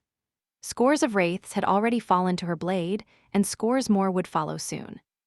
A startling massacre even by her standards, especially considering how powerful these sinister phantoms were. And yet, it was a drop in the ocean. The champions of the Shadow Legion, the Living Statue, the Steel Demon, the Serpentine Shadow, were in similar situations. The Silent Shades were holding ground against the tide of ghosts, but their number was slowly diminishing, while the army of the Dutchman seemed endless. The murderous archer was still raining down death and destruction from the walls of the dark castle. Neve was still alive and even doing well. He had found himself fighting side by side with a shade of a tall warrior who was clad in splendid armor and wielding a fearsome spear, displaying might worthy of a supreme. They made for a lethal and peculiarly harmonious duo, thriving in the chaos of battle. But there were simply too many enemies for them to slay. Just how deep is the Dutchman's hold? How countless souls had that fiend swallowed and subjugated over the ages? And where had it come from? Jet did not really believe the story about a lovesick captain and a cursed treasure he had found. The demon of repose was not someone who inspired love, she was someone who inspired terror. She was the very definition of the saying that there were worse things than death. Similarly, the captain of the Dutchman did not seem like someone who had been blinded by affection. He seemed like someone who had been blinded by a callous, malignant hunger for power. Someone who had sacrificed his soul in pursuit of a clear and sinister intent. Jet knew people well, all too well, really, and she especially knew those who lusted for the corruption of power. She had only looked the captain of the Dutchman in the eye once, but it was enough to recognize what kind of being he was. What is that bastard doing anyway? He should be halfway across the lake by now. Jet leaped back to create some distance between her and the nearest wraiths for a brief moment, then looked into the distance. There, hidden in the mist, her eyes narrowed. Just then, the looming silhouette of the Dutchman vanished. It did not disappear. Instead, it turned into an eerie cutlass and fell into its captain's hand. Jet knew that because the captain of the Dutchman soared into the air in a breathtaking leap, breaching the remaining distance to the Palace Island and plummeting down in a whirlwind of viridian glow. A moment later, he landed in the shallows, rising a plume of foaming water, and cast the indifferent gaze of his distressing, sea-colored eyes at the struggling shadows. Jet pursed her lips. Crap. Chapter 2686 Twisted Truth? Crap. Sunny stumbled and leaned on the metal wall of the vast corridor to keep his balance. Sadly, there was mold growing on that wall, and as soon as his hand touched that mold, it started growing through his skin, too. Sunny stared at his hand, which was rapidly becoming something horrifying, then grimaced as he felt blood weave attacking the rapidly spreading mold with ferocious hunger. Not wishing to suffer the agony much longer, he turned his entire arm into a shadow, watched the disgusting black growths fall to the floor, and stomped them. Then, he made his arm tangible again, surreptitiously summoned the mantle, and encased himself in a carapace of black jade. The handy bracelet was still whispering into his ear by the time he did. Your shade has been destroyed. Your shade has been destroyed. Your shade has been. Sunny's expression turned somber for a moment. So, it finally happened. He had finally met a being who could irrevocably obliterate his shades. The immortals of the Eternal City and the spectral warriors of the Wraith Army had failed to truly vanquish even one, but as soon as the captain of the Dutchman descended upon the Shadow Legion in person, wielding his ghostly viridian cutlass with practiced skill, a dozen of them were destroyed in an instant. The bastard was strong. In fact, he was terrifying, and that was not even Sunny's greatest problem at the moment. Nightwalker turned around to look at him questioningly. What happened? Sunny lingered for a few seconds. It's the captain of the Dutchman. He joined the fray, and he's a familiar face. Of course, Sunny had recognized the sinister fiend instantly.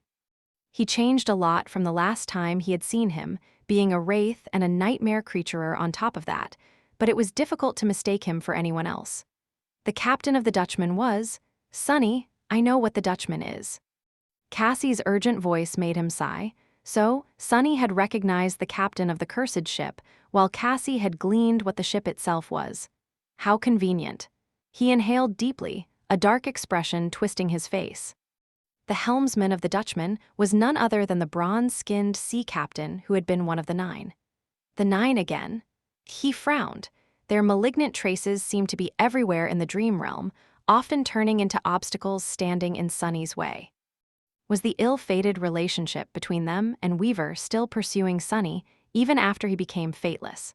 Or was it simply that anyone who sought the heights of power had no choice but to stumble onto the echoes of their unspeakable sins? Regardless, he would have been happier to learn that the captain of the Dutchman had turned out to be some abomination than a corrupted ghost of one of the 9. Having faced Slayer in battle, Sunny could not help but feel phantom pain at the prospect of facing another. He let out another sigh. What the Dutchman is? Well, go on, tell me. Cassie answered in a moment, the Well of Souls. It's the soul of Kanakhet. Sunny's eyes widened a little. Suddenly, a few pieces of knowledge clicked together, giving meaning to numerous of the mysteries of recent days. It was not a confirmed theory, exactly, but he had a strong feeling that he was on the right path. The soul of Kanakhet, the flesh of Kanakhet.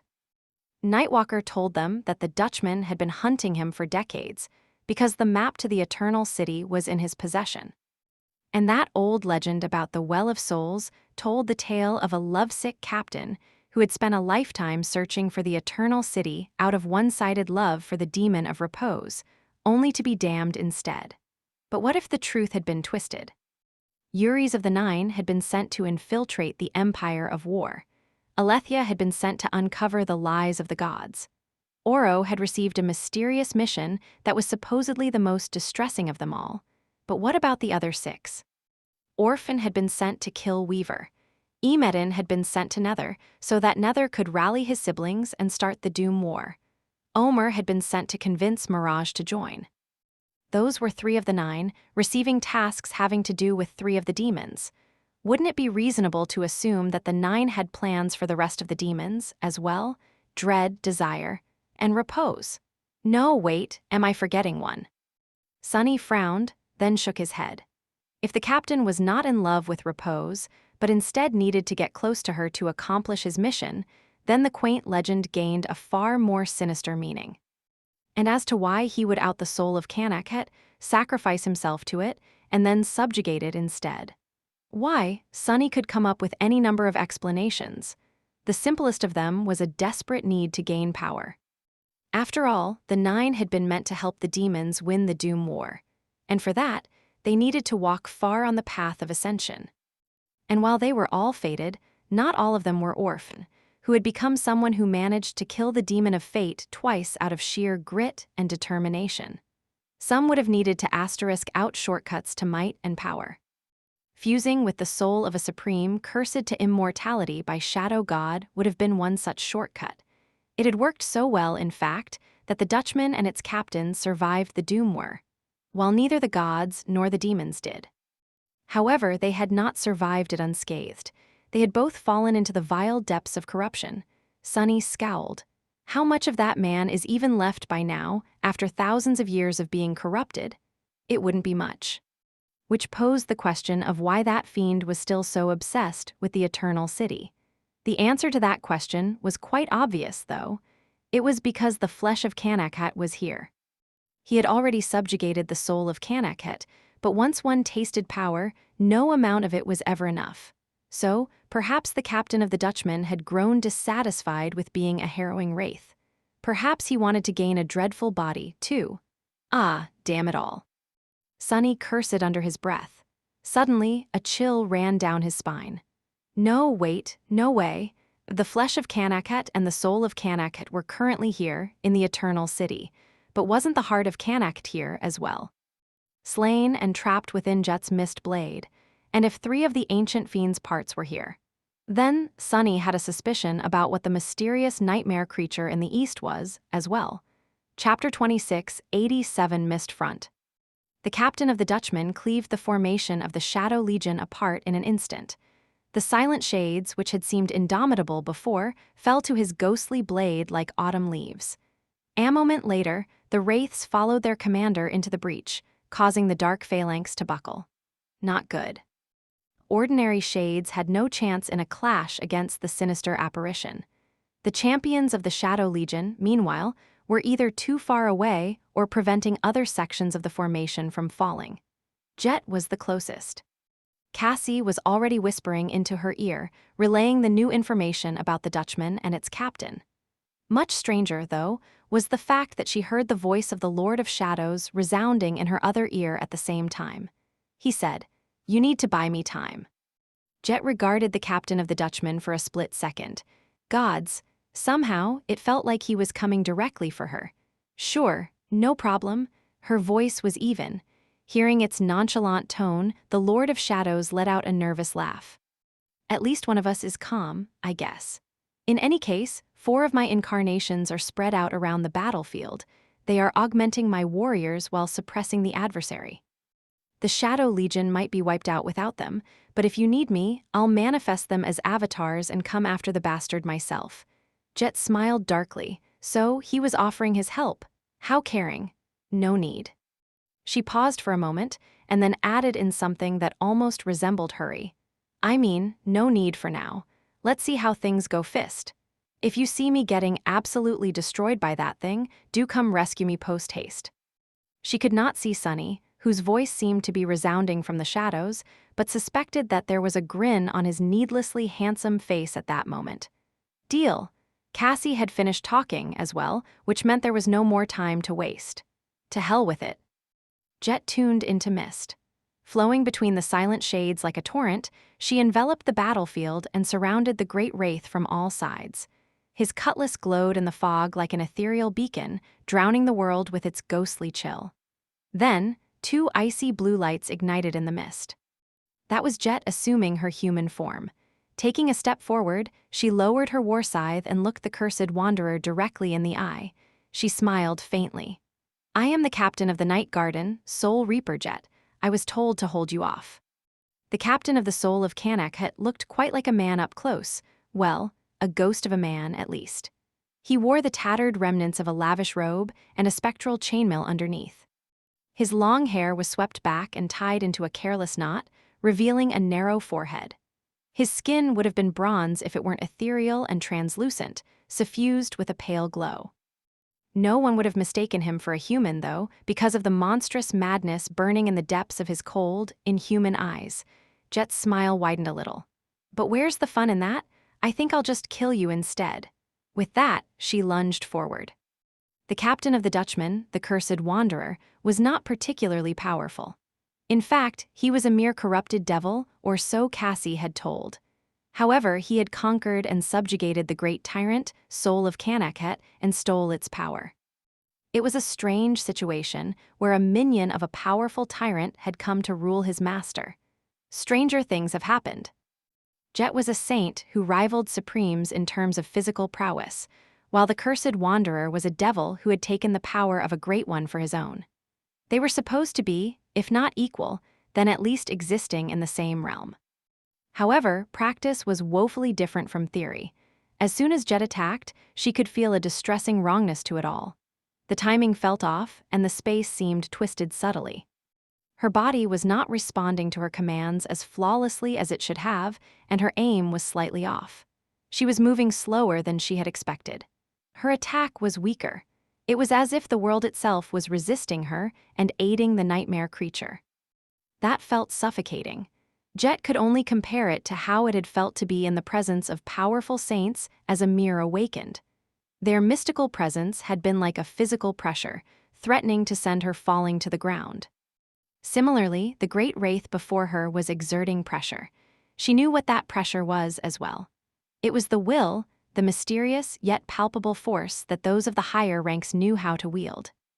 Sadly, although Jet was as strong as a supreme, she was not a sovereign.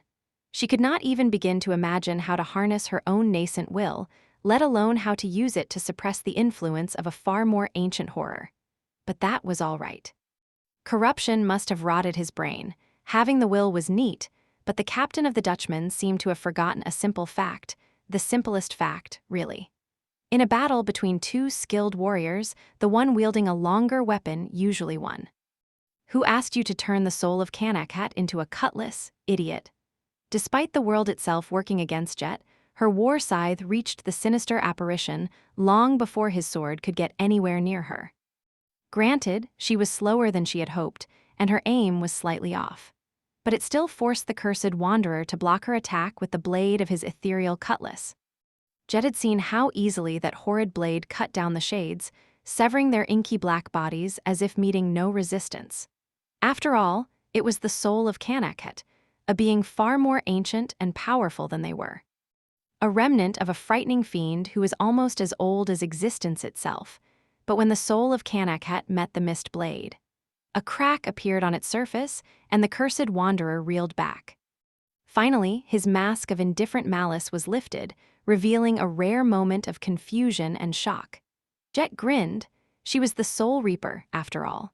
Her aspect allowed her to deliver tangible attacks to intangible souls, so why would anyone try to block her attacks? With the soul of Kanakhet, Chapter 26, 88 Third Contender, the cursed wanderer had not remained rattled for long. In fact, his shock only lasted a split second.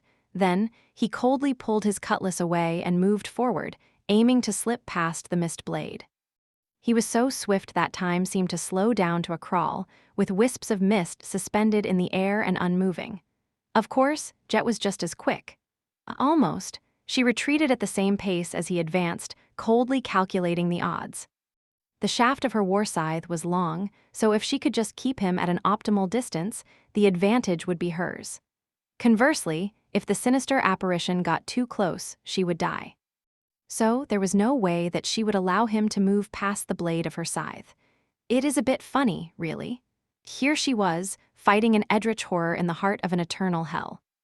And yet, the same principles that she had learned during her clumsy training spars at the academy could still decide the outcome of this fight.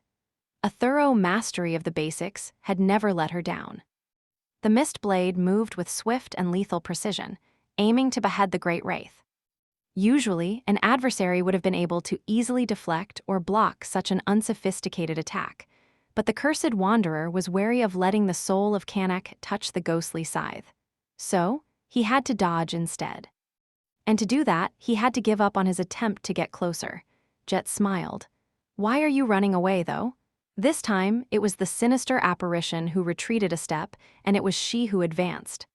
For a few seconds, the two of them turned into a whirlwind of mist and cold steel, both aiming to cut the other down. The ground of the palace island cracked under the strain of their clash, and the surrounding shades had to retreat lest they be destroyed.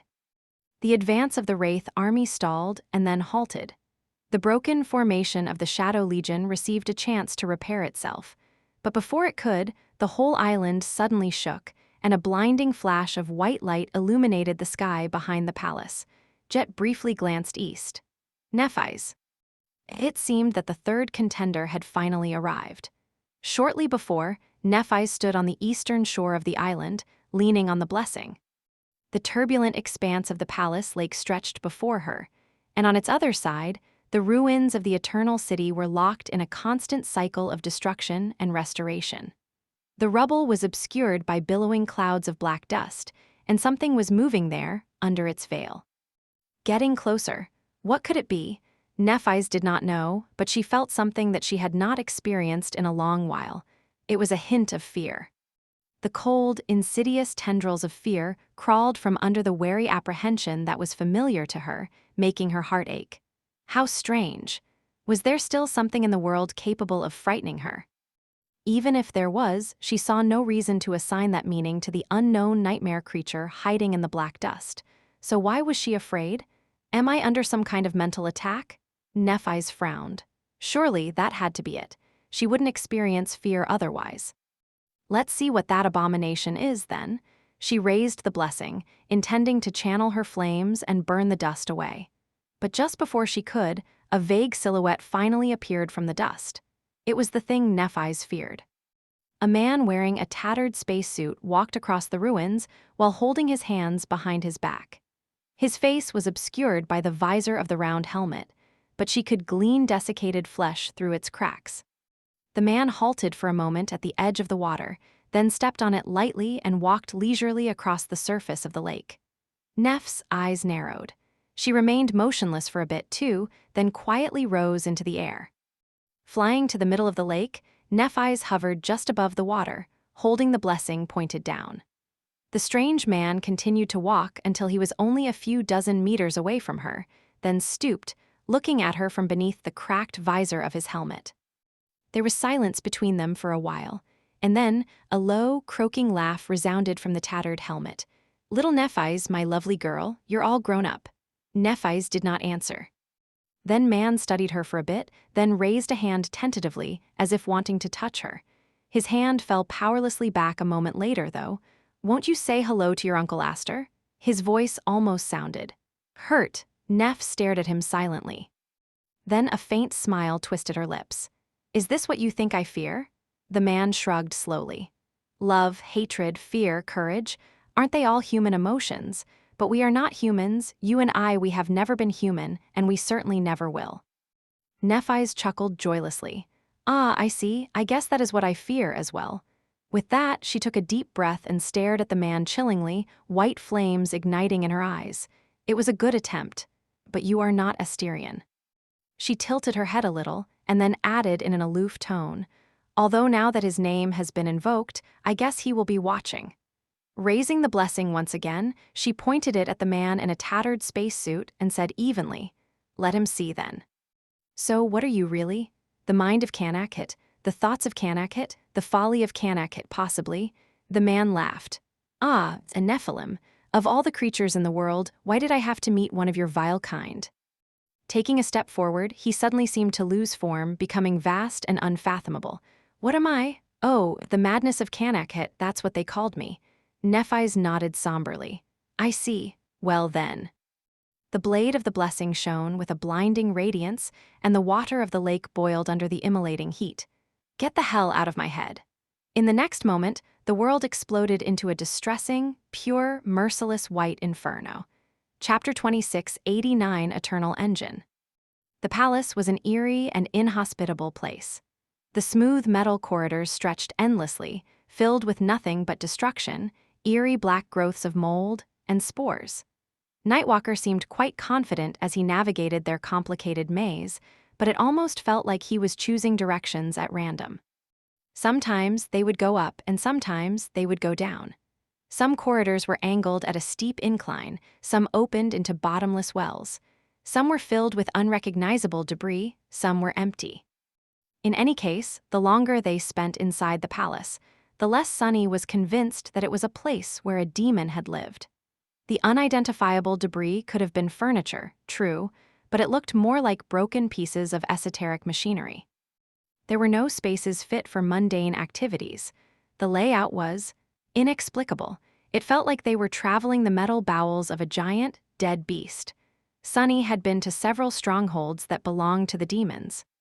They were all subtly strange, as if built for someone who was similar in shape to a human, but not quite the same, except for the Tower of Hope, whose master had lived among humans and favored them. The Ebony Tower, the Jade Palace, the Mirror Castle, and the Night Garden all shared that trait, though. The Palace of the Eternal City was entirely different. It seemed more like a complicated mechanism than a home. Perhaps it was. After all, the Eternal City was basically a colossal space station. It had been created to exist in the vacuum of space, so it would make sense that there was a sorcerous engine at its heart. Sunny could just imagine how the palace had looked when the Eternal City drifted among the stars. It would have shone brightly with silver light, powerful torrents of stellar flame and soul essence rushing through these corridors. The palace was dark and lifeless now, though. Still. That did not mean that its sorcery was gone. What is happening out there? Nightwalker's voice sounded a little glum. Sunny hesitated for a moment, then allowed himself to take a breath and used the air he inhaled to answer. The wraiths are pushing my shadows back. Jet is fighting the Dutchman and its captor. Oh, the Dutchman is the soul of Kanakit, as it turns out. Nephi's is fighting the madness of Kanakit. Nightwalker stared at him silently, which prompted Sunny to add, Neve is still in one piece. His guide turned away and grunted quietly. Well, everything seems to be under control. Sunny sighed and shook his head. Does it? I guess it is, for now. Sadly, one guest is yet to arrive. The Shadow Legion was holding back the wraiths, Jet was holding back the soul of Kanakit, and Nephi's was holding back his madness. All three battles were precarious, hanging in a delicate balance. But that was fine. What was not fine, however, was that the flesh of Kanakit continued its evolution as they spoke. And once it became a titan, the fragile balance would be instantly shattered. Not to mention, if the pieces of Kanakit somehow merge, that'd probably be an unmitigated disaster. Body, soul, mind, and spirit. Those were all the parts of a living being Sunny knew of, except for the final one, Shadow. The flesh of Kanak, the soul of Kanakit, and the madness of Kanakit constituted the first free. The fourth one, the spirit, was with Jet in the form of the heart of Kanakit. A part of that devil was bound by the mist blade, while some of it had been fused with her shattered soul core. The shadow of Canact was missing, but then again, it was not supposed to exist. After all, Canact had been cursed by Shadow God. A person's shadow was their death. So would a deathless being possess one. Yuri's did have a shadow, but it had felt like a hollow and lifeless thing, like a shadow of an object, not of a living being. What was going to happen if the other parts of Canac had merged? Would that ancient fiend be reborn? That'd be suboptimal. Sunny did not even know how to deal with the flesh of Canac after its evolution, let alone the entirety of that undying bastard. So, it was in their best interest to prevent all parts of Canac from coming anywhere near each other. It's a bit funny though, isn't it? Nightwalker raised an eyebrow. What is? Sunny shrugged. That we went on this expedition to find the wharf, the lineage of Storm God, the trace left behind by a nebulous demon. And some treasure, of course. There are so many things to be gained in the Eternal City. But the other two forces that reached it actually came for the monsters guarding the treasure instead. The captain of the Dutchman and the madness of Canac did not care about all the things that Sunny had wanted to take. All they cared about was the flesh of Canac, which was why they had entered the deadly race to the Eternal City. Time was of the essence. How far are we from our destination, anyway? Nightwalker lingered for a moment. We're here. Before Sunny could feel surprised, they stepped into a vast hall.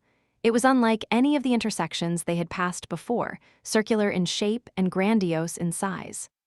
A deep pit took most of its expanse, surrounded by giant shards of a violently torn metal plate, almost like a bowl with a broken lid, or a prison with a broken seal. The hall was dark and empty, like the rest of the palace.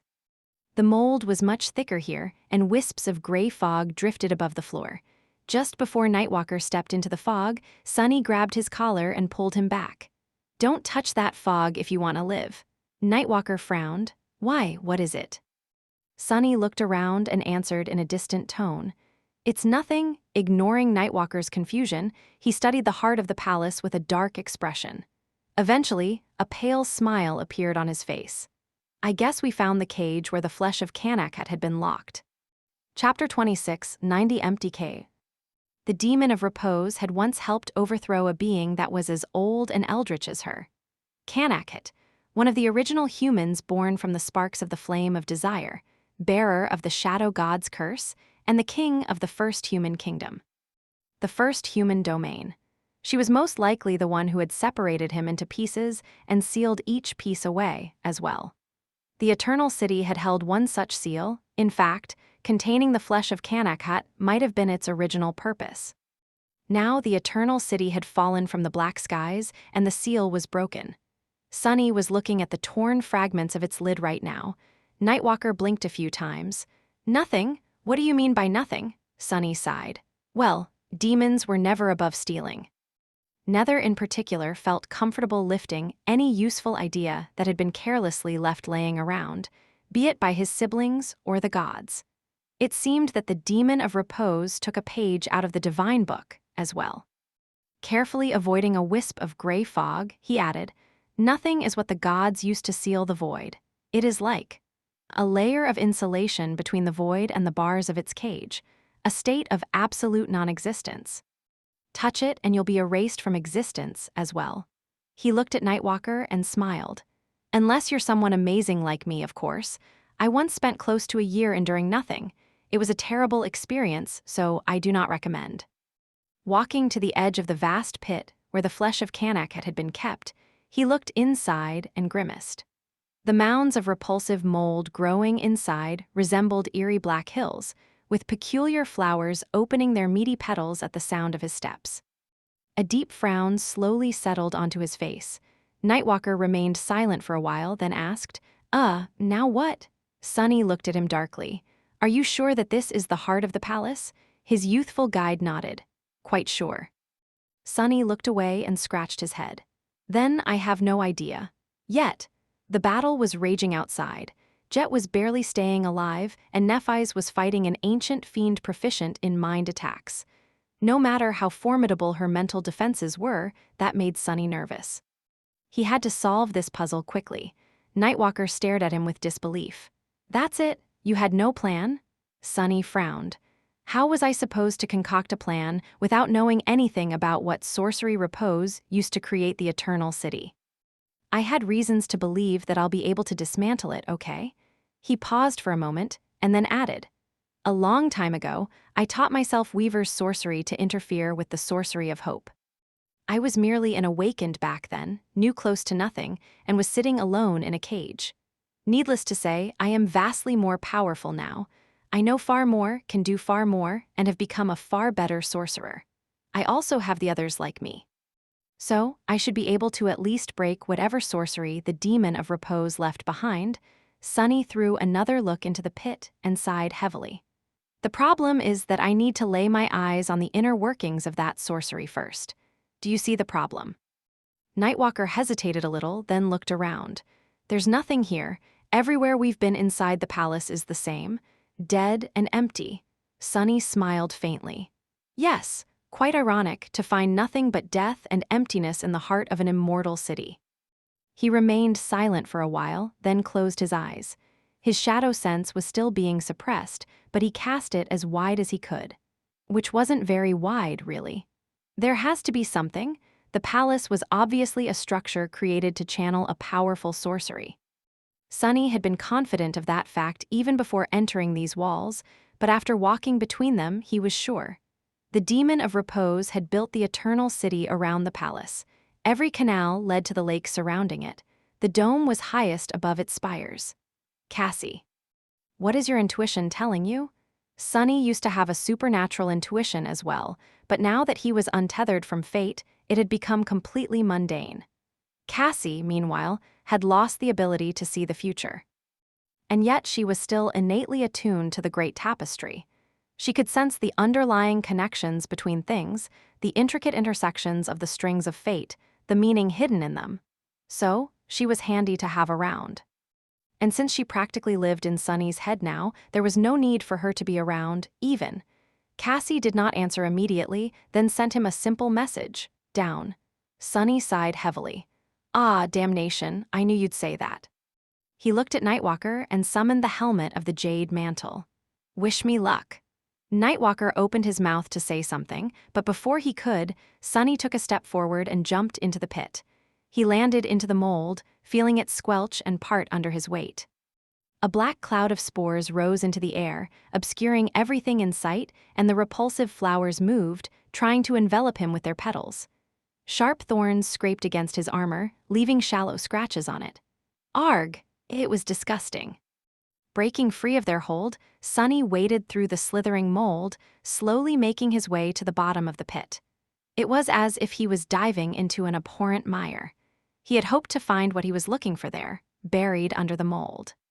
But to his disappointment, the bottom of the pit where the flesh of Kanakhet had been sealed was no different from the rest of the palace. There was nothing there. No runes etched into the metal, no diamond strings, no streams of essence, no strings plucked from the tapestry of fate and twisting onto each other.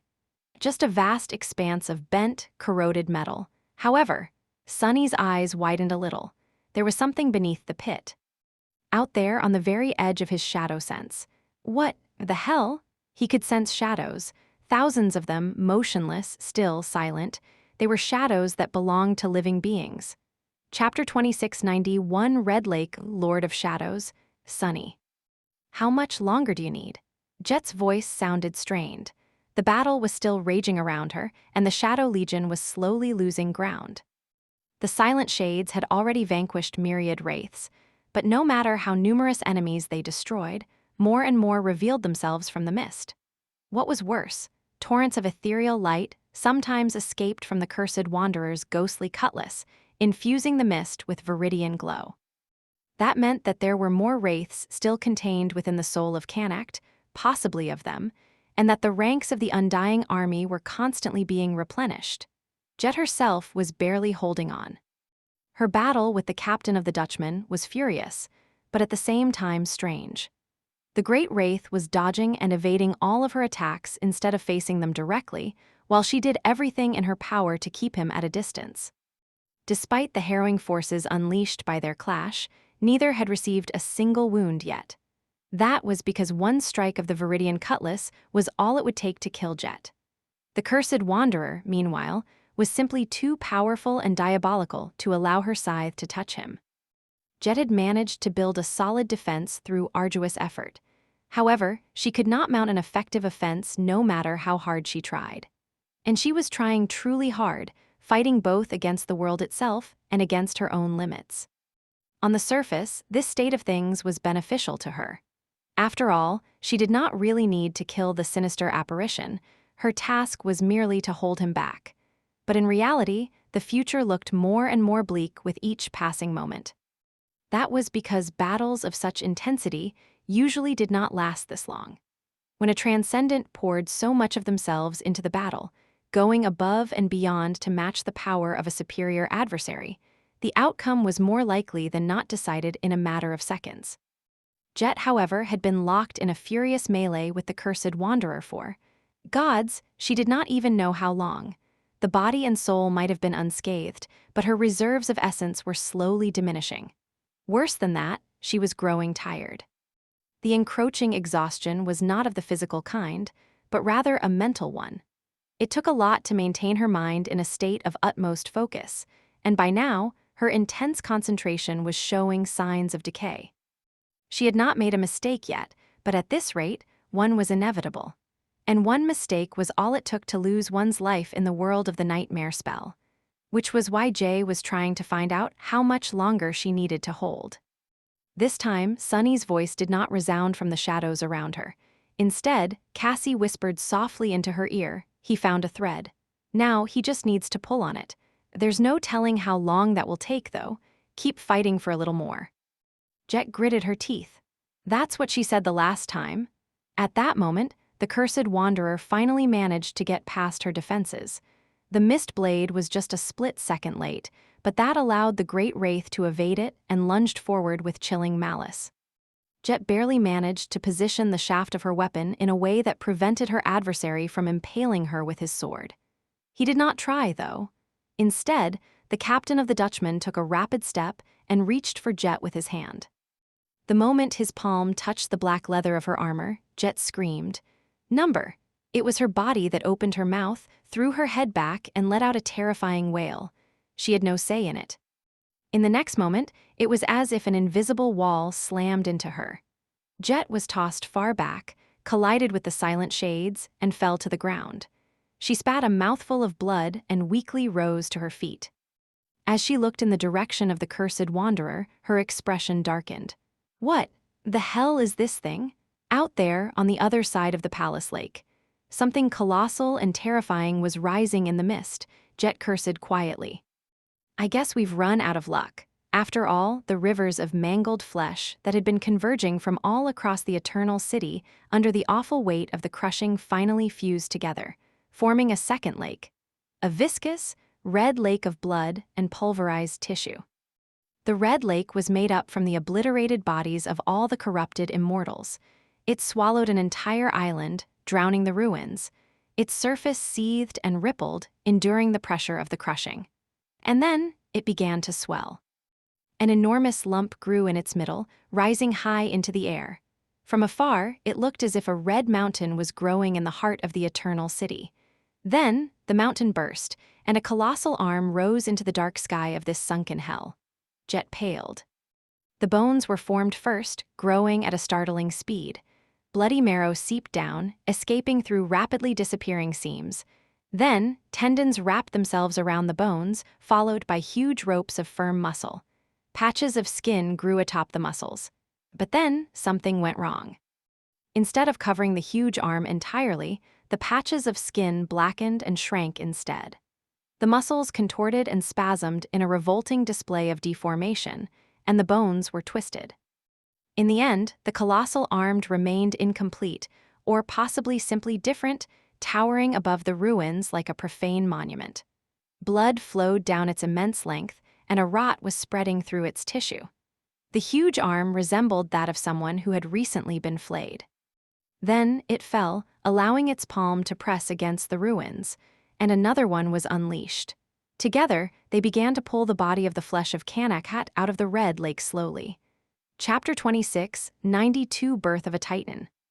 An enormous being slowly rose from the red lake, absorbing it. After the two gigantic arms, a back with a bent spine showed itself next. Then, the top of a bloody skill, uneven shoulders, and an endlessly stretching torso. Finally, two towering legs were formed from the last remains of the lake, ending in stumped feet.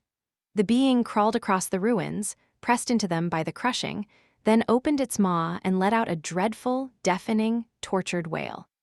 The twitching muscles on the creature's gigantic arms contracted once again, and it slowly pushed itself off the ground. Hell!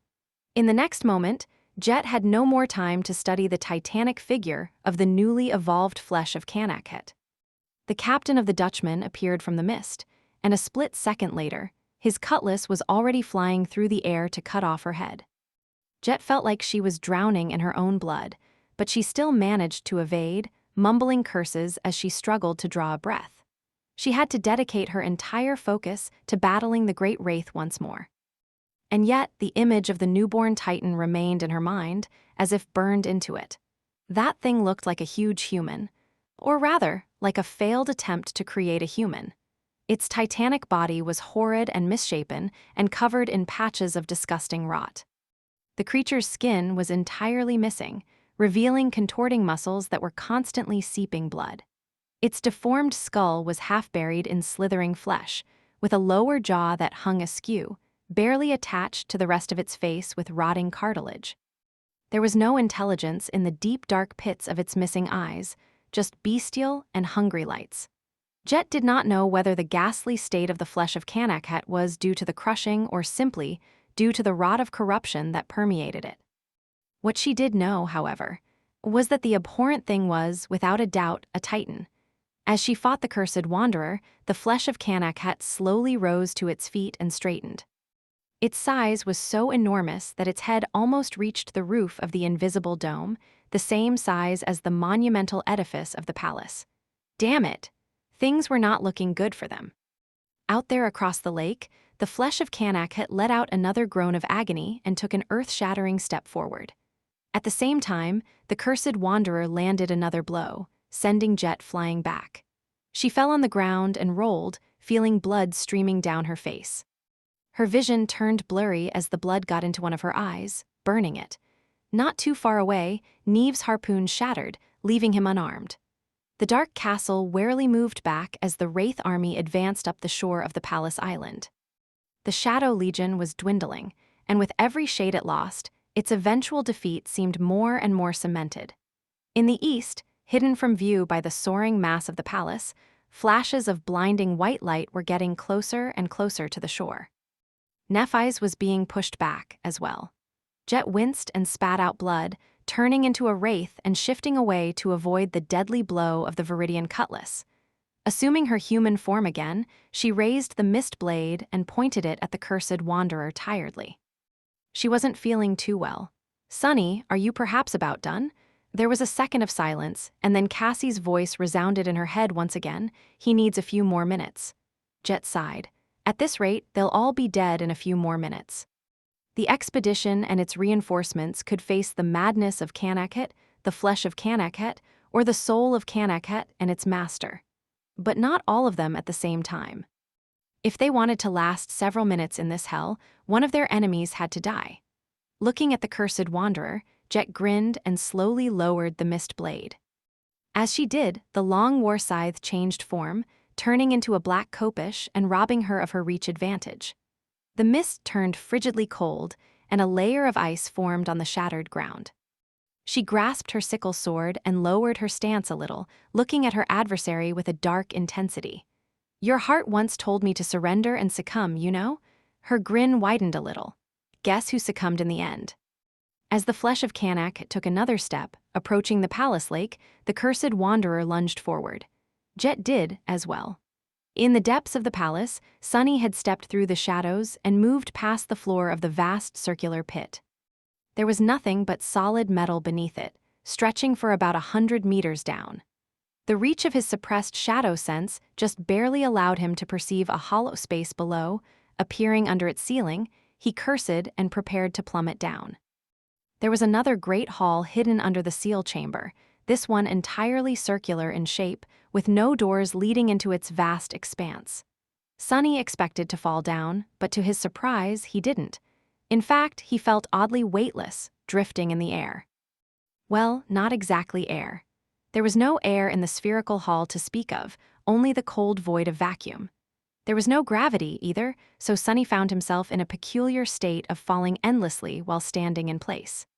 Summoning a tentacle out of shadows, he pulled himself to the roof of the hall, or its floor, depending on perspective, and manifested another shadow in a thin layer on the sole of his boot, instilling an adhesive quality to its composition. Stepping onto the cold metal, he found himself sticking to it. He looked around. How is this possible? All around him, there stood shadows. They were the shadows of the immortals of the Eternal City. Chapter 2693, Void Chamber, Cold. The vacuous chamber was filled with nothing but stark light, shadows, and unbearable cold. Even Sunny, whose supreme body was encased in the soul-bound carapace of the jade mantle, could feel all warmth swiftly draining from his body. At the same time, he raised a hand. His palm was drowning in impenetrable darkness, while the back of his hand was shining with radiant light. It had turned luminous in the fierce torrents of blinding radiance that poured between the shadows, on the verge of turning to ash. Feeling his skin starting to blister beneath the sublime jade, Sunny grimaced and hid his hand in the shadows. The vast spherical chamber was drowned in the radiance of a fierce silver conflagration that burned in its center, suspended in the vacuum like a miniature star. In fact, perhaps it was a star, just like the one imprisoned inside the lighthouse. If so, this one was even smaller, so much so that Sunny could easily grasp it with his hands. Of course, he would be incinerated long before reaching its radiant halo. The vast emptiness of the chamber, the deep shadows, the luminous flame burning in the center of the dark void like a beating heart. It was like a miniature model of the void and the flame of desire, almost. The shadows of the immortals stood silently on the concave walls of the chamber, bathed in starlight. Lonesome and lost. Most of them belonged to humans, but some resembled beasts. Some were small, others were vast. Some, Sunny recognized, the rest of them were unfamiliar. Ha! He wanted to chuckle, but no sound escaped from his lips. After all, there was no air in the chamber, so nothing could carry his voice. So the old man was right, after all. Back at the lighthouse, Nightwalker joked that the demon of repose drew inspiration from the curse Shadow God had placed upon Kanak when designing the Eternal City. He turned out to be more right than any of them had imagined. This is her sorcery. Kanak had been denied death, cursed to exist forever devoid of its final embrace. Therefore, he did not have a shadow. Shadow God had taken it away. So, this was how the demon of repose had created her immortals as well. She had separated them from their shadows and then sealed the shadows in the heart of the palace, preventing them from both returning to their owners and making the journey to the shadow realm. That was why the prisoners of the Eternal City were immortal. They could not die because their deaths existed somewhere else. Their deaths were in front of Sunny. Of course, he had no idea how the demon of repose had managed to sever living beings from their shadows without killing them. Neither did he know how she had been able to trap the orphaned shadows and overcome the pull of the shadow realm. Apart from that, Sunny could only guess why the buildings of the Eternal City endlessly restored themselves, as well. What was sustaining the dome above the city? How was the destructive heat of the imprisoned stars contained? Was it harvested? And what means had the demon of repose used to realize her sorcery? Sunny did not know any of these details, however. He did not need to know all the answers to make a mess of things. Destroying something was far easier than creating it, after all. Especially because Sunny was uniquely suited to destroy this particular manifestation of divine sorcery. Before that, though, he had to solve another problem. A very serious problem. Ah, damn it all. The void chamber had been created to trap shadows, and Sunny was a shadow. His shadow sense was flawlessly contained within the sphere of starlight and darkness, so he could not use shadow step. He could not travel to the waking world either. He could not summon his shadows or call upon his shades. In fact, he could not do anything to leave this empty place at all.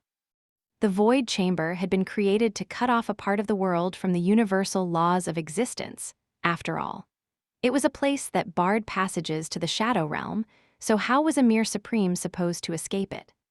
Sunny remained motionless for a short while, then walked across the metal surface of the chamber's wall by alternating the adhesive nature between the soles of his boots. Reaching the nearest shadow, he reached out to it. Nothing happened when he touched it. Nothing happened when he commanded it to enter his soul and submit to him, either. However, when he cajoled and soothed it quietly, it hesitantly turned to him and then vanished without a trace. A new shade was added to his legion. That was promising enough. Sadly, it was also not going to help him make the dreadful immortals mortal once again quick enough. Simply because there was a myriad of them in the void chamber, and he could not afford himself the luxury of convincing each one to submit individually. Sunny walked among the orphaned shadows, looking around intently and absorbing them into his soul one after another. He was searching for something, but at the same time, he was thinking fiercely about how to escape this place. Eventually, Sunny stopped and lowered his head for a moment. Then he glanced up with a dark smile. All right then. It was not a problem. He figured out how to destroy the sorcery of the demon of repose, and the solution was simple. Since the orphaned shadows could not travel to the shadow realm, he was going to bring the shadow realm to them. As the light of the star burning in the center of the void chamber grew a little dimmer, Sunny raised a hand and summoned a particular memory, of course. It was the shadow lantern. Thus spoke Weaver, "They will open the gates." Grasping the shadow lantern in his hand, he opened its gate, the gate of shadow, drew his arm back, and then tossed the lantern toward the center of the chamber. As soon as the gate of shadow opened, it was as if an invisible ripple spread through the vast, vacuous expanse, as if a cold wind blew across the space that had no air. A powerful pull descended upon the spherical chamber like a reverse crushing. Of course, it only affected the shadows. All of them turned to the delicate stone lanterns simultaneously, and then the first of them was suddenly sucked into its open gate. Chapter 26, 94, Call of Shadow. Ah, crap. The shadow lantern was a divine memory, but it had always been subtle and understated. Usually, nothing flashy really happened when Sunny opened its gate. In fact, nothing happened at all. It was on him to either command or coax shadows into entering or call them back from the other side. That was not what was transpiring at the moment, though. As soon as the gate of shadow opened, a strange ripple spread through the void chamber, and the blinding radiance of the immolating star imprisoned in its center seemed to dim a little. A powerful pull descended upon the shadows, drawing them toward the shadow lantern, which drifted away from Sunny in the weightlessness while spinning slowly. Then, the shadow lantern suddenly froze in place, rooting itself into the world like a pillar of existence. That was when the trouble began. Everything seemed to stand still for a moment, and then the world shook. What the? Sunny lost his balance and fell to his knees. Raising his head, he glanced at the distant shadow lantern with wide eyes. Its small gate suddenly seemed vast and boundless like the realm of death itself, and the subtle pull it was exerting on the orphaned shadows turned annihilating. More than that, it was growing more overwhelming with each moment. Even Sunny was dragged into the air, only managing to hold himself in place by sinking the claws of his armored gauntlet into the metal floor. All around him, the shadows of the immortals, hundreds of thousands of them, were slowly floating upward, pulled toward the boundless darkness of the Gate of Shadow. It was like a dark, twisted version of the Rapture. The laws of existence had been defied by the stubborn will of the demon of repose for untold eons, and now the universe seemed to be zealously correcting itself, using the shadow lantern as its conduit.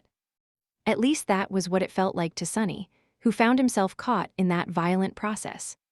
The fierce white star was still burning in the heart of the void chamber, but now there was an opposite singularity mirroring it, a flawlessly dark dot that was pulling everything toward itself. Shadows were pouring into the maw of the shadow lantern, and it seemed as if it was consuming the torrents of blinding stellar light with them. With every shadow that passed through the Gate of Shadow, the radiant light of the imprisoned star was growing a little dimmer. Not good. Sunny had thought that the shadow lantern was only exerting its pull on the shadows, But when the metal floor he was clinging to deformed and bent upward, he realized that he was wrong. The entire place seemed to be slowly imploding. Outside the palace, Cassie was standing on the walls of the dark castle.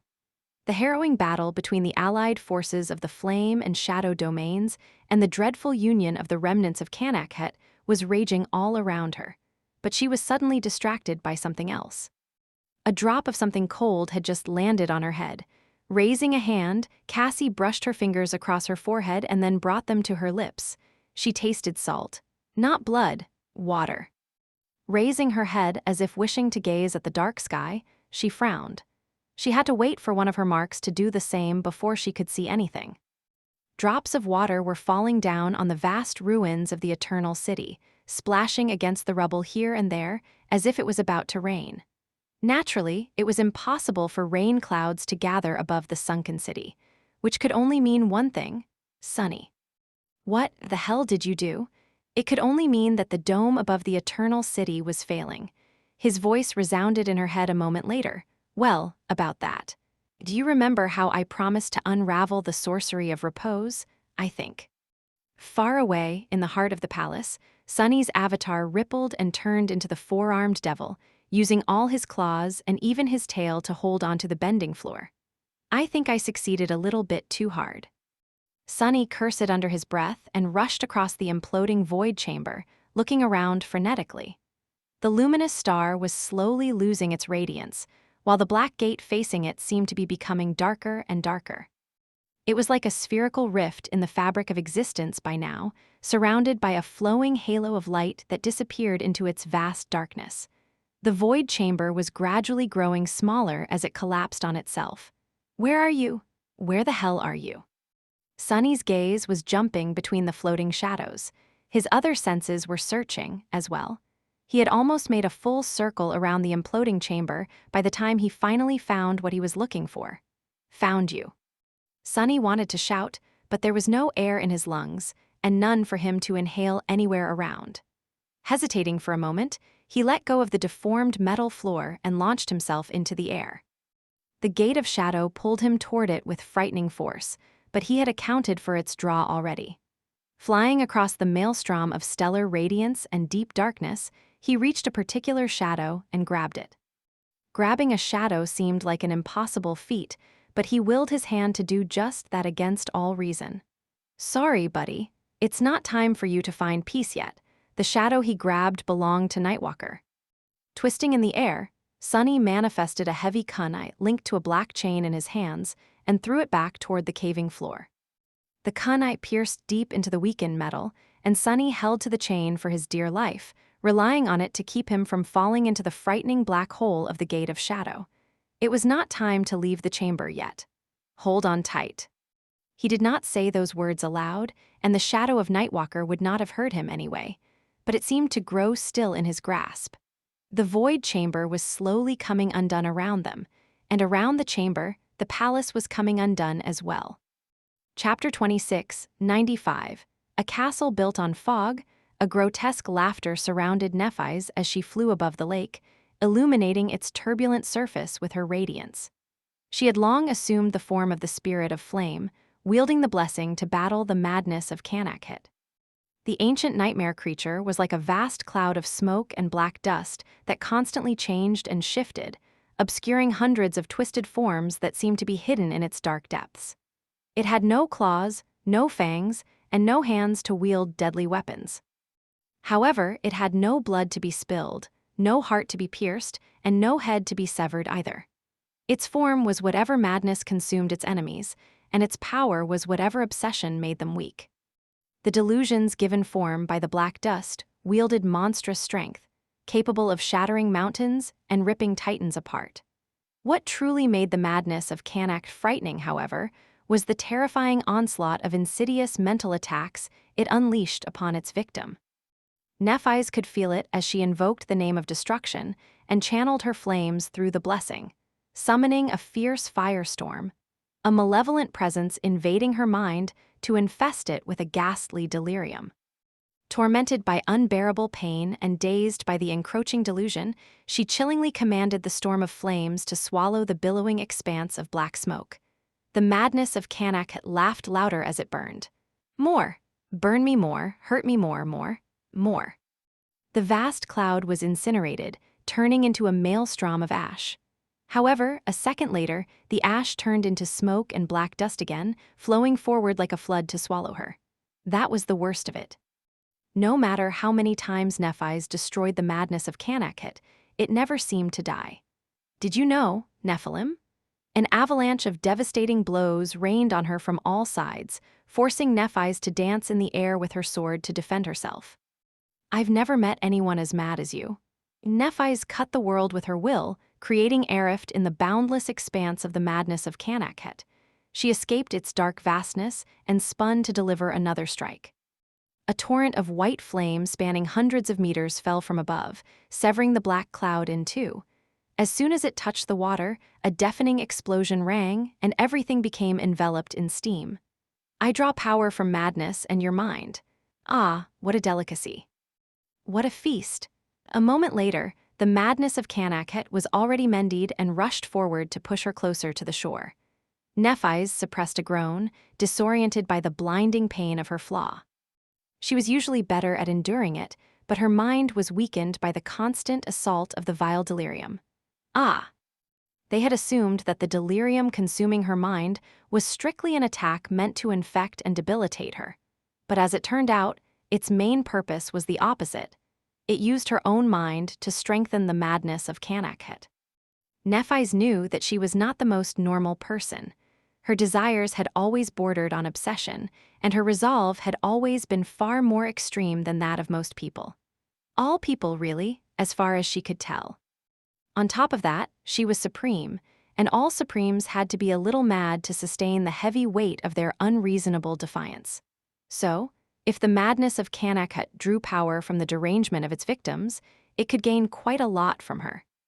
But Nephis had invoked the name of passion at the start of their battle, adding fuel to her already scathing desires. That was a way to strengthen her will, but it had also inadvertently granted her enemy a far greater boon. No wonder the fiend was so dreadfully strong. It is strange, though. The madness of Kanak had descended upon her like a swarm of horrors, making the lake boil. There is so much of you missing. Your mind is a ruin already, through no effort of my own. Who maimed you that way? Nephis measured the remaining distance to the palace island and frowned. How was she going to win this battle? What do you mean? Despite her torment and mental anguish, her voice remained even. A sinister growl resounded from within the harrowing black cloud, washing over her like a wave. There are holes everywhere here. There are things missing. It is as if someone tore out half of your heart and replaced it with fog. How can a castle stand on fog? Ah, I've never seen such a strange creature before. Nephis hesitated for a split second. Was he talking about the gaps left in her memory after the tomb of Ariel? How did it know? And what did it know? Number. What had that thing said? It had seemed important. That split second of hesitation was enough for a crushing blow to land on her radiant body, infecting the white flames with swirls of darkness. She let out a scream, which drowned in the grotesque laughter of the madness of Kanak. You and I are not that different, are we? Burning the infection out of herself, Nephis allowed the pain to cleanse her mind and unfolded her wings. The black dust around her melted, and the smoke was immolated. Air itself combusted, causing a destructive chain reaction and creating a bubble of cold vacuum. Embraced by the deadly cold, Nephis raised the blessing. At this point, the wisest choice was to release the name of passion and rob her enemy of some of its power. Her radiant figure blazed with merciless light as the air, the smoke, and the black dust rushed into the vacuum. You feed on madness? She smiled. Let's see how much you can eat then. With that, she invoked the names. The name of hatred, the name of love, the name of despair, the name of courage, the name of wrath. She called upon every passion and its every shade, drowning herself in unbearable, overwhelming emotions. She let herself be consumed by madness. The madness of Kanak reeled. Chapter 26, 96 Cog in the Machine. What the hell? Why is it raining? A heavy downpour was descending on the ruins of the Eternal City. The drops of water seemed to move slowly as Jet staggered back, barely keeping her balance. Her face was smeared with blood, and her body was broken, and yet, she was still full of fight. Now that the mist blade had assumed the form of a kopish, she did not have the advantage of reach anymore. The cursed wanderer was still avoiding letting their blades cross, which held him back, but he had managed to land far more attacks with his fists and feet now, as well as his elbows, knees, shoulders, and forehead. The bastard really knew his hand-to-hand combat. It was as if he had spent thousands of years doing nothing but participating in fistfights. How come? Groaning quietly, Jet turned her torso to avoid the ghostly cutlass and counterattacked, trying to sink her sword into the ethereal body of the great wraith. The rain made it harder to see. In front of her, the flesh of Kanak had already reached the palace lake and stepped into it. The water barely reached its knees, and the enormous monstrosity waded through it, painting the lake red. Now that it was not slowed down by the crushing anymore, it was advancing faster. Around Jet, the Shadow Legion was being pushed back by the endless tide of wraiths. Worse than that, the army of silent shadows was also shrinking. There were barely half of them left by now.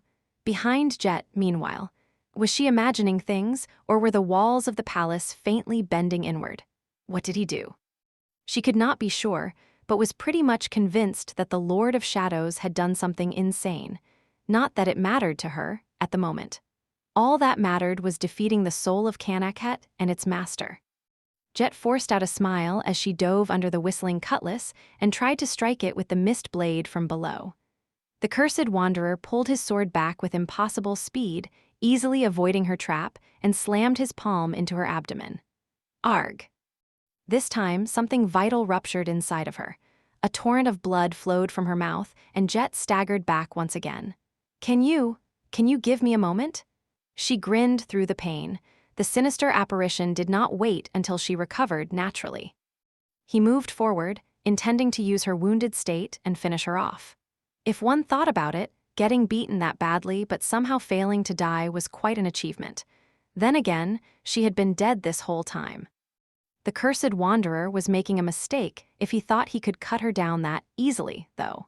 He must have made a judgment about the power of his enemies based on what the Silent Shadows and the champions of the Shadow Legion could do.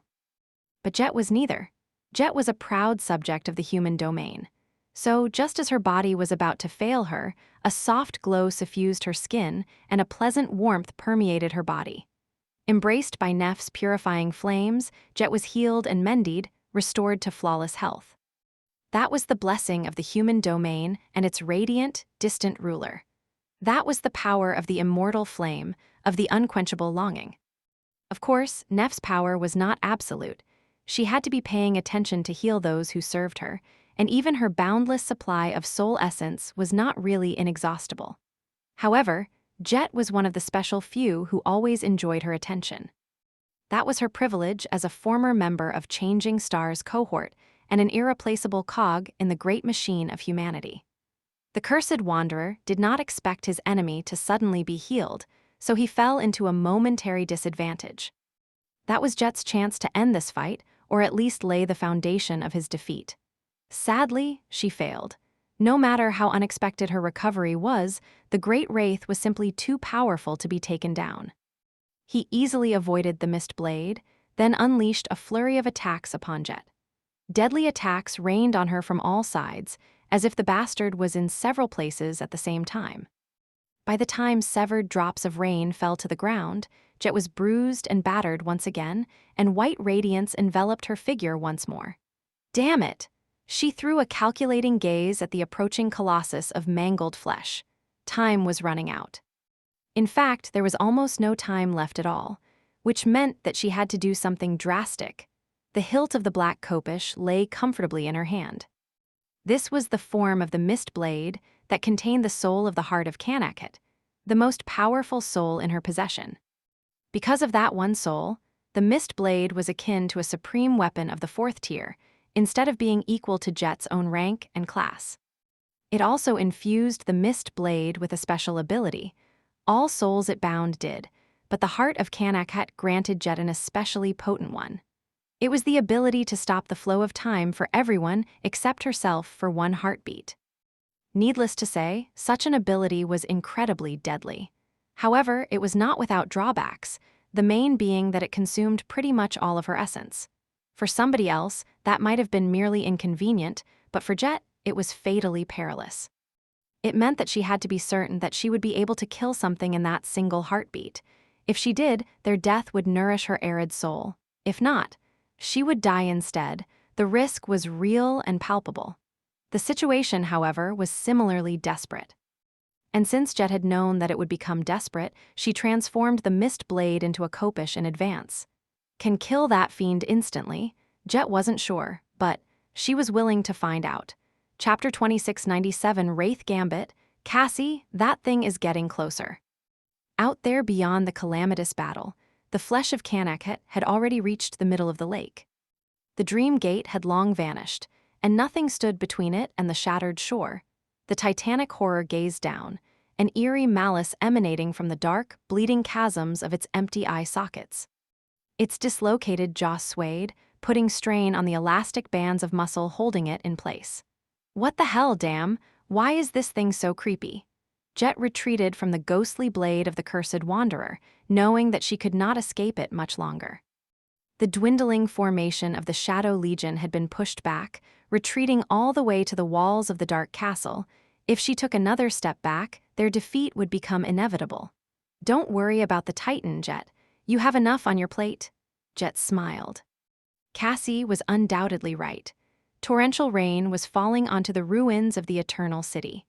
The Ivory Island was frozen in the dark sky above the palace, surrounded by cascading waterfalls. The palace itself was slowly collapsing in on itself, its metal walls groaning as they bent inward. Just then, another blinding white flash illuminated the world. This time, however, it did not dim, only growing brighter. It was as if a sun was rising from behind the crumbling palace. The Eternal City was welcoming day for the first time since it sank to the bottom of the storm sea. It seemed like Nephi's was getting serious. It's now or never, I suppose. Jet glanced at the cursed wanderer with cold, calculating malevolence.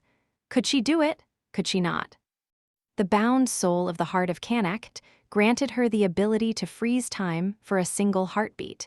At least that was how the spell described it. A heartbeat was an unreliable measure of time, though. Different hearts beat at different rates depending on the circumstances, after all. Jet's heart, for example, did not beat at all at times. So, it would be more accurate to say that she would be able to move in the frozen time for a single moment. Could Jet slay the sinister apparition in a single moment? She did not know. Worse than that, she did not know if the cursed wanderer would remain still when she froze time. He had usurped the power of the soul of Kanakhet, which meant that he had also usurped its will. And those who wielded the will could often resist the powers of those who did not. As Jet looked at the cursed wanderer, her gaze kept being drawn to the ghostly cutlass glowing with an ethereal viridian glow in his hand. The soul of Kanakhet. Just then, it flashed with a cold halo of viridian light. The light drowned in the mist, and countless spectral figures suddenly became visible in it, ready to join the Wraith army's assault. Ah, to hell with this, she lunged forward. What's the worst that can happen? I'll die. Jet could not help but smile at her own joke as she delivered a recklessly powerful downward cut with the mist blade. The great Wraith avoided it easily by taking a step back. A moment later, he would regain solid footing and use the opening created by her reckless attack to launch his own, probably delivering her a deadly blow. But Jet reached into the mist blade and activated the ability granted to it by the heart of Kanakhet. That deadly blow would have to come in 2 seconds. No one. The flow of time around her came to an abrupt halt. The gigantic, monstrous figure of the flesh of Kanakhet stopped mid-step. Drops of rain froze in the air. The mist ceased its swirling advance, suffused with ethereal light. The flood of eerie wraiths became a motionless canvas. The crumbling phalanx of black shades became a still painting drawn against its background with ink. The soul of Kanakhet was slowly swelling with another flash of viridian light. In the frozen time, only one thing moved Jet. She pulled her sword back up, aiming to pierce the cursed wanderer's chest. But then, the sinister apparition suddenly moved as well. Slowly, he shifted his gaze and stared directly at Jet. His torso began to turn, and the hand holding the ghostly cutlass started to move forward. Bastard! Jet tried to calculate if she would be able to strike him still. Would one strike be enough? The cursed wanderer was a corrupted devil, which meant that he had 4 soul cores. Souls usually collapsed long before all of their cores were destroyed. But would the same hold true for a wraith, a naked soul infused with malevolent will? Can I cut him 4 times in one heartbeat? Jet felt that she could, even if she was not entirely confident, but her gaze kept turning to the soul of Kanakhet. In the end, she wasted her heartbeat to consider it silently and then turned into a wraith herself. Time resumed its flow. The flesh of Kanak took a step. Drops of rain fell to the ground. The mist swirled as it washed over the ferocious violence of the battle between the Shadow Legion and the Wraith Army. The ghostly cutlass shot toward Jet's heart. However, it never pierced it. Because as soon as time resumed its flow, the mist blade slashed across the cursed wanderer's wrist, severing it. The sinister apparition's hand, as well as the soul of Kanakhet grasped in it, soared into the air. Reaching forward, Jet grabbed the hilt of the ghostly cutlass. As soon as it was in her grasp, she dashed back while holding both swords in her hands. The mist blade in one, the soul of Kanakhet in the other. Jet created some distance between herself and the cursed wanderer, then landed on the ground and glanced at him with a dark smile. "You did not like that, did you?" The great wraith silently lunged forward. He was a little bit late, though. Jet glanced down at the hand that held the soul of Kanakhet. Somehow, her hand looked even less substantial than usual. It was rapidly growing blurred, like a wisp of mist being dispelled by the wind, and drawn into the ominous Viridian cutlass. Jet's smile dimmed a little. Crap! In the next moment, she vanished in a flash of ethereal light. The ghostly cutlass clattered to the broken ground. Chapter 26, 98 Metal Coffin. In the void chamber of the palace. What used to be the void chamber? Sunny let out a silent scream as the vast space around him was slowly turning into a narrow metal coffin. It felt like the fabric of reality itself was coming undone around him as the shadows, the light, and the world itself were being drawn into the impenetrable black maw of the Gate of Shadow. The star that used to burn in the center of the chamber was barely giving off any light by now, having turned into a luminous sphere of liquid flame. With every moment, it was growing dimmer and dimmer. The chamber itself, meanwhile, had long lost its spherical shape. Its walls bent inward in jagged mounds of folded metal, coming closer and closer together. He was still clinging to a black chain, holding to it with all his supreme strength. However, the smaller the void chamber grew, the closer he came to the halo of flowing light that surrounded the shadow lantern. Sunny had no faith in the strength of the chain, either, even though he had manifested it himself. Damnation. Throwing a tense look at the terrifying black rift of the Gate of Shadow, Sunny gritted his teeth. In truth, he did not have to fear the shadow lantern. He could simply let go of the chain and fall into its gate, traveling to the shadow realm with the rest of the shadows. In fact, that would even be beneficial to him. It was going to take a bit of time for the shadow realm to destroy all these orphaned shadows. So in the meantime, he could draw more of them into his soul and establish a new contingent within the Shadow Legion. But there were 2 reasons why Sunny was stubbornly refusing to let go. One of them was the shadow of Nightwalker that he was holding in one of his 4 hands. He was still hellbent on bringing the legendary hero of the first generation back from the dead, and the shadow was most likely Nightwalker's ticket home. So, Sunny refused to sacrifice him to the final mercy of the Shadow Realm. The second reason was the subtle, but familiar sensations he started to feel once the walls of the void chamber started to cave. It was the feeling of his blood responding to something that was hidden nearby. Sunny could not be sure, but he was quite confident that the fragment of Weaver's lineage was somewhere here, in the crumbling chamber. The problem was that he could see no obvious place where the fragment would be hidden. After all, the void chamber was simply a hollow sphere of metal with smooth walls. Unless Weaver had placed a piece of his lineage into one of the shadows, there was seemingly nowhere here to hide it. Damn demon, that damn demon. Struggling against the irresistible pull of the Gate of Shadow, Sunny strained his muscles and grasped the black chain with 2 more of his found hands. Then, muttering silent curses, he arduously pulled him up its length. The walls continued to collapse as he did. "Hold there, buddy." The shadow of Nightwalker dangled from his fourth hand, seemingly indifferent to what was happening around it. The gate of shadow was drawing it into the darkness nonetheless, so Sunny had to endure twice the attraction. Sunny climbed the chains slowly, reached the deformed mess of metal that used to be smooth once, and sank all his claws into it. The shadow spawn form was perfect for hanging from the ceiling, so he managed to brace himself against it and hold on. Must hold. The void chamber used to be vast, but now, the formless chaos of its bent walls was drawing close to each other. The ancient metal seemed to be rippling and flowing like a current as it was drawn closer and closer to the shadow lantern, losing integrity in the process.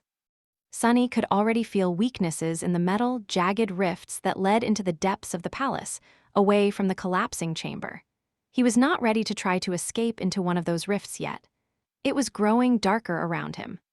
Soon enough, the entire palace was quaking. Feeling its death throes and observing the deluge of rain outside its breaking walls, Sunny came to a curious conclusion. He realized that the shadows imprisoned in the void chamber were not only how the demon of repose had made living beings immortal, but also the source of power that fueled the sorcery of the eternal city. The shadows fueled the star somehow, and the star powered the sorcery of repose. Now that the shadows were escaping into the realm of death, though, the star was weakening. And as it weakened, so did the eternal city. All parts of it, including the protective dome that kept the Stormsea at bay. That's problematic. There was no telling what kind of dreadful devastation would befell the eternal city once at least a small part of its dome failed completely. The fierce star burning in its heart seemed on the verge of being extinguished by then. Its radiant radiance dimmed so much that Sunny could actually look at it without being blinded, which he did, searching for something with fervent intensity. Don't tell me. And there, previously obscured by the blinding light and currents of incinerating stellar flame, Sunny saw a black dot that was not supposed to exist. He stared at it for a few seconds, stunned. Weaver, that bastard. Had the nebulous demon hidden a part of the forbidden lineage in the heart of a damn star? Sunny knew that he was probably not supposed to be surprised, let alone appalled, but nevertheless he was. He was certain that the small object hovering in the very heart of the dying star was the fragment of Weaver's lineage. So, now, all he had to do was grab it without turning to ash and escape this place in one piece. Chapter 2699, Event Horizon. What to do, what to do? Clinging to the crumbling shell of the void chamber, Sunny peered at the vaguely noticeable item hidden in the heart of the dying star. The world was coming undone around him as the hungry maw of the shadow realm devoured it. The integrity of the imploding chamber had been compromised a long time ago, allowing air to rush in. Because of that, he could hear once more. What surrounded him was a deafening, penetrating, dreadful hiss that was low and loud enough to sound like a fierce roar. It was as if he heard the otherworldly voice of the shadow realm itself. And since the shadow realm was the corpse of the god of death, Sunny wondered if that was what his voice had sounded like, as well. The metal was groaning as it was torn and pulled apart. What Sunny remembered while looking at the dying star of the eternal city was not the shadow realm and its cold expanse, though. He remembered the conflagration of divine flames burning in the endless expanse of the sky below, and the pain he had suffered after being burned by them. Was he going to burn once more today? Even if I am. Let's do it, I guess. Gritting his teeth, he summoned a pair of black wings and then let go of the chain. Immediately, the pull of the gate of shadow grasped him like an inescapable vice. Sunny found himself plummeting down or perhaps up with awful speed, barely able to control the direction of his fall, or ascension. As he drew closer to the dying star, terrible heat washed over him. Then, the heat became unbearable. And then, it became impossible. Arg. Sunny regretted inhaling because his lungs were instantly seared. His wings caught fire first, black feathers igniting and turning to ash a moment later. The jade mantle withstood the stellar radiance for a while, but then, incandescent cracks slowly spread across its surface. The outward layers of the stone-like metal began to melt. The shadow of Nightwalker grew smaller, shielded from the blinding light by the towering figure of the shadow spawn. And it all hurt like hell, naturally. Ah, damn it, I miss Antarctica. Sunny wanted to be buried in ice. He wanted to go on a snowy expedition with Silent Stalker again. Instead, nearing the ferocious white orb of the dying star, he gritted his teeth and spread his burning wings to fight the pull of the Gate of Shadow. His fall slowed, even if only for a moment. But that moment was enough for Sunny to steel himself and plunge his arm into the stellar flame. The stone-like metal of the jade mantle finally melted. His flesh melted, too.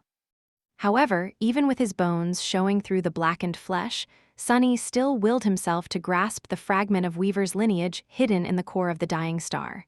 He tore it out and wasted a split second to look at what it was. A scroll. It was an elegant scroll made of fine spider silk. There was no time to study it yet, though.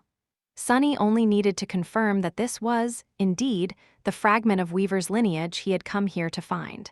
And judging by how his blood responded to it, it was. I'll read it later. He would unfold the scroll when the palace was not crumbling around him, when a great titan was not breathing down his neck, and when an army of wraiths was not besieging his shadow legion. Even if a small, irrational, and exceedingly curious part of him kept screaming to read the scroll right now.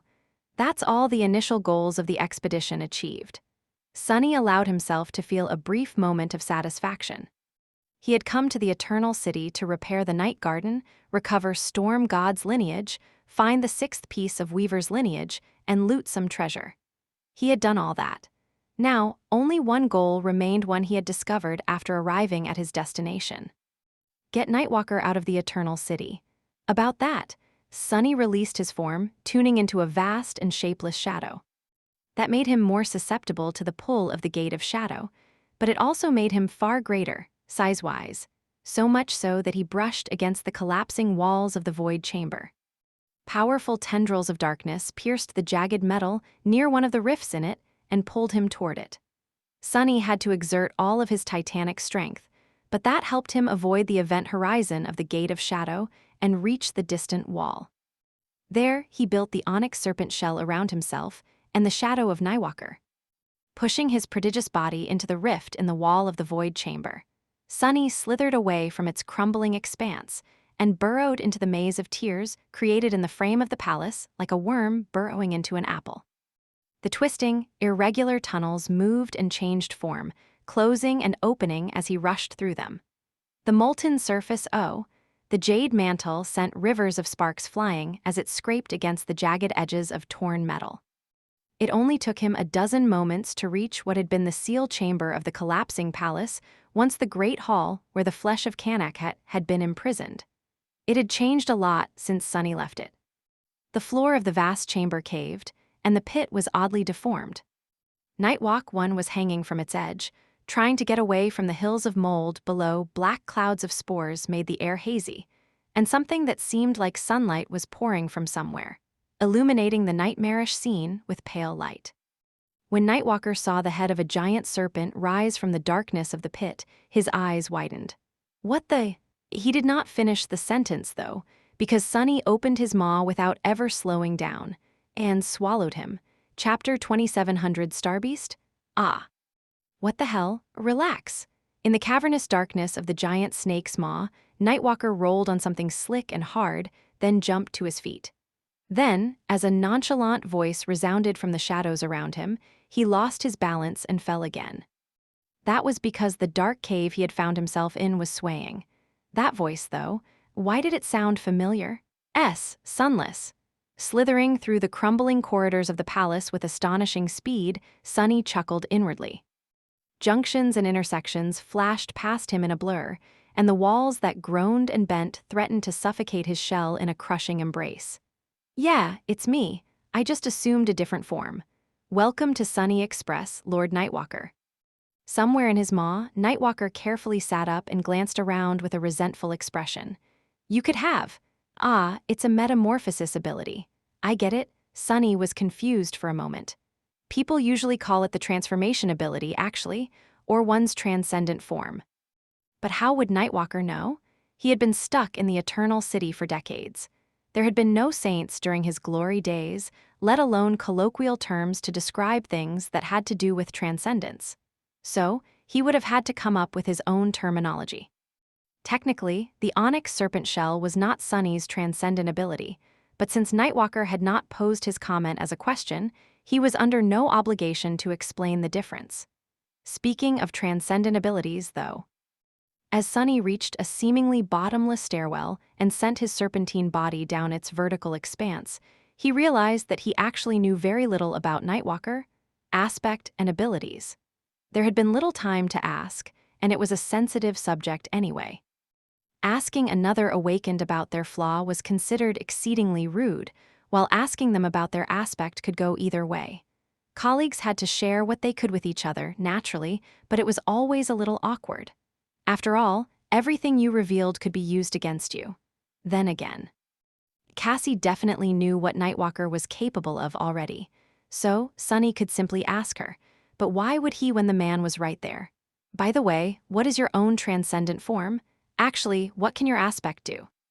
Nightwalker hesitated a little, prompting Sunny to add, "It's just that we're about to fight a great titan, so I thought I'd be nice to know." His youthful guide sighed. "Well, I guess it's only fair. You showed me yours, I show you mine." Sunny almost spat the bastard out. He did not like that phrasing at all. Nightwalker chuckled. "My aspect is on the stranger side, though. It's a bit difficult to wrap your head around. My dormant ability is a form of divination, I suppose. I have this feeling that tells me where to go to get to where I want to go, or where to find what I am searching for, like intuition." Sunny nodded mentally. That made sense. It was an understated but unquestionably powerful ability. In fact, it might just be the most potent dormant ability he had ever heard of, considering what kind of challenges Awakened usually faced in the dream realm and in the nightmares. Cassie possessed a similar kind of supernatural intuition, albeit hers was far less specific, and therefore not as powerful. There were benefits to her more vague but general sense, though, because while it did not clearly tell her where to go in any given situation, it did tell her where not to go from time to time. Nightwalker's ability did not, which was a fatal flaw. The man, meanwhile, continued. "My awakened ability is, how do I explain it? It's like a magical containment suit. Only there's no suit, it's just that my body becomes isolated from the environment. So I can be impervious to all hazards for as long as I have essence, cold heat, radiation, contaminants, pressure, and so on. At the same time, my body becomes self-sufficient, producing its own oxygen and nutrients. Something like that. Basically, I can go pretty much anywhere without dying. Anywhere reasonable or only faintly unreasonable, at least. What the?" Sunny vividly imagined Nightwalker just comfortably floating in space in comfortable pajamas, stargazing. For a moment, he felt a hint of envy. That was basically any explorer's dream ability. Lucky bastard. "What about your ascended ability?" Nightwalker smiled. "I can fold space." If Sunny had eyelids at the moment, he would have blinked. "Huh," Nightwalker shrugged. "Simply put, I can fold it to make something long short, or unfold it to make something short long. It's a bit tricky and there's a lot of applications, an infinite amount, really, but with some practice, you can get amazing results. Taking one step and walking 100 meters, for example. That was how we reached the center of the palace so quick, by the way. I folded space to make each of our steps count for a dozen." Sunny felt a strong desire to scowl. No, but how does it even work? And he had not even felt anything peculiar. That's a cheat ability, not fair. If anyone heard his thoughts at the moment, they would have probably commented that hypocrisy had a name. Nightwalker, meanwhile, added with a hint of malice in his voice. "Or, I can fold the space that my adversary occupies, or a body part of theirs. So it's quite useful in combat as well." Sunny sighed. No kidding, there was indeed an infinite number of ways that ability could be used, from traversal to fighting to even things like creating hidden storage spaces. If Nightwalker had not been the founder of a great clan, he would have made for a peerless smuggler. "So, you transformation?" Nightwalker scratched his nose. "Well, I call it the Starbeast." Sunny was a little confused. "What is that?" Nightwalker shrugged. "Just like it sounds, a strange beast made of starlight. Light is both a particle and a wave. Similarly, my transcendent form can be both tangible and intangible, or shift seamlessly between the two. It's a bit silly, but if there were animals grazing or cosmic radiation and gravity waves while drifting from star to star through the endless dark void. That is what I imagine they would look like. Sunny remained silent for a while. Eventually, he said in a disgruntled tone, "And you were surprised when I turned into a big snake."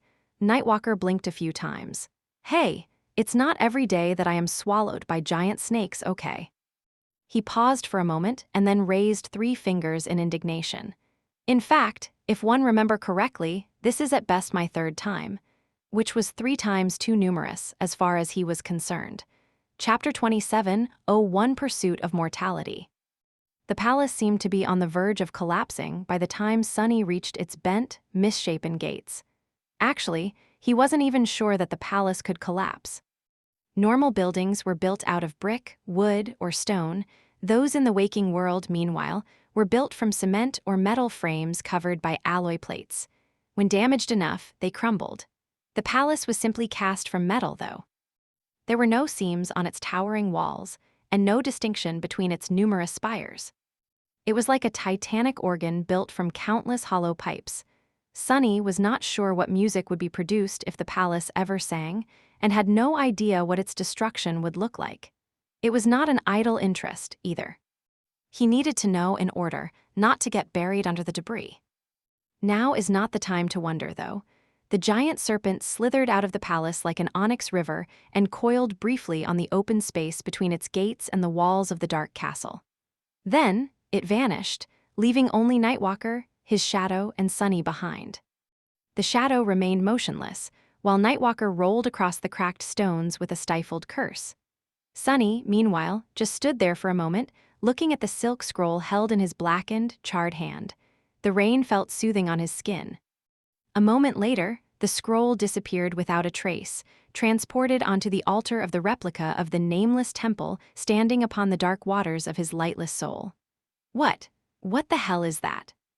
Nightwalker was sitting on the ground, staring at his shadow with a strange, mournful expression. It was as if he himself did not understand the bitter feeling of sorrow and longing that the shadow invoked in him, and was confused by that uninvited emotion. Sunny sensed a deep, indescribable longing emanating from the shadow, as well. The two clearly wanted to be mended and become whole again. To become one again, even if neither of them had the capacity to realize that desire consciously. What a touching reunion. It seemed like a deeply meaningful scene, a man longing to reunite with his death. There was probably some kind of conclusion about human nature to be drawn from it, but Sunny was not really in the mood for philosophical ponderings. His burned body hurt too damn much for that. Lowering his hand, he responded with a shrug. "That is your shadow." Sunny approached Nightwalker and added in a subdued tone, "Long story short, the Eternal City claimed you by separating you from your shadow. So if we attach it back to your soul, you'll be able to leave." He scrutinized the shadow silently. "Of course, you will also become mortal again." Nightwalker looked around. The mountainous edifice of the palace was slowly collapsing in on itself. The entire world seemed to be swallowed by blinding radiance and white flames in the east. A myriad of wraiths was besieging the dwindling formation of the Shadow Legion. A great titan was marching toward them across the lake. And on top of that, the invisible dome holding the obliterating mass of the Stormsea back was on the verge of breaking. Even if one tried really hard, it would be difficult to come up with a worse moment to suddenly become mortal. Nightwalker grinned. "Sounds great. Let's do it." There was a profound sense of disbelief hidden behind his carefree tone. It seemed that he had never taken Sunny's promise to help him escape the Eternal City seriously. At least that was how Sunny interpreted a hint of hopelessness reflecting in Nightwalker's silver eyes. He nodded slowly. "Can I even do it?" Well, that was a meaningless question. Sunny was a supreme, so if he decided to do something, his will would make it happen. His word was law in the most literal sense. As long as he could enforce that law upon the world. Before getting to work, Sunny spent a few moments evaluating the situation on the battlefield. The Shadow Legion was slowly being wiped out, but his expression changed subtly. "Huh, Cassie, where is Jet?" None of his incarnations could sense her presence. The response came shortly. She was swallowed by the soul of Kanakhet. Sunny's eyes widened. She was what? 4 of his incarnations were supporting the Shadow Legion and were therefore present on the battlefield, but he was not omniscient. The reach of his shadow sense was limited in the Eternal City, and most of the northern expanse of the Palace Island was enveloped by mist now. On top of that, wraiths barely cast shadows. So Sunny was having trouble perceiving the ghostly soldiers and their leader, as well as Jet herself, when she assumed her transcendent form. Which was why he had lost track of her for a bit. What do you mean, she was swallowed by the soul of Kanakhet? Cassie responded succinctly, I'm sure she'll be fine. It would have been more reassuring if she still had the ability to see the future. Sunny gritted his teeth. It's Jet. It's Master Jet. She knows what she's doing. He was uneasy, but knew that he had to do his own part at the moment. Especially because there was not much time left. The dome of the Eternal City was coming undone, the damn ghost army was on a rampage, and the flesh of Kanakhet was drawing closer. The whole place was about to collapse. All of these problems could be easily solved, though. All Sunny and his companions had to do was run. While preferable, nothing dictated that they had to slay the flesh, the soul, and the madness of Kanakhet. Now that Sunny had gotten what he wanted, they could simply leave the 3 eldritch abominations at the bottom of the storm sea and escape. The only thing standing in their way was the fate of Nightwalker. As soon as Nightwalker and his shadow were reunited, Sunny would have far more options as far as the end of this expedition was concerned. So he glanced at the youthful immortal and smiled. Hey, stay still, Nightwalker raised an eyebrow. Okay, but why did you say it so ominously? Sunny kneeled near him, outstretched a hand, and summoned a memory. Moments later, Weaver's needle fell into his grasp. Because I am going to sew you and your shadow back together. Oh, it might hurt, but don't worry. He smiled pleasantly. You won't die. With that, 4 inky black hands manifested at his sides. The 4 hands wove a thread out of shadow essence. The charred arm hung limply, while the second of the original hands held the needle. Sunny took a deep breath and got to work.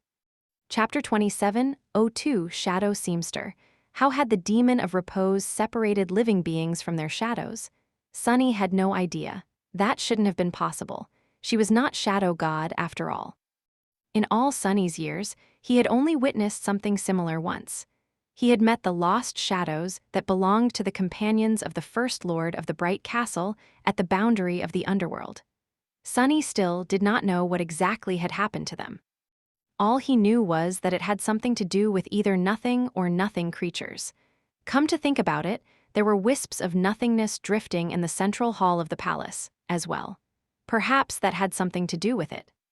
In any case, Sunny was uniquely suited to resolve the fate of orphaned shadows, both back then and now. The shadows severed by the demon of repose were being drawn into the shadow realm at the moment. There, they would return to the natural cycle and be reduced to pure essence, which meant that the immortals of the Eternal City would become mortal again. Actually, no, that was not right. They would not become mortal, they would die. All the bodies that comprised the flesh of Kanakhet would perish. Sunny doubted that it would bring the great Titan down, though. He did not believe that it cared whether its flesh was dead or alive. After all, it never had. The immortals made for perfect hosts for the malevolent parasite not because they were alive, but because they were undying. Similarly, the flesh of Kanakhet itself was not going to die. That was because it had never died in the Eternal City, and its shadow was not in the void chamber as a result. The sorcery of the demon of repose was not holding it back. Or rather, the sorcery that had held it back was long gone. The barrier built by Daron did contain it, though. For now, at least, it had been created to prevent a great terror from being unleashed upon the world, not a great Titan. In any case, Sunny and his companions would still have to fight the flesh of Kanakhet. With the sorcery of the Eternal City failing, however, its body would not be healed in an instant, and it would not be raised from the dead, either. So, they at least stood a chance. That was the extent of his current concerns about the shadows drawn into the shadow lantern. One shadow remained, though, the shadow of Nightwalker. Unlike the rest that had to be returned into the embrace of death, that one had to be returned to its original owner instead. But since Sunny did not know what sorcery the demon of repose had used to sever it, there was no clear way to reattach it.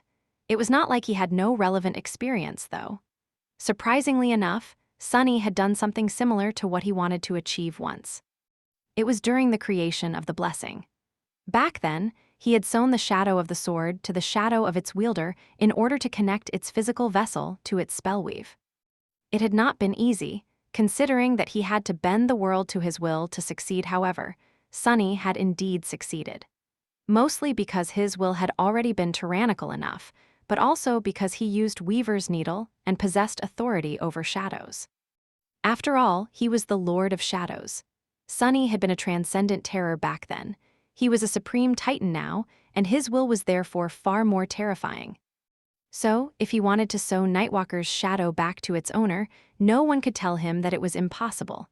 It was in his purview to decide what was possible and what was not, to begin with. I doubt it will be effortless, though. Laying the shadow of Nightwalker over the inanimate shadow that followed him around, Sunny peered into his soul and saw the splendid radiance of his star-like core. Then, he reached forward and pierced Nightwalker's soul with his needle. Nightwalker gritted his teeth, then let out a curse so dirty and inventive that Sunny almost blushed. What the hell? I did not know those words went together. Settle down, it's just the first stitch. There was far more coming. Nightwalker glared at him silently. Then get on with it? Smiling faintly, Sunny did. While one of his avatars was busy reattaching an orphaned shadow to its other half, 4 incarnations of Sunny were supporting the Shadow Legion in its desperate battle against the Wraith army. To be honest, I am a bit disappointed. Sunny had hoped that his legion would be able to repel the myriad of souls unleashed by the Dutchman. However, the actual outcome was somewhat expected. After all, the captain of the Dutchman had spent thousands of years accumulating his forces. Sunny, meanwhile, was not even 30 yet. What will I become in a few thousand years, I wonder? How vast will my legion be? Well, by then, he would not be the sovereign of death anymore. He would simply be death. So, his legion would presumably consist of everyone who had ever died, if he were to survive at all, naturally. The situation is troubling. The number of shades was dwindling. His shadows were wounded. The formation of the Shadow Legion was pressed against the walls of the Dark Castle, barely wide enough to defend it. Nephi's was still fighting the madness of Kanakhet, but Jet was nowhere to be seen, which meant the cursed wanderer was free to wreak havoc. However, Sunny had just a plan in mind to turn the situation around. It required him to make a little sacrifice, but promised a bountiful harvest in return. No sense in wasting time then. A second later, 3 of his incarnations abandoned the Shadow Legion, leaving only the one augmenting the puppeteer behind. Robbed of their support and of the dire boon granted by the curse, the silent shades suffered. More of them were being killed now under the onslaught of wraiths, and fewer enemies were vanquished. The inevitable defeat of the Shadow Legion was brought closer. But that was, hopefully, all right. The 3 incarnations manifested black wings and soared into the air. They were flying toward the palace, whose walls were torn and split open by then. A few moments later, the incarnations dove into one of the rifts and disappeared from view. Chapter 27:03 Last Hurdle. The Shadow Legion had been pushed against the walls of the Dark Castle and diminished to barely a third of its size. The mist that threatened to swallow it had been held back by an appalling blizzard for a while, but now that the shadow of the winter beast was vanquished, it enveloped the world. The defiled seeker had fallen, and even the elusive Ember Queen was littered with grievous wounds. Neither the shades nor the wraiths left bodies behind, and the palace island kept repairing itself no matter how terribly it was shattered and broken. But the battle that was taking place on its shores had been truly cataclysmic. More so than any battle Sunny had ever participated in, and he was losing that battle. His legion had been at a disadvantage to begin with, and that disadvantage continued to grow exponentially as more and more shades were vanquished. Things took a truly drastic turn only when he pulled back 3 of his incarnations, though. Devoid of their support, the formation of the Shadow Legion started to melt at a dire speed, but even that was not the most pressing issue. That bastard. The most pressing issue was the cursed wanderer and the eerie sword he wielded, the great tyrant, soul of Kanakhet. Before the flesh of Kanak had arrived, that was. Now that jet was gone, there was no one left to stand in his way, which meant that he could utterly decimate the formation of the Shadow Legion. Worse still, the sinister apparition did not simply vanquish the shades, he could truly destroy them. Sunny could not allow that to happen. The problem was that he did not have a lot of options left. The Shadow Legion was already barely holding on, or failing to hold on, rather, and very few of his warriors could slow down the cursed wanderer, let alone contend against him. Sunny could command Saint to bar his path, for example, but that would only cause the section of the formation she was supporting to collapse. What to do? Did he have to face the Great Wraith personally? Only 2 of his incarnations were outside the palace. One was busy attaching Nightwalker to his wayward shadow, while the other was augmenting the puppeteer. Sunny could potentially abandon the gigantic moth and manifest himself onto the battlefield, but that would mean surrendering precise control of the Shadow Legion. The result would be just as disastrous as doing nothing. I just need to buy time. He considered his options feverishly, trying to determine the optimal solution, then rapidly settled on the best one. Down on the battlefield, the cursed wanderer picked up the ghostly cutlass from the ground and straightened slowly. He cast an aloof gaze at the crumbling formation of the Shadow Legion, and then headed toward it with unhurried steps. An obsidian wasp dove at him through the pouring rain, and he casually bisected it with an effortless slash. His gaze climbed higher, finally settling on the dark figure of the colossal moth perched atop the highest tower of the magnificent Black Castle. The cursed wanderer regarded it for a moment, and then his cold, sea-colored eyes ignited with a dreadful malice. The sinister apparition continued forward, casually slaughtering the shades that tried to get in his way, until a lightning-quick blade struck from the veil of rain, sudden and entirely unseen. The cursed wanderer only reacted at the very last moment, rapidly raising his cutlass to block it. The impact actually pushed him several meters back, and the ground behind him was shattered in a long and jagged line. He remained motionless for a moment, then righted his posture and glanced ahead. There, hidden in the rain and swirling mist, a dark figure stood, staring back at him with a ruthless intensity. Her ebony body was encased in a suit of light armor, and her face was obscured by a veil. She wielded a short sword in one of her hands, and as the sinister apparition watched, she unsheathed another. Both blades slowly swelled with a blinding glow, illuminating the mist and outlining her slender figure. She was the shadow of Orphan of the Nine, Slayer. Sunny had commanded her to abandon the walls of the dark castle and descend onto the battlefield. Who was better suited to confront the ghost of a fallen member of the Nine, after all? The ghostly face of the cursed wanderer remained motionless, but something changed in the depths of his sea-colored eyes. A hint of recognition appeared in them, painted by an inexplicable emotion. His lips, which had remained sealed for thousands of years, moved slowly, as if straining to whisper a forgotten name. But in the end, no sound came from them. Indifferent to the subtle movement, Slayer lunged forward with harrowing speed. A trail of shattered raindrops was left in her wake, and the mist flowed in a turbulent stream around her. The cursed wanderer shifted and met her attack with indomitable strength, causing a flash of light to drown everything around. The shining swords and the ghostly cutlass danced a lethal dance, guided by my malevolent will and boundless killing intent. The litany of ringing steel echoed in the mist, fusing into a dreadful melody. The shadow and the wraith exchanged 100 blows in the blink of an eye, shattering the ground around them completely. Slayer did not manage to gain the upper hand. In fact, she was pushed back a few steps and forced into a defensive stance. However, she had not been defeated either. For a few seconds at least, the dangerous clash seemed to hang in fragile balance, which meant that the cursed wanderer was temporarily contained and held back from reaching the formation of the Shadow Legion. And that was all Sunny needed. Because by the time Slayer could not hold the sinister apparition back anymore, he would have had enough time to turn this entire battle upside down. Chapter 27:04 Turning the Tide. Slayer engaged the cursed wanderer in a lethal duel, which bought the Shadow Legion some time. But sadly, not a lot of time. Even if she continued to hold the sinister apparition back, his army of wraiths was still assaulting the weakening formation of the silent shades. Saint, fiend, and serpent did their best to repel the enemy, but even their great strength was not enough to turn the tide of the battle. Soon enough, the formation was going to break.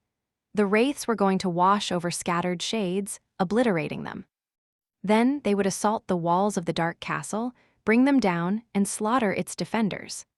Lastly, Sunny would be left to face the horrors of the Eternal City alone, having lost both his shades and his shadows. He would probably be able to save Neve, but the incarnation sewing Nightwalker and his shadow together would be interrupted, dooming the legendary founder of the House of Night.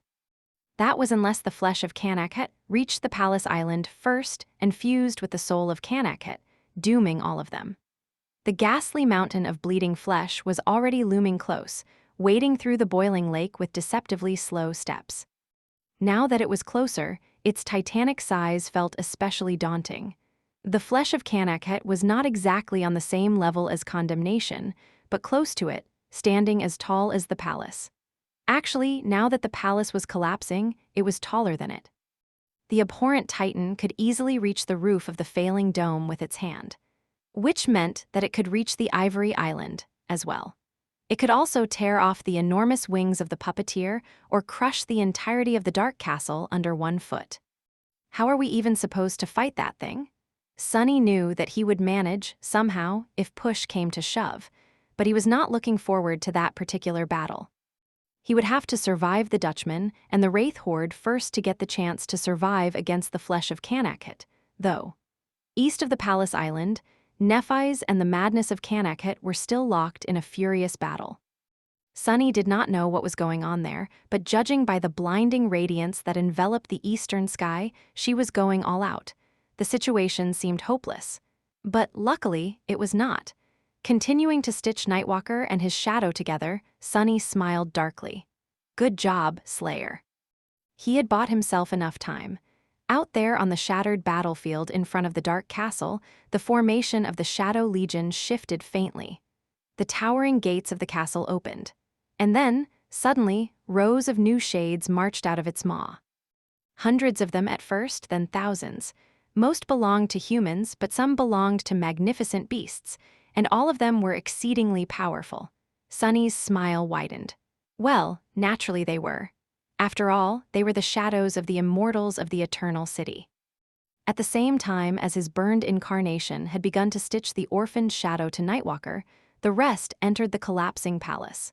In an ironic twist of fate, or lack thereof, he rushed back to the Shadow Lantern immediately after escaping it. His avatars rapidly reached the Void Chamber. What had been the Void Chamber, rather? It did not exist anymore, having fused with the Great Hall above it in a mess of darkness and torn metal. The dying star was barely an ember, and the black rift of the Gate of Shadows seemed to have grown hungrily in size. The three incarnations dove into its impenetrable darkness without ever slowing down. Arg! Entering the Shadow Realm, Sunny was immediately blinded. The vast expanse of black dunes was usually shrouded in darkness, illuminated only by the distant radiance of the essence storms. However, at the moment, he was surrounded by turbulent currents of essence on all sides, bathed in luminous light. It seemed that an essence storm was being born at that precise moment, in front of his eyes, all around him. Countless shadows were moving slowly in the blinding radiance, slowly dissolving into billowing torrents of essence. They were the shadows he had liberated from the prison built by the demon of repose, delivered to the realm of death after eons of captivity.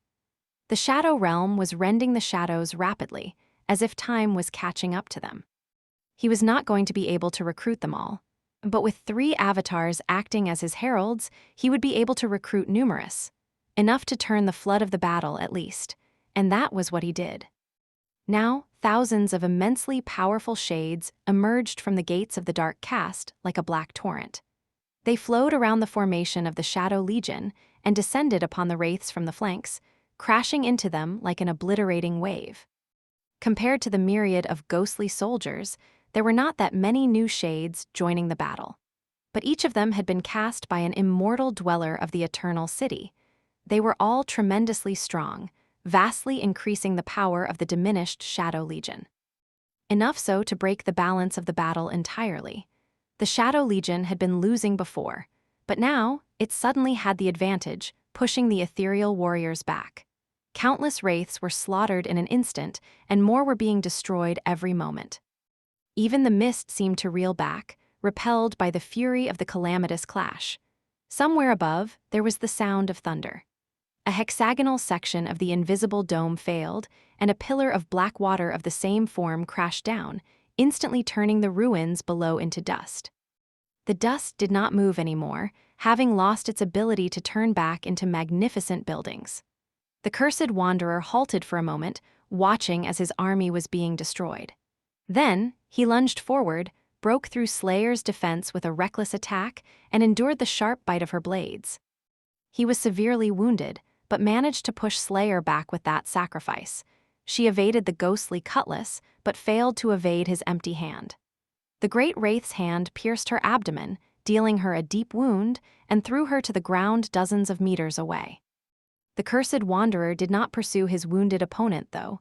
He did not rush to join his melting army, either. Instead, the sinister apparition turned around and rushed toward the approaching ghastly mass of the flesh of Kanakhet. Sunny flinched. Curses. Chapter 27:05 Soul of Kanakhet, Damnation. Behind Sunny, the palace collapsed inward with a deafening scream of ripping metal. Its proud spires and towering walls crumpled as if they were made from paper, and its foundation actually detached from the ground in a mess of jagged edges, slowly rising into the air. The entire huge structure seemed to levitate.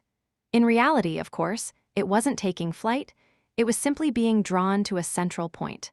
The expanse of the palace above the void chamber was being drawn downward, while everything below it was being drawn upward. The unimaginable mass of metal was contracting under inconceivable pressure, deforming and losing shape as it slowly grew smaller. The invisible dome protecting the Eternal was in the initial stages of collapsing, as well, and the flesh of Kanakhet was just a few steps away from reaching the shore of the palace island. But that was not what had Sunny's attention at the moment. Instead, it was the cursed wanderer, who had chosen to abandon his wraith army and dash toward the lumbering great titan instead of continuing his assault. That damn wretch. Belatedly, Sunny realized that just like he and his companions had already accomplished most of their goals, the sinister apparition had already accomplished his. Since they could simply retreat, so could he. It was just that nightmare creatures were not usually ones to resist the scent of human souls, so Sunny had not considered this turn of events seriously. But the cursed wanderer had already gotten his main praise, the remains of the heart of Kanakhet, which were preserved in Jet. Now that Jet was in his grasp, obliterating the Shadow Legion was merely a bonus, and it seemed like the great wraith chose to continue expanding his collection of the fragments of Kanakhet first, then slaughter the humans second. Curse him, it was a reasonable choice. The problem was that Sunny could hardly pursue the apparition at the moment. Slayer was wounded and far behind the cursed wanderer, so even if she ignored her wounds and pursued, she would not be able to catch up with him in time. Saint was even further away, while Serpent and Fiend were entangled with a vast swarm of wraiths. Neither Neve nor the Shadow of Daron were swift enough, and even the puppeteer was not going to reach the sinister apparition in time. Sunny could only go himself, but if he did, the Shadow Legion would lose its hard-won advantage and fall into a dire state again. The flesh of Kanakhet was like a mountain now, having drawn close enough for its titanic body to be beheld in all its abhorrent glory. The boiling waters of the lake barely reached its knees, and as it took the next step, the entire palace island trembled. By now, it could touch the shore by simply leaning down and outstretching a hand. And that was where the cursed wanderer was rushing, to the span of the lake shore directly in front of the great titan. He was raising his ethereal cutlass, as if prepared to sink it into the titan's flesh. His cold, sea-colored eyes were glowing with an ominous light. Sunny attempted to manifest shadows to bar the sinister apparition's path, but his adversary was too far, seconds away from reaching the shore. Crap! Sunny steeled himself for things going from bad to worse. But then, something strange happened. The ethereal glow of the Viridian cutlass suddenly grew dimmer. And then, it grew dimmer still.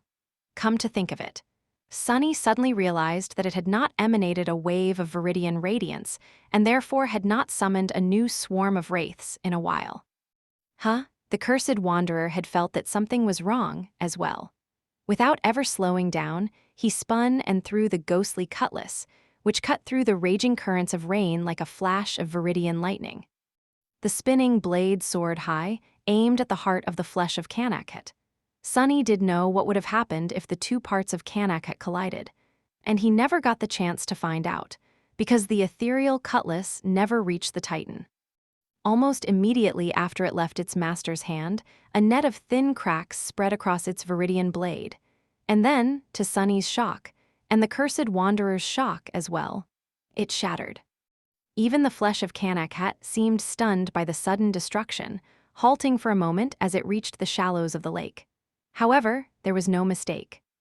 The ghostly cutlass wielded by the sinister apparition broke apart as it flew, its shards falling down as they slowly dissolved into ethereal light. The soul of Kanakhet had been destroyed.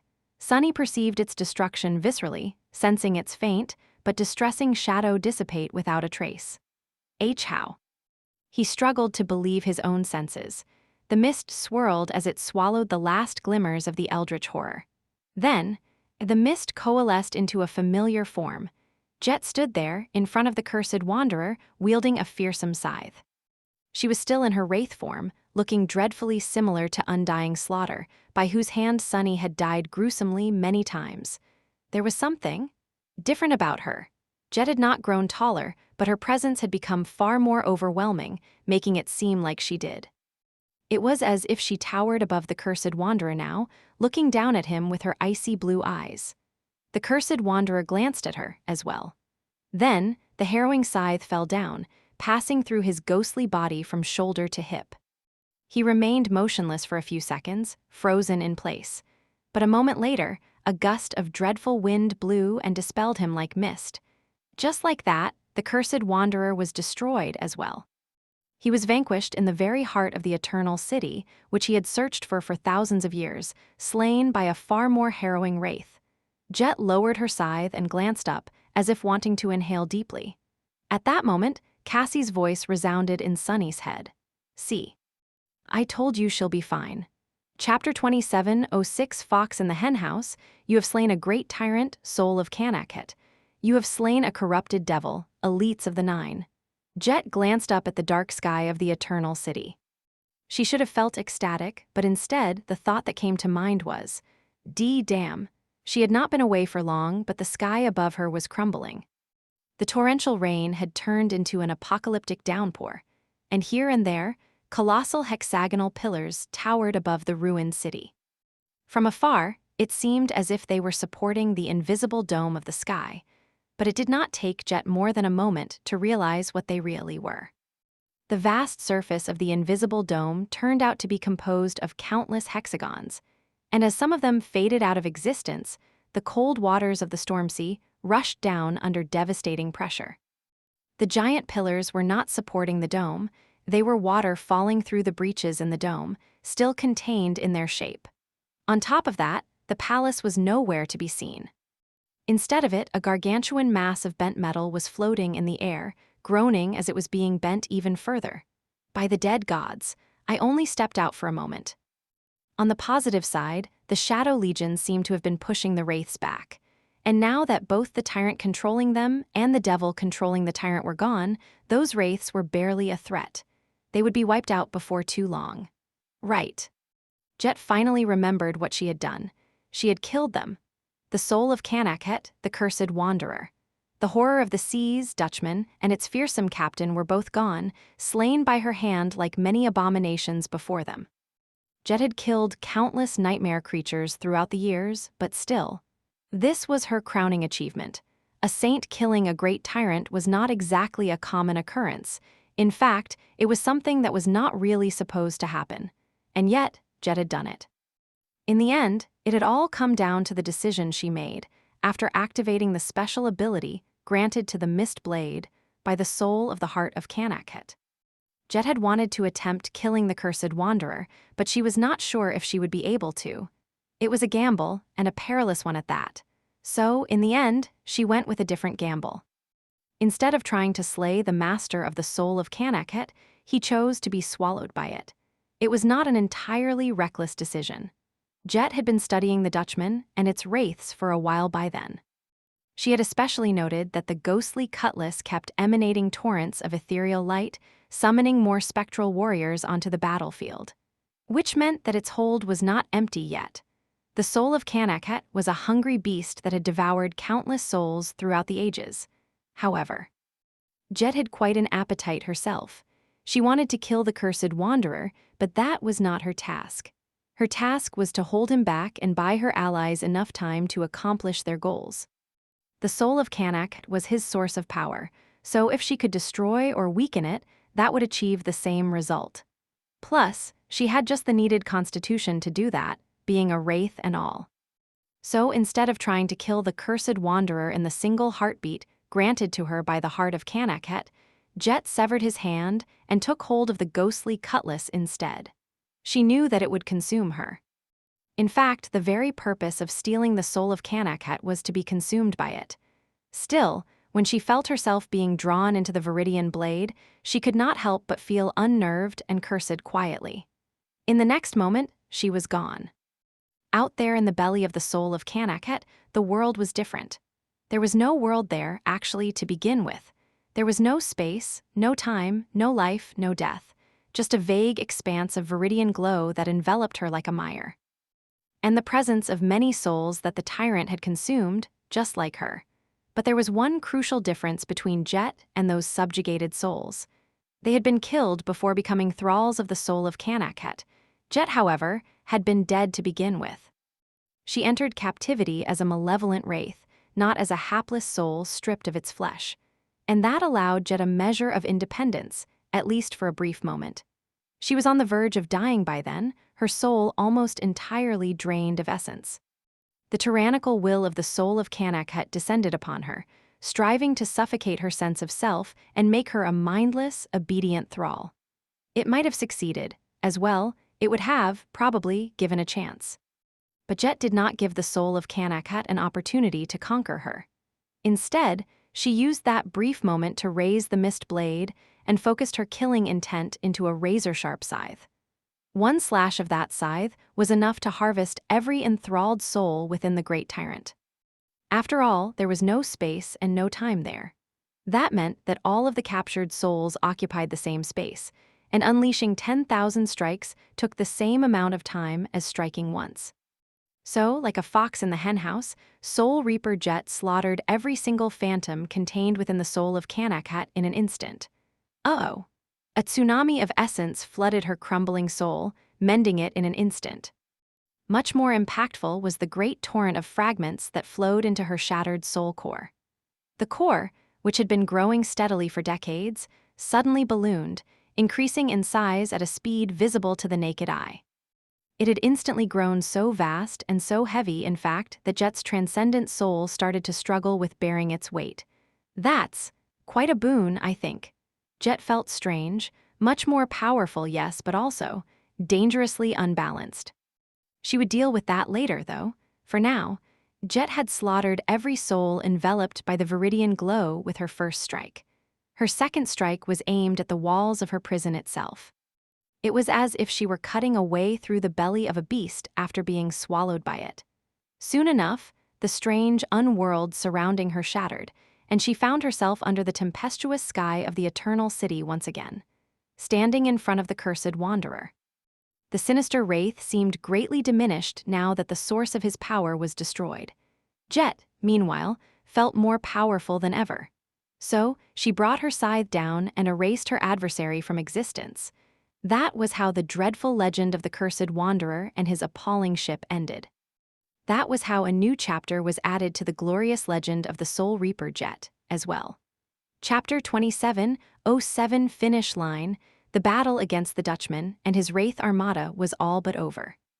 It ended suddenly and without warning when Jet shattered the soul of Kanakhet from within and cut its master down with her mist blade. At the moment, Surrounded by cold mist in her ghostly form, she really did look like the Grim Reaper. Continuing to pour all of his will into stitching Nightwalker and his shadow back together, Sunny whistled quietly. She really is fine.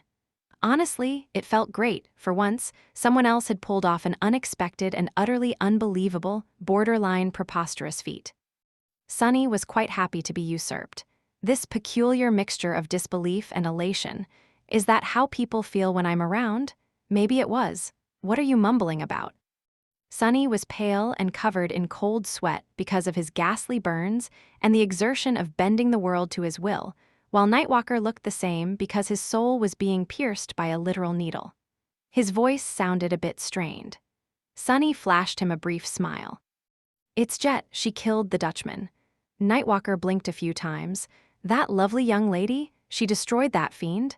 Sunny chuckled. Yes, to everyone outside the Eternal City, that lovely young lady is the fiend.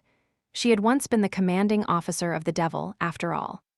Sunny sounded nonchalant, but while he wasn't as stunned as Nightwalker, he was also surprised. Jet was strong, yes, but the most powerful adversary she had defeated before was a great devil, and even then, Effie and Kai had aided her. So he had not expected her to go and outright slay the Dutchman. She had given them an unexpected gift. There were countless wraiths still left on the battlefield, but now that the tyrant who commanded them was gone, they became a disorganized mob. The Shadow Legion had already been gaining the upper hand, so now the battle was turning into a slaughter.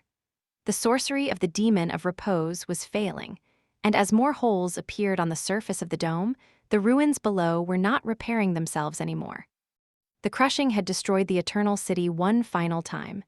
Behind Sunny, the palace was slowly turning into an enormous sphere of jagged scrap metal. Beyond the palace, oh, damn. The entire eastern expanse of the lake was enveloped in white flames and swirling torrents of black dust. Nephis seemed to have unleashed her true transcendent form, becoming a boundless sea of immolating fire. The maelstrom of flame and dust was revolving furiously, being drawn to the epicenter of the fiery calamity. Soon, it coalesced into a radiant silhouette that hovered alone above the water, illuminating the darkness with her luminosity. Nephis seemed to have absorbed the madness of Kanakhat into herself. That was one way to deal with the seemingly indestructible nightmare creature. Just her style. She remained motionless for a few moments, then lowered her head slowly and briefly covered her eyes with an unsteady hand. Then, her eyes ignited with a pristine, ferocious white light. Sunny thought that he heard an echo of an inhuman wail. I guess that one is dead as well. Ah, I suddenly feel lazy. Sunny was not entirely sure how Nephis had managed to absorb the madness of Kanakhat into her mind and burn it to ashes instead of succumbing to it. But then again, that sounded exactly like something she would do.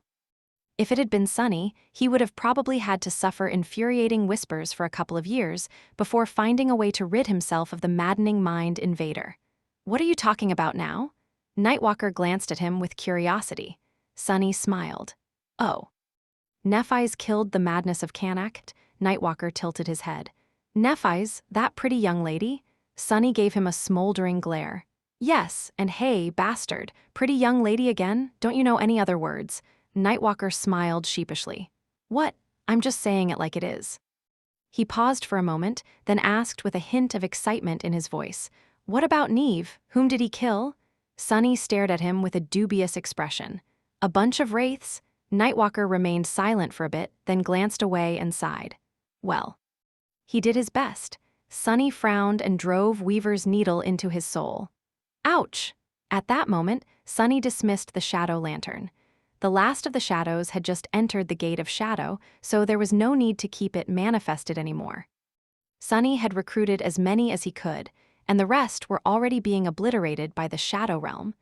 A resulting essence storm was becoming increasingly devastating and ferocious, accelerating their final demise. Even Sunny's own avatars were not safe there anymore. So, raising a hand, he summoned the shadow lantern back. The small stone lantern appeared in his hand as if nothing had happened. As if it had not randomly turned into a black hole and obliterated both the divine sorcery of the Demon of Repose and her entire palace. Its gate opened, and 3 tattered shadows flowed out of it, turning into 3 battered avatars of Sunny. Welcome back, guys. Good job. Behind them, the messy sphere of metal that had been levitating high above the island suddenly plummeted down and hit the ground with a deafening thunderclap. It was all that remained of the palace, 100 times smaller in diameter, but weighing the same.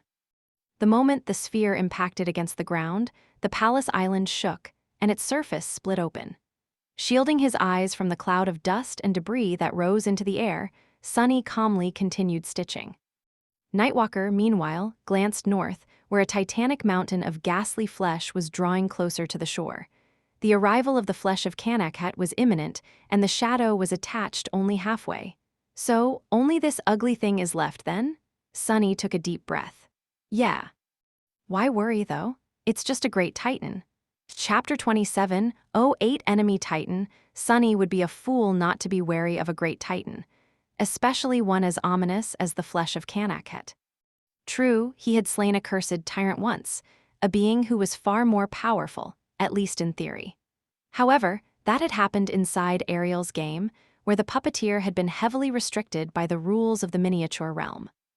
Its greatest power was the beings it controlled, but in the end, the sinister moth had been forced to face Sunny alone in melee combat. So now, its shadow helped him control his legion. The flesh of Kanakhet was not restricted by anything, though, and could unleash its power fully. Still, while Sunny was worried, he wasn't too worried. Facing the great titan alone might have been tough, but at the moment, there were 2 supreme titans set against it, the Lord of Shadows and the Star of Ruin. Speaking of ruin, Nephi's had thoroughly destroyed the Eternal City with the help of the Crushing. Sunny had unraveled the sorcery sustaining it, while she obliterated the city itself. Now, it was slowly being turned to dust by the growing number of hexagonal pillars of water, and only the area around the palace island still remained unscathed. Well, relatively unscathed. The palace itself was gone, and the entire island had cracked. The Shadow Legion was still cleaning up the remaining wraiths, exacerbating the damage. What wondrous destruction! The Eternal City had survived thousands of years, but Sunny and Nephi's wrecked it in the span of a day. Now, all they had to do was destroy the flesh of Kanakhet, as well, or at least stall it long enough for him to make Nightwalker mortal again. Sunny considered his options carefully while his avatars moved to the northern shore of the island. He abandoned the puppeteer, as well, judging that the Shadow Legion could finish the job even without his direct participation. So, 4 of his avatars stepped out of the shadows near Jet. She was still in her wraith form, looking calmly at the looming titan. Letting his avatars fuse into one, Sunny spent a second enjoying the rush of power and raised an eyebrow. Why are you not turning back into a human? Her ghostly eyes pierced him with a distant gaze. Jet remained silent for a while, then shrugged. Oh. Somehow, this felt more natural for a moment. The mist around them flowed, being absorbed into her ethereal form and her scythe. Then, she turned back into a human and forced out a smile. Damn, I look like a corpse. Her armor was torn, and her face was bloodied. Having endured the duel against the cursed wanderer, Jet looked quite battered, although, surprisingly, not as battered as Slayer was. That was the difference between fighting an enemy that you perfectly countered and one that you did not. Sunny stared at her for a moment, then said neutrally, "You are a corpse." Jet grinned. "At least I have a corpse, though. You're just a creepy shadow." Sunny could not help but smile back. "Excuse me, creepy. I am not just a creepy shadow. I'm also 6 other shadows." He fell silent for a few seconds, then added earnestly, "Also, good job killing the Dutchman." Jet nodded. "Good job destroying the palace. You should think about opening a demolition company." With that, she turned and looked back at the flesh of Kanakhet. She remained silent for a moment, then asked, "So, what now?" "I sort of gained a lot from slaying that dreadful duo. Essence, a deluge of fragments, and their souls are trapped in the mist blade now, as well. However, as much as I hate to admit it, I don't think I am ready to fight another damn part of Kanakhet." Sunny shook his head. "That's all right. You should head back and help Cassie and Neve finish off the remnants of the Wraith Armada. We'll take it from here." He paused to think for a second, and then added, Oh, and since this whole place seems to be falling apart, be ready to board the chain breaker and get the hell out of here. Great Titan be damned. Jet chuckled. I guess our expedition is really coming to an end then. She looked at the scene of devastation around them, then sighed and turned her back to the lake. It was fun, but also, let's do something less exciting next time. Sunny wasn't sure that he could promise something like that in good faith, but still nodded. Deal. Actually, I've been thinking about exploring the underworld. But Jet was already rushing away. Nope, not a chance. Take Cassie instead. She hasn't had an astonishing adventure with the Lord of Shadows yet. With that, she was gone. However, Sunny was not alone on the fractured shore. At some point during their conversation, Nepes had landed on the stones behind them, her silver hair moving faintly in the wind. Now, she walked over to stand beside Sunny on the edge of the water, and both of them looked at the approaching Titan. Why did she run away? What did you say? Sunny coughed. I just shared my plans, one last expedition. She remained silent for a moment. I see. Her voice should have been flat and devoid of emotion somewhat, but it sounded strangely full of it instead. Sunny studied her carefully, feeling that something about his girlfriend had changed. The madness of Kanakhet. I assume it's dead? Nephi's shrugged slightly. It's dying, having it in my head. Was fruitful. I think I took a big step toward mastering the knowledge of corruption. Sunny smiled faintly. That's good. He fell silent, then asked in the same tone, so, how are we going to handle this great Titan? Nephi's looked up at the immense expanse of the walking, abhorrent mountain of grotesque flesh, and said with a hint of hesitation in her voice, I go high, you go low? Sunny studied her for a moment. Was that a comment about my height? Nephi's finally turned away from the Titan and looked at him silently. I love your height. Sunny coughed again. Oh, that's good then. As Nephi's took a step forward, though, his expression changed subtly. Wait, hey, you didn't say no.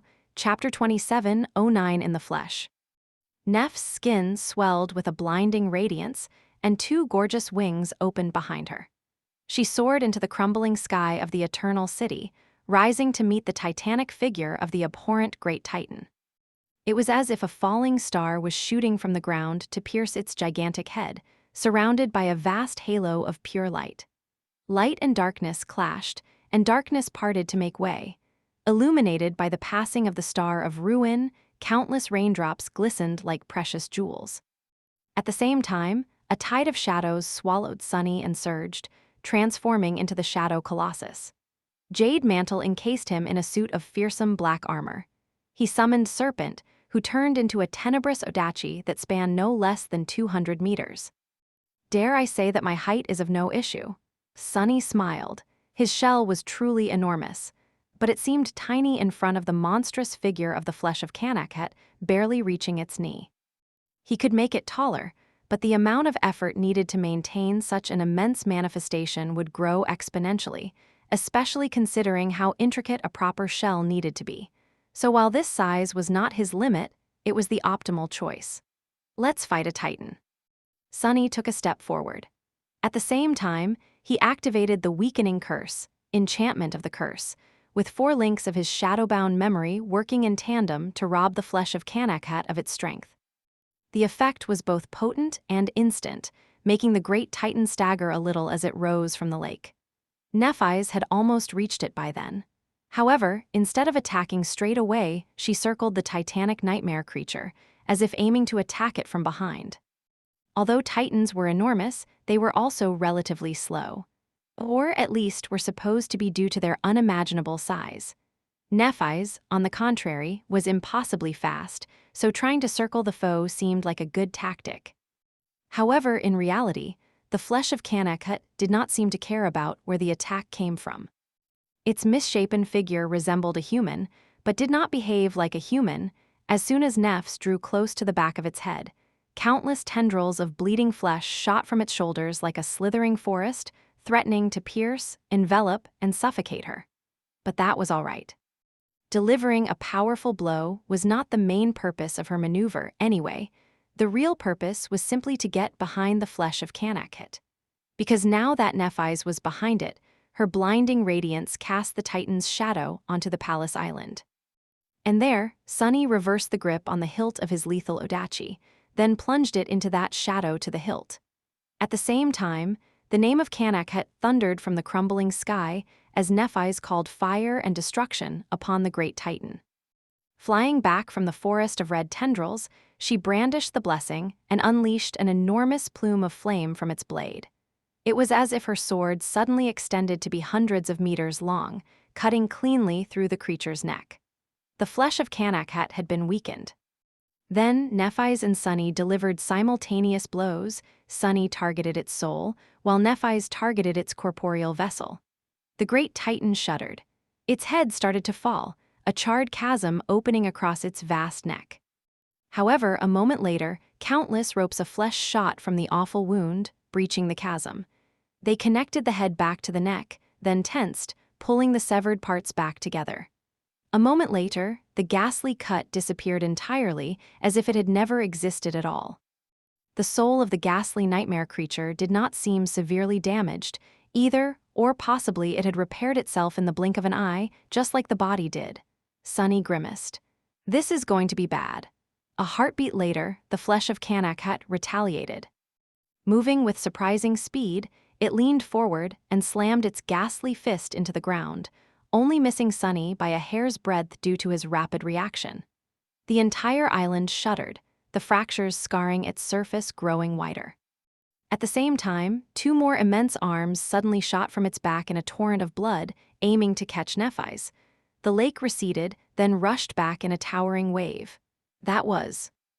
Sunny was no more than 100 meters away from the arm of the great titan, the enormous fist resting in a small crater, well within the striking distance of his odachi. He was already in the proper stance as well, so it would take him only a heartbeat to unleash a devastating slash. Close. However, before Sunny could pat himself on the shoulder for skirting the obliterating blow, the flesh of the immense forearm squirmed, and countless tendrils shot from it toward him. This time, there was no time to evade them. High above, Nephis had become a radiant spirit. A powerful explosion rippled from his shining figure, tearing the two hands closing in on her to shreds. But instead of being destroyed, new hands grew from the bleeding stumps, reaching toward her again. At the same time, Sunny was enveloped by the red tendrils. They slithered across his armor, penetrating the seams between its parts. Two pierced the visor of his helmet, burrowing into the eyes of the Shadow Colossus shell. The damage they dealt was not really severe, but something eerie happened then. The flesh of the great titan did not simply stop at damaging the shell. Instead, it grew, spreading through the shell like countless tumors. The shell, built in the image of a human body, became infected, compromised, and then transformed by the invading sickness. Damnation. Sunny barely had time to escape his own shell. Appearing out of the shadows hundreds of meters away, he threw a stunned look at the towering Shadow Colossus, if it could be called that, still. Enveloped and penetrated by the bleeding flesh, it looked no different from the titanic nightmare creature behind it. It had been infected by the flesh of Kanakhet. It had become the flesh of Kanakhet. The red colossus shuddered, then took a step forward. Then, another. Then, it collided with the forearm of the great titan and was absorbed into it, becoming a part of the ghastly creature. Standing on the shattered ground of the palace island, Sunny shivered. I can't feel those shadows anymore. Only Serpent managed to escape, assuming his soul beast form and slithering away. Sunny's shell was truly and utterly gone. Chapter 27, 10 Growing Threat. Even weakened, the flesh of Kanakhet was fearsome. It was enormous. Its power was like a natural calamity. Its vitality seemed boundless, and its will was like a vast ocean, reshaping the world around the great titan to excuse its existence. Worse than that, its grotesque body was infinitely malleable, mutating at a startling speed to answer the demands of combat. That made the monstrous nightmare creature utterly unpredictable, and therefore countless times more perilous. But worst of all was the fact that the flesh of Kanakhet could grow. It infected any living being, or a semblance of a living being, it could reach, then made them a part of itself. I can't let it touch me. After witnessing the fate of his shell, Sunny felt quite disturbed. He was not at all confident that his body would be able to resist the flesh of Kanakhet. even if it had been altered by Weaver's lineage. And since it seemed that even manifested shadows could become hosts to the parasitic Titan, at least if the form they were manifested into resembled living beings, he could not be sure that abandoning human flesh in favor of his natural form would be of any use, either. How do I kill something that I cannot touch? For now, Sunny chose to continue with his original strategy and attack the shadow of the great Titan instead of targeting its body, aiming to destroy the nightmare creature's soul. Nephis and Sunny clashed with the flesh of Kanakhet, causing the entire world to ripple and quake. The fury of the forces they unleashed was so terrifying that the palace island started crumbling into the water, while the water itself boiled and seethed in a turbulent chaos of towering waves. The echoes of their terrifying battle washed over the wraiths and the shadows, forcing many to halt. They even reached the Ivory Island, making its chains rattle and the trees growing on its heavenly surface sway. Nephis unleashed torrents of incinerating flame and rays of annihilating light, burning and severing the body of the great Titan. Sunny continued to pursue its shadow, delivering one strike after another. They worked together naturally and seamlessly, without the need to use any words. Not that it did them any good. Cohesion and cooperation were vital in battle, but when the enemy could mutate in any kind of way at any given moment, there were no vulnerabilities left for them to help each other exploit. No matter the timing of their attacks or the direction, the flesh of Kanakhet could always respond to them with dreadful effectiveness. And even if they did manage to deliver it grievous wounds, those wounds were simply mended without leaving any trace behind. The great Titan itself, meanwhile, was overwhelmingly powerful, and every one of its terrifying attacks threatened to destroy them. Well, maybe not. Sunny had 7 incarnations, after all, so he would lose a few parts of himself at best if one of the attacks landed. Nephis, meanwhile, could heal herself endlessly. Neither of them even knew if it was possible to kill her, let alone if the flesh of Kanakhet could. But despite their tenacity, they were at a disadvantage in this battle. Because, unlike the great Titan, they had something to protect. They needed to protect the Ivory Island, as well as their companions, Jet, Cassie, and Neve. Most of all, Sunny needed to keep the flesh of Kanakhet away from his last incarnation and Nightwalker, since the process of reuniting his shadow with him could not be interrupted. So, they pushed the great Titan back into the lake and continued the fight in the shallows. It was then that Nephis finally failed to dodge an attack. The tendrils growing from the immense body of the flesh of Kanakhet caught her as she was preparing to unleash a conflagration of soul flame. She was a spirit made of light, at the moment, a being made entirely from flame, which made it so there was no flesh for the Titan to infect. However, the tide of red flesh enveloped her still. And then, something truly disturbing happened. There was no body for the flesh of Kanakhet to infect and control. So, it created a body. The tendrils of flesh enveloping Nephis slowly assumed a twisted, deformed semblance of her own figure around the radiant spirit, imprisoning her within a cage of bleeding flesh. It was not a mere physical barrier, either. When the flesh of Kanakhet grew a body for Nephis, that revolting shell actually became her body. And since she possessed a body now, the Titan could infect her. Another terrifying explosion shook the world, and Nephis escaped the body that was forced upon her mind and soul in a whirlwind of flame. She seemed a bit disturbed, though. Nothing is working. Cassie relayed their messages, allowing them to speak with each other. Physical attacks have no effect. It is too big to be turned to ash, and any burns I leave on its body disappear without a trace. Its soul is unimaginably resilient as well. That was what it felt like to fight a Titan. That being, it seemed endless, inexhaustible. Impossible to destroy. Sunny was starting to feel a bit of apprehension. So what the hell do we do? They could even stall for time, really, because the flesh of Kanakhet was too powerful. Even death was having no effect. Nephis remained silent for a few seconds before relaying the rest of her message to Cassie. I am not sure. We need to keep attacking it, gather information, and then come up with something that will work. If there was something that could work. Sunny gritted his teeth. If only, and at that moment, a familiar voice suddenly resounded in his ears. It was a familiar voice, of course it was. After all, it belonged to Sunny himself. It was the voice of the handy bracelet. It said, "You shadow has evolved." Chapter 27, 11 Nightmare Fuel. It took Sunny a moment to realize what he had heard. My shadow. What? The flesh of Kanakhet went on the offensive just then, surging forward in an avalanche of bleeding tendrils, gargantuan limbs, and titanic power. An obliterating explosion bloomed in its path, sending a devastating shockwave spreading outward in all directions. The waters of the lake seethed, and Sunny leaned into the forceful blow, feeling his bones rattle as he withstood it. If there were any intact buildings left in the Eternal City, they would have been toppled by the shockwave. Even the dark castle shook, a few cracks appearing on its walls. But the great Titan was not even slowed. A conflagration of white flames charred its enormous body, turning a vast swath of it into a ghastly blackened mass. Entire slabs of tissue vanished, as if the fire had taken bites out of the gargantuan abomination.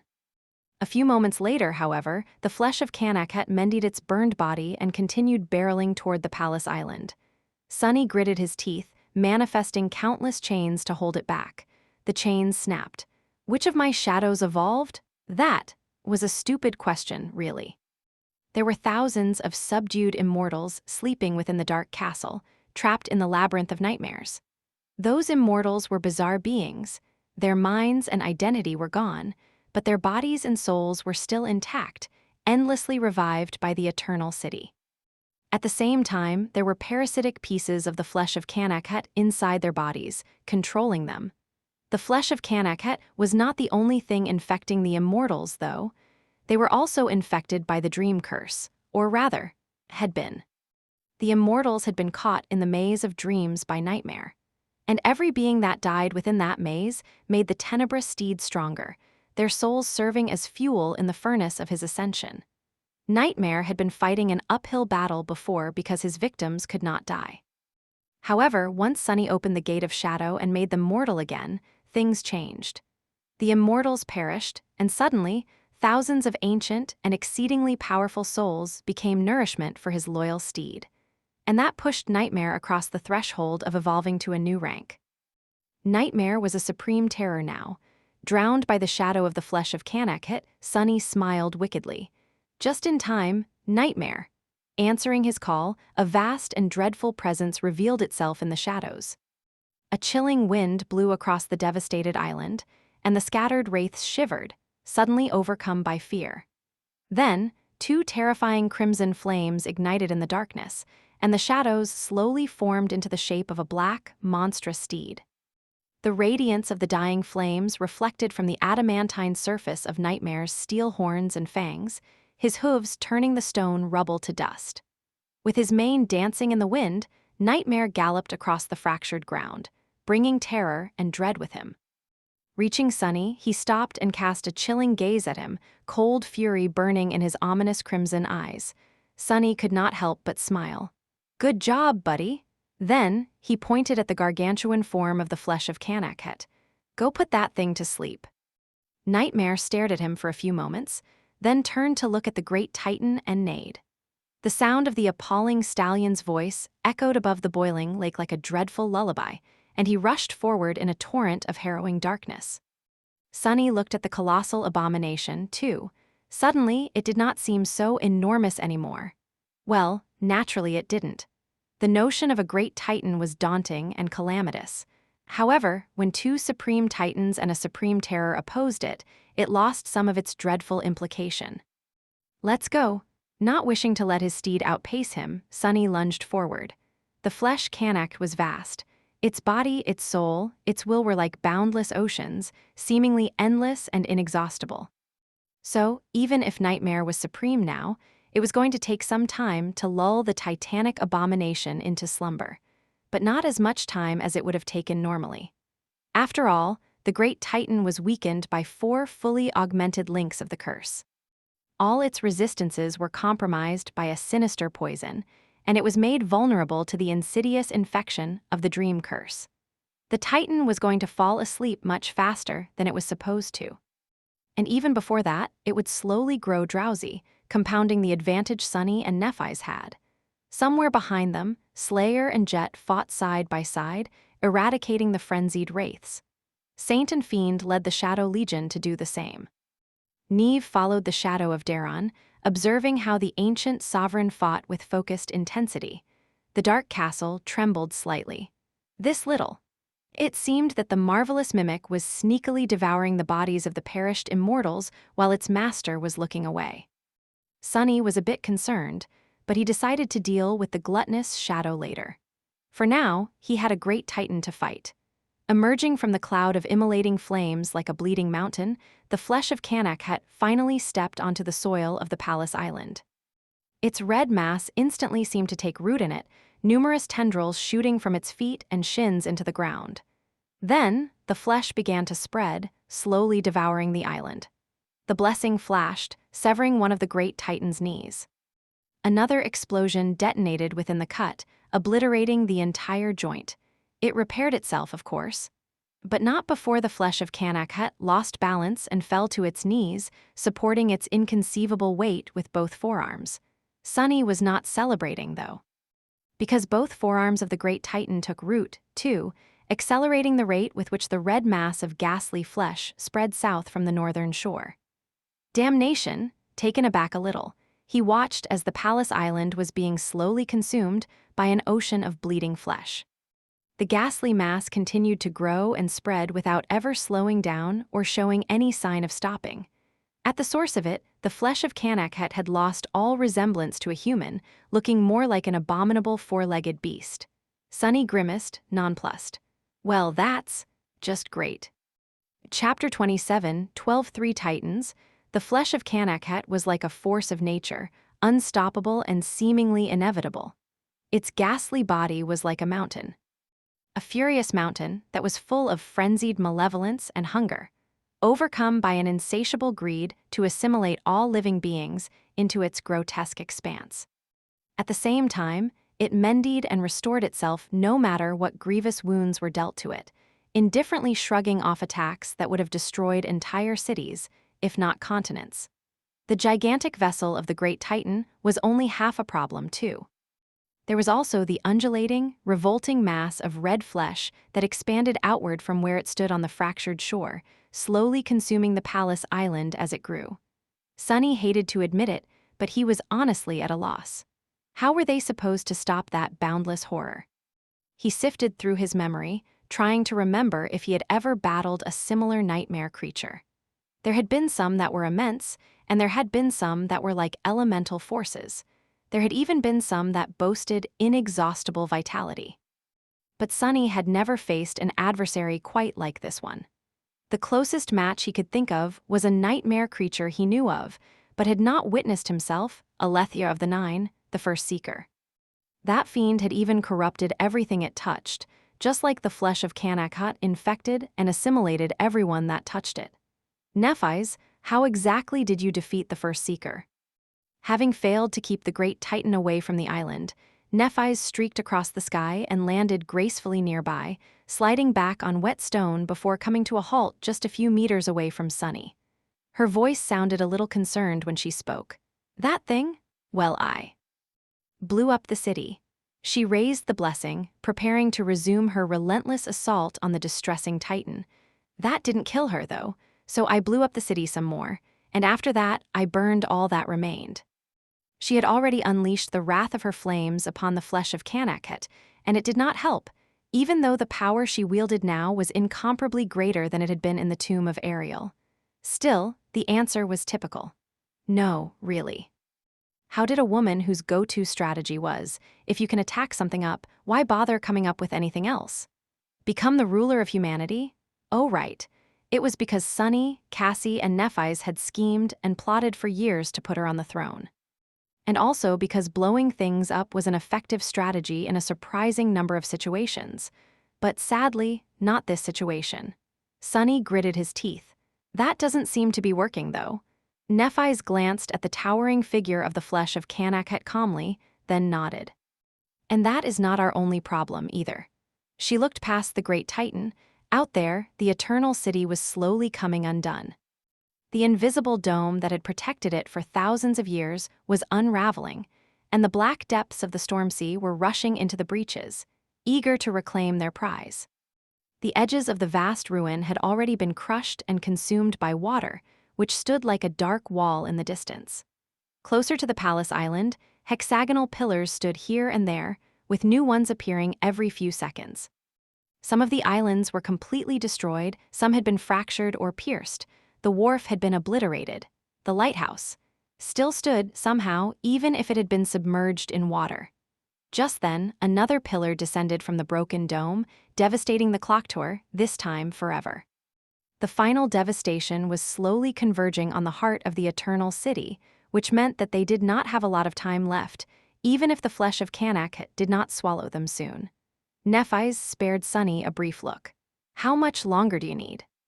Her tone was even, but he could tell that she was eager to reclaim Nightwalker for the benefit of humanity, too. After all, the fate of humanity was not only her direct, but also personal responsibility. Sunny grimaced. "A bit longer." Nepes lingered for a split second, then nodded. "Then we hold that thing back for as long as we must." With that, she ignited her soul, burning through it to unleash a blinding white inferno. The names escaped from her lips, shaping the world according to her will. This time, it was Sunny who manifested a pair of black wings and soared into the air. The sky was crumbling upon the ruins of the eternal city, and in its heart, a grotesque red infection was spreading like a vast tumor. It felt like the world was coming to an end. Let's make it a happy end, then. A towering wall of white flames rose across the northern reaches of the palace island, cutting off the advance of the spreading mass of flesh. The avalanche of bleeding tissue fell into the fire and burned, turning to ash, then grew again and burned again, disappearing into the immolating crucible. The fractured ground turned incandescent and then melted, becoming a sea of lava. It flowed into the lake, producing billowing clouds of searing steam. High above, Sunny opened the gate of shadow once again and summoned the ancient darkness of the realm of death into his hand. He manifested it into a long javelin, making it as heavy as he could. Heavy enough that even his supreme strength was barely enough to hold it. Then, he raised his hand and threw the javelin down with all his might. No tricks, no clever enchantments, just inconceivable weight and pure kinetic force. The black javelin fell like a dark meteor and pierced the shoulder of the great titan, impacting it with so much force that the huge nightmare creature staggered and was pushed to the ground. Its shoulder joint exploded, erased from existence, and one of its limbs was separated from the great mass of slithering flesh. The entire island quaked, a vast swath of it sliding into the boiling lake. Countless tendrils of flesh shot from the torn limb, reconnecting it to the main body. But before it was fully attached, Sunny had already summoned another javelin. "I just need to buy us time," the battle raged as more and more of the eternal city disappeared under the water. Chapter 27, 13 Elemental Forces. In the end, the flesh of Kanak had never reached the dark castle. It grew and spread until the entire northern part of the palace island became consumed by the virulent mass of red flesh. Sunny could easily imagine that harrowing Red Sea expanding endlessly, swallowing entire cities, kingdoms, and realms, metastasizing until the entire world and all the living creatures inhabiting it became nothing but one endless, dreadful expanse of undulating flesh. A single, abhorrent organism. But that was not meant to be, because a towering wall of immolating white flame ignited in the great Titan's path like a sacred barrier.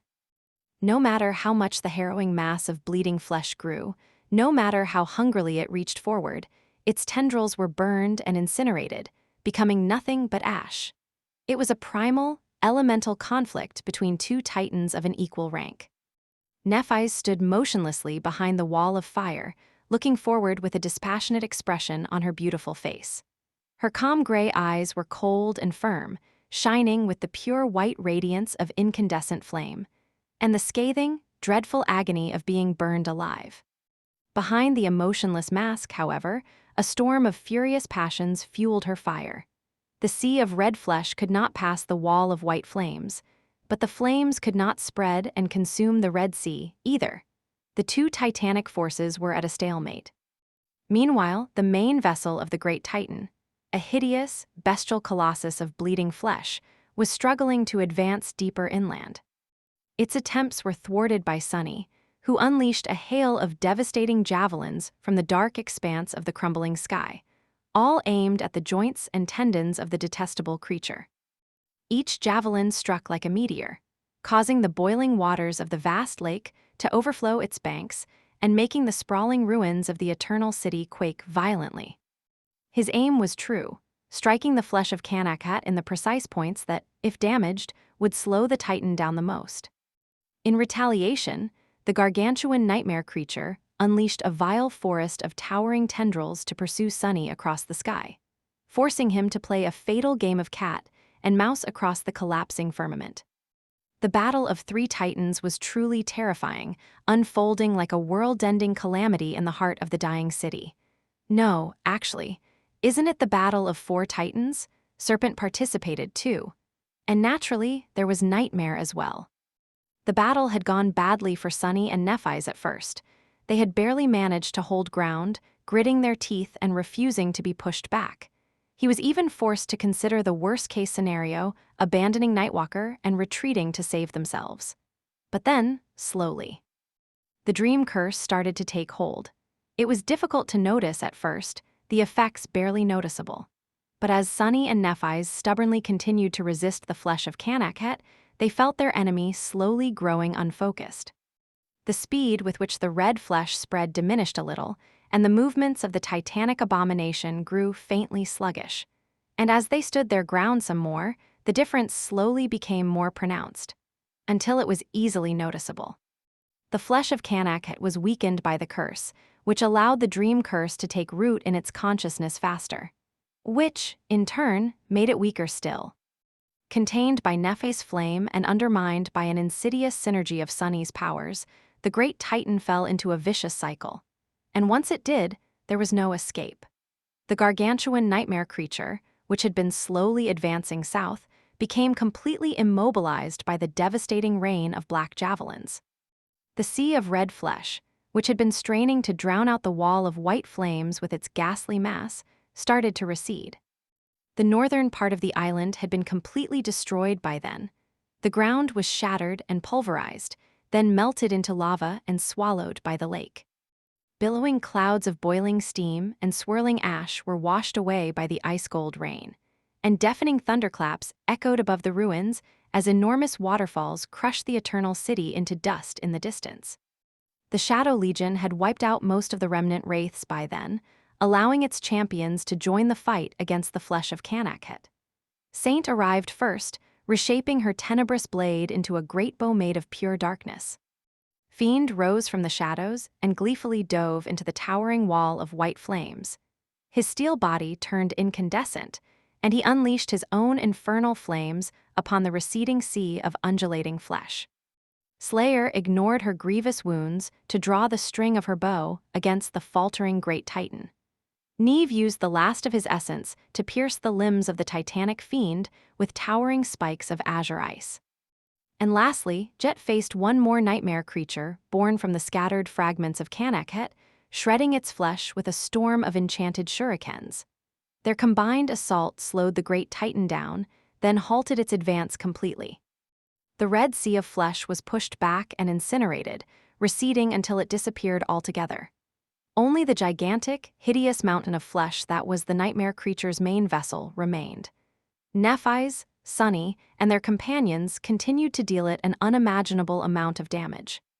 The power of sovereigns, saints, and supreme shadows descended upon it like an annihilating guillotine, tearing the gargantuan body of the flesh of Kanakhat apart over and over again. It was truly an assault worthy of destroying a great Titan. Sunny even caught himself feeling quietly awed by their terrifying show of force. And yet, how is this even possible? The flesh of Kanakhat refused to die. It refused to be irrevocably wounded, even. Its body and soul continued to repair themselves, enduring an unfathomable amount of punishment with no visible effect. No matter how terribly the great Titan was mangled and mutilated, soon enough, it was entirely unscathed again. It stayed alive. And it was still alive by the time the dream curse pulled him into the embrace of deep, unnatural slumber. That was how the Eternal City was conquered, what was left of it, at least. Chapter 27, 14 Fury of the Sea. This is a first. Standing on the ruins of the palace island, Nephis gazed at the huge, motionless figure of the flesh of Kanakhet. She had released her transcended form, becoming human again. Her eyes were dim and tired, the white flames that had burned in them long extinguished. However, the fire dancing on the rubble still reflected in their beautiful gray depths, so there was little difference from how they had shone before. The great Titan was asleep. It lay on the bed of ash and molten lava, lulled into deep slumber. Sunny and Nephis stood some distance away, surrounded by their companions. They had poured everything they had into destroying the titanic nightmare creature, but it was all for naught. Finally, after utterly exhausting themselves, they stopped. Nephis turned and glanced at Sunny. "I have never met a nightmare creature whom I could defeat, but not kill." Sunny stared at the slumbering Titan with a peculiar expression. Yeah, indeed. His mind was still reeling in the aftermath of the calamitous confrontation. The siege of the Eternal City, the mad rush to the Palace Island, the stand against the Dutchman and its Wraith Armada, and finally the battle against the flesh of Kanakhet. All of it had happened so recently and so rapidly, in quick succession. So he was failing to fully acknowledge both what had happened and that it was all but over. I don't think I've ever been in this situation either. It was preposterous, really. Usually, a battle ended when the enemy was dead. Killing the enemy was synonymous with achieving victory. One could win a bloodless victory, of course, but defeating an abomination and still failing to kill it was a bizarre novelty. Sunny regarded the flesh of Kanakhet silently. The thing was still alive. It had been captured by the dream curse, but even now that nightmare was a supreme terror. The maze of harrowing dreams was not going to hold a great Titan indefinitely, or even for long. The ghastly nightmare creature was going to shake off its slumber eventually. So what do we do with it now? Nephis hesitated for a few seconds, then glanced into the distance. The distance was not that far anymore. The barrier surrounding the Eternal City was failing. In fact, the rate of its destruction had been increasing exponentially. By now, a dozen hexagons composing the invisible dome blinked out of existence every moment, unleashing roaring waterfalls of dark water. The outer ring of the ruin had already been swallowed by water, so now, it seemed as if a black wall was closing in on the palace island from all sides, erasing the world as it drew closer and closer. The inner ring was half gone, too, and there were even several hexagonal pillars falling into the turbulent lake. Nephis let out a quiet sigh. "Do we need to do anything?" She remained silent for a moment. The terrible weight of the storm sea will soon descend upon the sleeping Titan.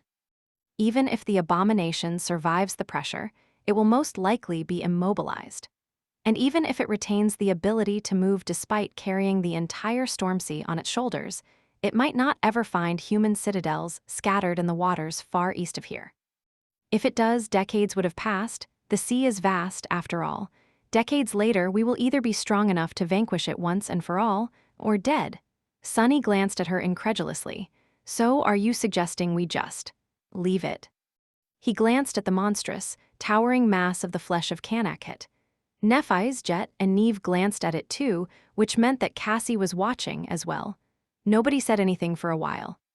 Eventually, it was Nightmare who broke the silence, letting out a quiet snort and glaring at the mountain of bleeding flesh with smoldering hatred.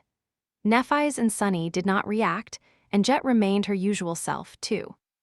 However, Neve and Fiend could not help but shiver at the sound of the harrowing Destrier's voice. Considering that Fiend was dozens of meters tall, that was quite the sight. Sunny shook his head. "I guess that is." His voice was drowned out by the ferocious roar of rushing water. High above them, several vast swaths of the dome vanished at the same time, and innumerable tons of foaming water plummeted down from great height. The world shook when the water reached the ruins, devastating the islands closest to the lake and erasing the southern end of the palace island from existence. This time, the damage was not limited to those islands alone. The very foundation of the Eternal City seemed to have reached its limit, fracturing with a deafening noise. Several of the remaining islands crumbled and collapsed into the seething canals, revealing where the enormous fractures were hidden. Those fractures spread outward from the point of failure. and most of them converged on the Palace Island. The Palace Island crumbled as well. Crap! Suddenly, Sunny realized that the flesh of Kanakhet was not the real problem. The Great Titan had been defeated, so even if they failed to slay it, that was all in the past. The current peril facing them was the Eternal City itself. Having broken it, they now had to survive its destruction.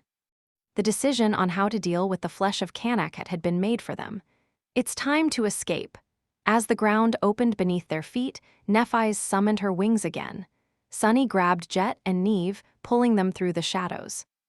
A moment later, they appeared on the walls of the dark castle. It was leaning heavily to the side, perched precariously on the edge of a deep chasm. Far below, the dark expanse of the deep fracture was quickly filling up with foaming water. Ignoring it, Sunny pushed his companions toward the graceful silhouette of the chain breaker. He forced out a smile, then grinned earnestly. "My fellow treasure hunters, I hereby announce the completion of the Eternal City expedition. It was a resounding success. Thank you for joining me on this fun and mildly amusing adventure. You both performed admirably. Now, we just need to escape this sunken hell alive."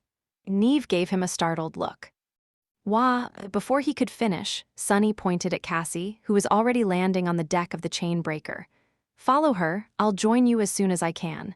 If I can, in any case, go." Sparing one glance back and making sure that Nephis was already ascending to the Ivory Island, Sunny pushed them one more time and stepped into the shadows again. As soon as he left them, his gaze landed on his charred incarnation, which was still stitching the wayward shadow of Nightwalker back to its master amid the devastation. "You fool, what's taking you so long?" His figure separated into 4 identical avatars, each glaring at the 5th with the same indignation. "Why are you so slow, bastard? We have defeated an entire Wraith armada and a great Titan while you were dawdling around. What the hell? Do you see all this water? We hate water." As more of the dome collapsed, unleashing an apocalyptic deluge, Sunny gritted his teeth and glanced at his other incarnations with seething fury. "Shut the hell up, wretches." He paused for a moment and then growled. "Since you're already here, pick up a needle and help out." Chapter 27, 15 in stitches. Sunny had already done most of the work, but he was tired. His will was exhausted. As it turned out, undoing a severing performed by the Demon of Repose was far more difficult than breaking the void chamber. Maybe it was because this time, it was the ancient demon who had destroyed the bond between a living being and their shadow, while Sunny was responsible for recreating it. Breaking things was always easier than making them. Damn it. Mustering his strength, Sunny forced the world to submit, reshaping it according to his will. One stitch at a time, his other 4 incarnations joined, hastening the process. The needles they manifested from shadows were no different from supreme implements, and yet they were far inferior to the Weaver's needle. A tool that had been created by Nether and bathed in Weaver's blood, imbued with no enchantments but possessing mystical power. So things were still going slower than Sunny would have preferred. The Eternal City was in its death throes all around them. Nightwalker studied the 5 identical avatars of Sunny for a bit, then looked around. "Crazy bastard, you really did it. You destroyed the Eternal City." The wall of dark water was already encroaching upon the lake. The southern expanse of the Palace Island had been erased from existence, and more of the dome was blinking out of existence. The deafening roar of plummeting water and the thunderous impacts of descending pillars made the world quake. Sunny spared him a brief glance and smiled. "Of course I did. I said I would, after all, and am the most honest person in the world. 7 most honest people in 2 worlds, actually. Haven't I told you?" Nightwalker let out a forced chuckle, grimacing from pain. Then he looked up. "That flying ship is leaving," Sunny nodded. "Good, I told them to leave." There was a loud, rumbling noise behind them. The foundation of the island continued to crumble, and the impossible heavy sphere of jagged metal fell down into one of the chasms. Sunny watched it roll with regret, then cursed quietly and sent one of his incarnations after it.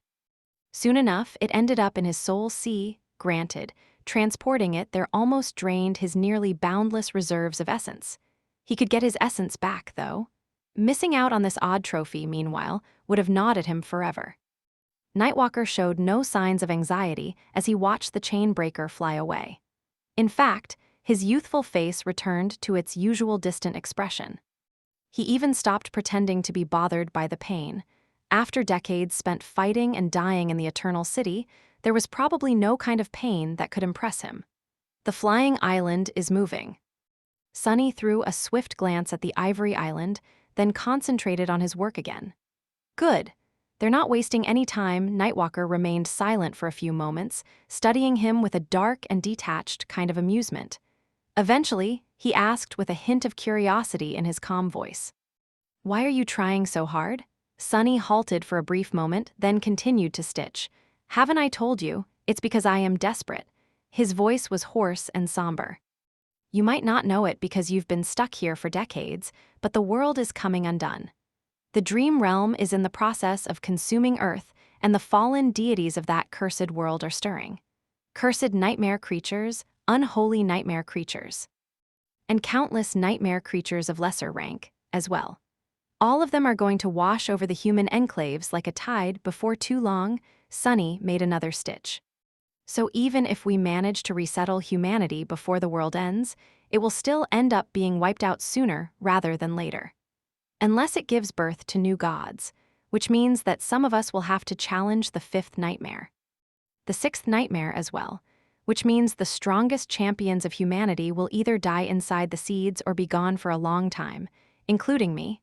"Oh," Sunny almost froze. "So what's how it is?" "I see." While saying those words, he suddenly realized something. It was the fact that he had not hesitated to include himself among those who would challenge the nightmares. He had been struggling with the decision to return to the cruel embrace of the nightmare spell for the longest time. But somewhere along the way, perhaps in the frigid expanse of Ariel's game, maybe on the grimy streets of Mirage City, or possibly even here, in the sunken hell of repose, he seemed to have already made that decision without even realizing it. Sunny had already decided to reclaim his fate, to be bound by fate once again. Only, this time, nobody was putting him in chains. Instead, he was making a choice to accept them, which, maybe, made all the difference. He was choosing duty over freedom, trust over independence, responsibility over self-interest. He did not want to be forgotten anymore. He did not want to be an orphaned shadow anymore. It was a terrible thing, after all, for a shadow to walk around with nothing to cast it. Well, something like that? Sunny smiled bitterly, remained silent for a few moments, and then looked at the dome above them. The world is not that different from the Eternal City. It's falling apart. He pointed to one of the remaining hexagons. "That's me." His finger moved slightly. "That's Nephi's, Cassie, Jet, Effie, Kai, Morgan, Sation and her sisters, the House of Night, Saint Tyrus and Saint Roan, Wake of Ruin, and countless more. But not that many in the end." Sunny looked at Nightwalker solemnly. "So if I can get one more hexagon, and a stellar one at that, you can be damn sure that I'll get it. Now shut up and let me work." The hexagon he had pointed to vanished just then, unleashing another pillar of water that landed on the palace island and making its shores crumble. A few more disappeared as well, and the wall of dark water swallowed the outer reaches of the lake. Nightwalker coughed. "All right. I think I get it, but aren't we cutting it a little bit too close?" Sunny grinned. "What seems to be the problem? You can fold space and I can outright walk between shadows. Oh, I can also fly. One I'm sure will make it." Just then, the radiant rift of the dream gate split the dark sky in front of the ivory island. And at the same moment, Sunny made the last stitch. Sunny lowered his hands slowly and saw the shadow of Nightwalker remaining in place, flawlessly attached to his figure. Looking at the former immortal, Sunny smiled. "Look, I've granted you death, Nightwalker, so now would be a great time to run." Chapter 27, 16 Grand Escape. The Eternal City, which had been vast and sprawling, had shrunk to a narrow swath of the lake and the shattered remains of the palace island. The palace itself was gone, and the Eternal City was not eternal anymore. Neither name fit now. The ornate buildings, the vast groves of silver trees, and the splendid plazas had been turned to rubble by the crushing, then turned to dust and washed away by the ferocious descent of the storm sea. Only the unblemished surface of dark glass remained, stretching into infinity. and the radiant lighthouse that still shone brilliantly despite being submerged in water. Sunny doubted that anyone would ever reach it again, but then again, the future was unpredictable. The remains of the dome were collapsing. There were mere minutes left before it vanished completely. Seconds, possibly. So he had to hurry. As soon as the last stitch was made, the 5 incarnations of Sunny fused into one. He had already dismissed his shadows. The colossal figure of the puppeteer was gone from its perch atop the dark castle, and the dark castle itself was gone as well. The Shadow Legion had retreated back into the vast, lightless expanse of his soul. All that remained was to get to the Ivory Island before it dove into the Dream Gate. Looking up, Sunny took a single step and emerged from the shadows of the Tower of Hope. At the same time, Nightwalker took a single step across folded space and appeared on the emerald grass beside him. The legendary founder of the House of Night glanced around with a detached expression and asked in an even tone, "What is this place, exactly?" Sunny looked at the skull of the dead dragon that stared at them with empty eye sockets. Ivory Tower. This one was built by a different demon. The Chainbreaker was already resting on the placid waters of the small lake. Beyond it, the pristine white abyss of the Dream Gate was drawing closer and closer, slowly obscuring the devastated Eternal City. Towering pillars of dark water surrounded them on all sides, and above them, the last of the invisible dome was crumbling under the unimaginable weight of the storm sea. Nightwalker looked ahead, remained silent for a few seconds, and then said in a faintly subdued tone, "So I am really leaving this place, after all." He let out a long sigh, then smiled faintly. Looking down, he studied the monstrous form of the flesh of Kanakhet that was slowly drowning in rising water far below. "And we are really leaving that thing behind without killing it. I can't quite believe it." Sunny looked down, too. His expression turned a little sour. "Yeah, now there are 2 great titans on my kill list. Don't worry, I'll get to them sooner or later." He always did. Sunny turned away, knowing that there was no point in thinking about the flesh of Kanakhet anymore at the moment. Instead, he began to gather shadow around him, preparing to encase the Ivory Island in a cocoon of them, if need be. It was still unclear if they would be able to escape the Eternal City before its dome vanished completely, after all. In fact, the island swayed just then, pivoting to the side to dodge a crushing waterfall of dark water that suddenly appeared in its course. Nightwalker sighed, then looked at the Chainbreaker. "I want to be on a ship now." He took another step, landing directly onto the deck of the ancient vessel. Sunny followed. Nephis, Cassie, Jet, and Neve were gathered there. There was no need to steer the ship, but Nephis was focused on controlling the Ivory Island. The other 3 were behind her. When Sunny and Nightwalker appeared, they all let out relieved sighs. Jet, who was sitting on the deck and leaning against the railing, smiled lazily. "Oh, you're back. Good. One thought you decided to go for a swim." Sunny gave her a long look. "No, thank you." Neve turned to Nightwalker and stared at him with subsided intensity, but did not say anything. Likewise, Cassie remained silent. No one spoke, watching the approaching Dream Gate intently. The Eternal City was almost entirely gone by then. The grotesque mass of the flesh of Kanakhet had disappeared beneath the waves, and the spot where Sunny had been stitching Nightwalker and his shadow together had been crushed by a pillar of water. More pillars descended all around the Ivory Island every moment, as if straining to prevent it from reaching the towering white rift of the gate. Sunny had escaped a great deal of disaster in his life. Granted, few were as apocalyptic as this one. Still, he found it hard to believe that they would actually escape the Eternal City. And yet, in the end, they did. The Ivory Island reached the Dream Gate unscathed. Its edge entered the blinding radiance slowly, and a pristine white wall seemed to erase it from existence. The wall drew closer as the flying island passed through the gate and then swallowed Sunny and his companions. He closed his eyes a few seconds before, so he did not see the actual second of transition.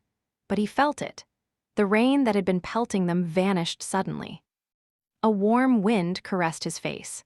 The harrowing sounds of a dying city were replaced by blissful silence, and the darkness of the abyssal depths was replaced by gentle sunlight. Sunny opened his eyes slowly. A blue sky welcomed him. "We made it." The Ivory Island was flying above the southernmost region of the basin of the River of Tears. The river itself was twisting across a vibrant landscape far below, full and vast. The night garden was resting on its flowing waters, its decks brimming with countless people.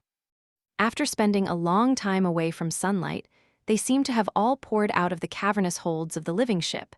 Many of them were pointing at the sky now, excited by the appearance of the ivory tower. The dream gate closed, cutting the connection between this land and the eternal city. Now the expedition was truly over. Sunny exhaled slowly. They were safe. Nightwalker took a deep breath and looked up, a smile slowly appearing on his face. Ah, the sun. I really did not think that I would ever see it again. One last time. Turning to Sunny, he bowed slightly. Thank you, it means more than you can imagine. Sunny frowned. One last time, what are you talking about? You'll see it plenty. Perhaps even enough times to get sick of it. Nightwalker lingered for a moment, then shook his head softly. I'm afraid it doesn't work that way. Just then, a long cut suddenly appeared on his cheek, swelling with blood. Sunny stared at him, dumbfounded. What? Where did this cut come from? Nothing had attacked them. Nightwalker turned to Neve, as if intending to say something. But by the time he did, 2 more jagged cuts appeared on his body. Nightwalker, what the hell is happening? Father. He staggered and fell to his knees, letting out a quiet groan. No, and nothing. It's just mortality. It has a way of catching up with you. Countless wounds had revealed themselves on his body. Sunny finally flinched, realizing what was happening. The Eternal City still had its claws in its prisoner. Nightwalker might have reclaimed his shadow, and they might have escaped. But that did not erase the past. So every wound he had received over the decades was catching up to him now. Art. His bones cracked with a terrible sound, and his flesh was split open. He was dying.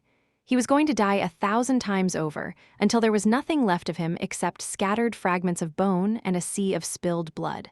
Ah, it's been a pleasure, I always thought. I'd die on the deck of a ship. Sunny stood there, frozen. No, it can't be, not after everything I've done. Luckily, Nephi's was not frozen at all. Appearing near Nightwalker, she placed her hands on his shoulders and looked down. Do not die on this ship, though. A soft radiance suffused her skin, and the terrible wounds on Nightwalker's body began to heal, and new ones appeared to replace them. His body was mangled, mutilated, and destroyed. His skin was flayed, and his flesh was torn. His limbs were ripped or severed, and his eyes were gouged out. No matter how used to pain Nightwalker was, he couldn't help but scream. However, Neph's flames healed him at the same rate as he was being destroyed and shredded by the blades of postponed death. In the end, Nightwalker's body was entirely torn apart. And yet, Nephi's flame healed that damage too. Come on, come on. Sunny did not notice when he had held his breath. Who was going to win, the laws of the world or Nephi's? Naturally. In the end, Nephi's won. Nightwalker survived. He escaped the Eternal City at long last. And so did the rest of them with him. Chapter 27, 17, Ruin Raider. The River of Tears was so vast that it seemed boundless, flowing across multiple regions of the dream realm. In fact, it was an independent region in and of itself, complete with its own collection of bizarre mysteries and a thriving ecosystem. An ecosystem that was lethal like everything else in the harrowing expanse of this dangerous world, but thriving nonetheless. The vast river was born from the great waterfall of the Moon River Plain, the Weeping Goddess, while its estuary was all the way in the south, on the misty shores of the Storm Sea. It used to serve as a great waterway connecting the citadel cities of the Song Domain, and now that those cities were rapidly expanding, its vital role had only become more important. Just like the caravans of the warrior merchants of the East, the stronghold ships of the West were what made the scattered cities in the basin of the River of Tears a civilization. The scarred, huge, heavily armored vessels carried goods, resources, people, and information across the perilous waters. None was as fearsome and majestic as the huge ship that was sailing on the River of Tears at the moment, however.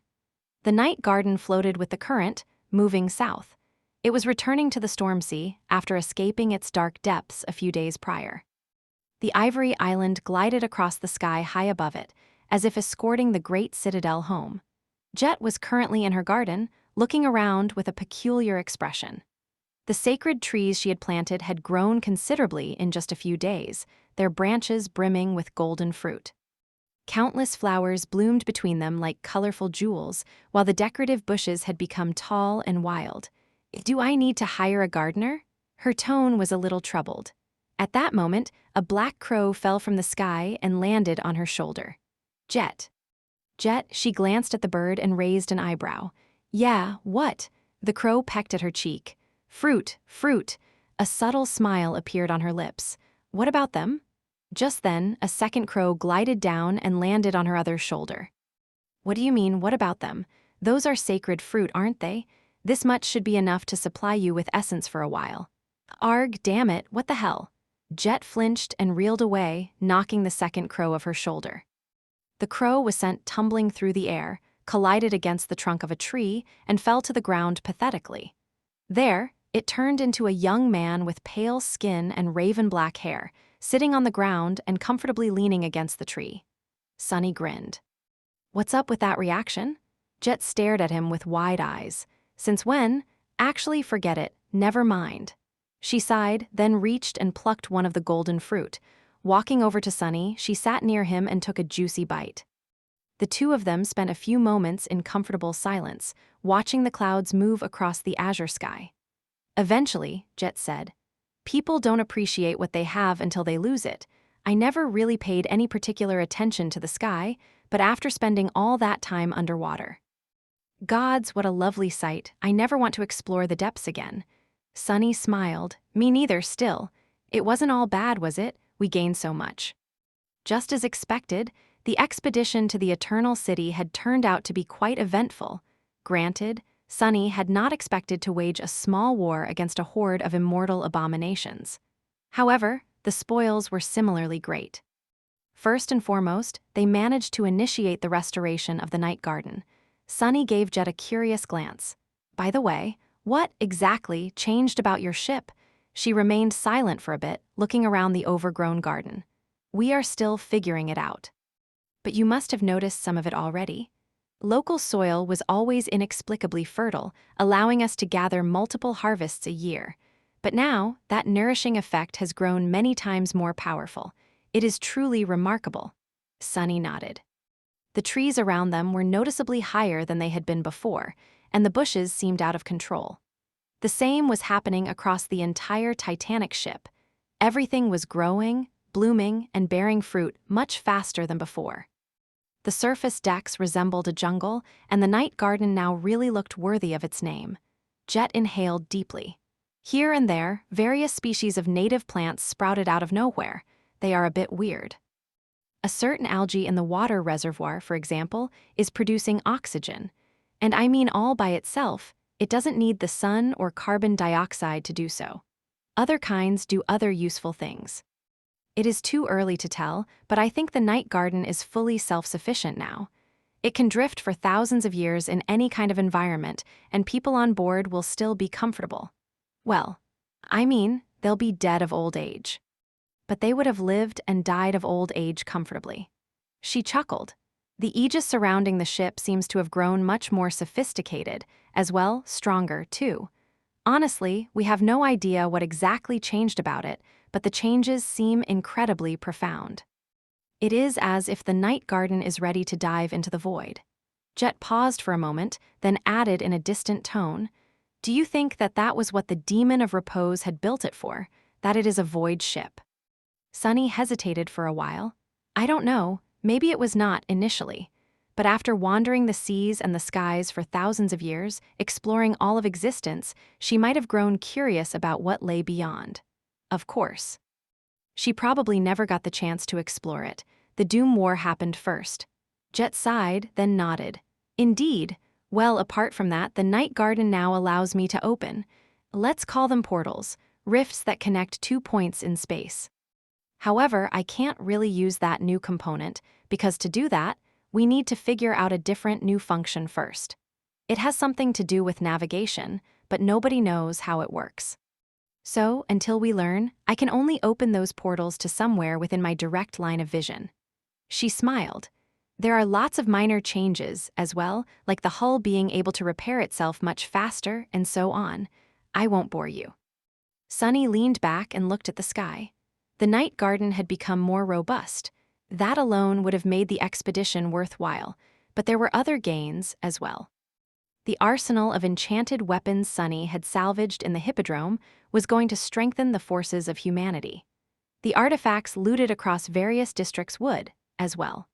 The marvelous mimic was producing a steady stream of essence coins after gorging itself on the bodies of fallen immortals. Sunny had become familiar with using the puppeteer to control the Shadow Legion, increasing the strength of his dark army by a large margin. Neve had returned with the memory, carrying a reservoir of starlight capable of granting people the lineage of Storm God.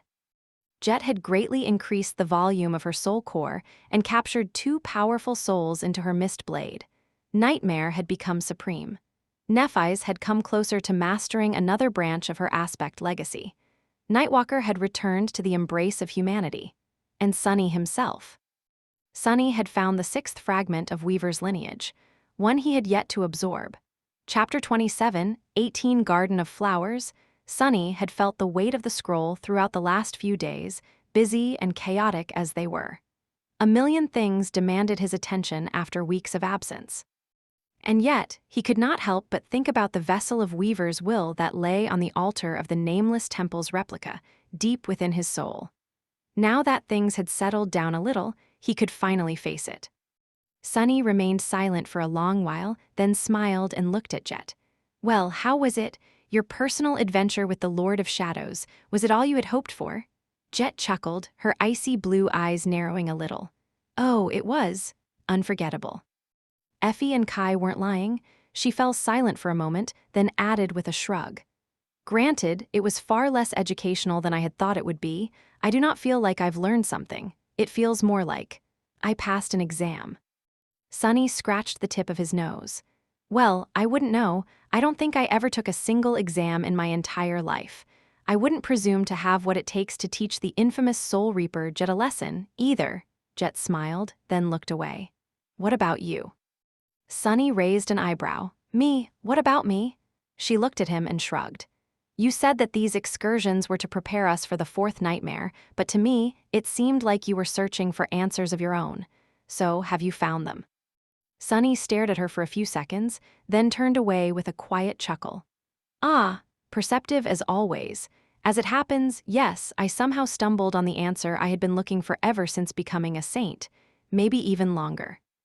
Thank you for that, by the way. Why was it that every time he was in dire need of advice, Jet was right there to share some hard-earned wisdom with him? Sunny really did not know how to thank her. But then again, she wouldn't know or remember what it was that he was thanking her for, so there was no point, for now. Oh. Sunny remained motionless for a little while, basking in the realization that he had already started to regard her inability to remember him as a temporary affliction, one that would be cured soon, no less. The same went for everybody else. It was as if he finally saw light at the end of the tunnel. Jet smiled and rose from the ground. Lamb, not sure what I did, but I am glad that it helped. We outskirt rats should stick together, right? There's not a lot of us left, after all. And since the outskirts are more or less gone, there will never be more. We're a dying breed. She glanced at him with a deadpan expression, then added, well, in our case, I guess we're a dead breed. But whatever. With that, she chuckled and headed away. Come find me again if you ever need a hand, Lord of Shadows, raising hell with you. Ah, it felt strangely enjoyable, like that is how things are supposed to be. Sunny watched her go with a distant expression. When she was gone, he looked down. Right. Jet always joked about being dead, but at the moment, she seemed like the most alive person he had ever known. How things are supposed to be. Sunny remained in the garden for a while longer, looking at the grass and contemplating silently. The weight of the future was pressing down on his shoulders heavily. But luckily, his shoulders were quite strong.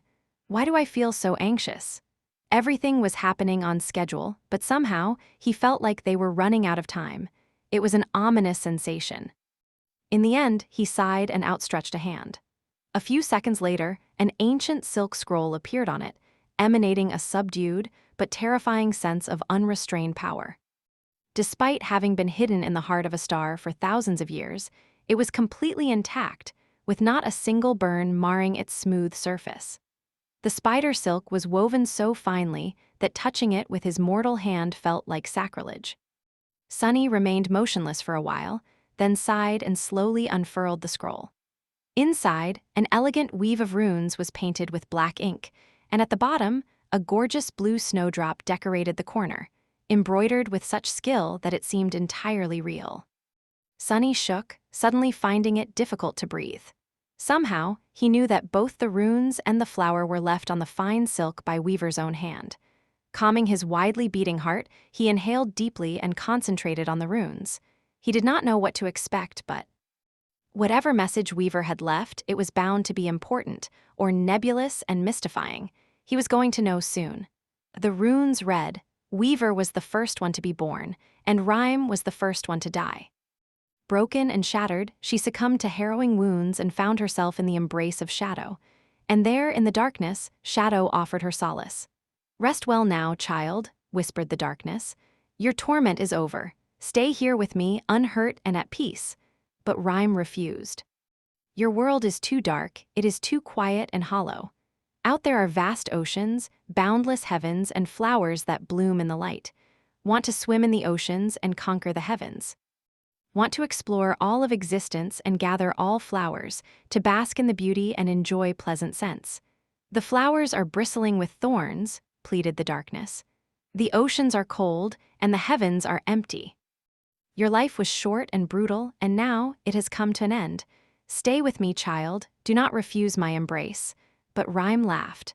"The thorns are what make flowers beautiful. Cold is what makes warmth desirable. An end paves the way for a new beginning. Even if I can find peace in your arms, Shadow, I want to leave. I want to live, no matter how much it might hurt." The voice of the darkness grew cold then, turning into a terrible hiss. "But you are mine now, child. You belong to the shadows. Lamb death, and no one escapes death. Not even a foolish spirit like you." It was then that darkness became her chain, and solace became her collar. Peace became a prison. Time flowed, and the world slowly changed. Only silence remained the same. Shadow refused to let Rhyme go. So, in the end, she shattered the walls of his realm and escaped into the light. That was how the demon of repose, who had been the first one to die, became the first one to escape death as well. Sunny stared at the runes, drawn into their meaning. Rhyme, the demon of repose, so she was the one who had escaped the shadow realm. As expected of a demon, the relationship between her and Shadow God was strangely ambiguous. It was very interesting, too. All of it was terribly interesting. However, where the hell is my lineage? Why would Weaver leave behind noting but a strange fable on the silk scroll? Frowning, Sunny brushed his hand across the runes, and there, almost by accident, he sensed a subtle irregularity. It was so minor that anyone else would have missed it. But Sunny's fingers had been unnaturally sensitive ever since he assimilated bone weave, so he felt the difference in the weave of the silk under a short set of runes. Oh. Just 3 words. Sunny traced them with his fingers, a new beginning, and as he did, it was as if a nebulous voice resounded in his ears, making him shudder. He froze, realizing what this hidden message was. It was the will of Weaver, the demon of fate, woven into the ancient scroll by their hand. Once Sunny realized it, the remnant will of the treacherous demon surged, reshaping the world to match it. In the reshaped world, his own will was different from before.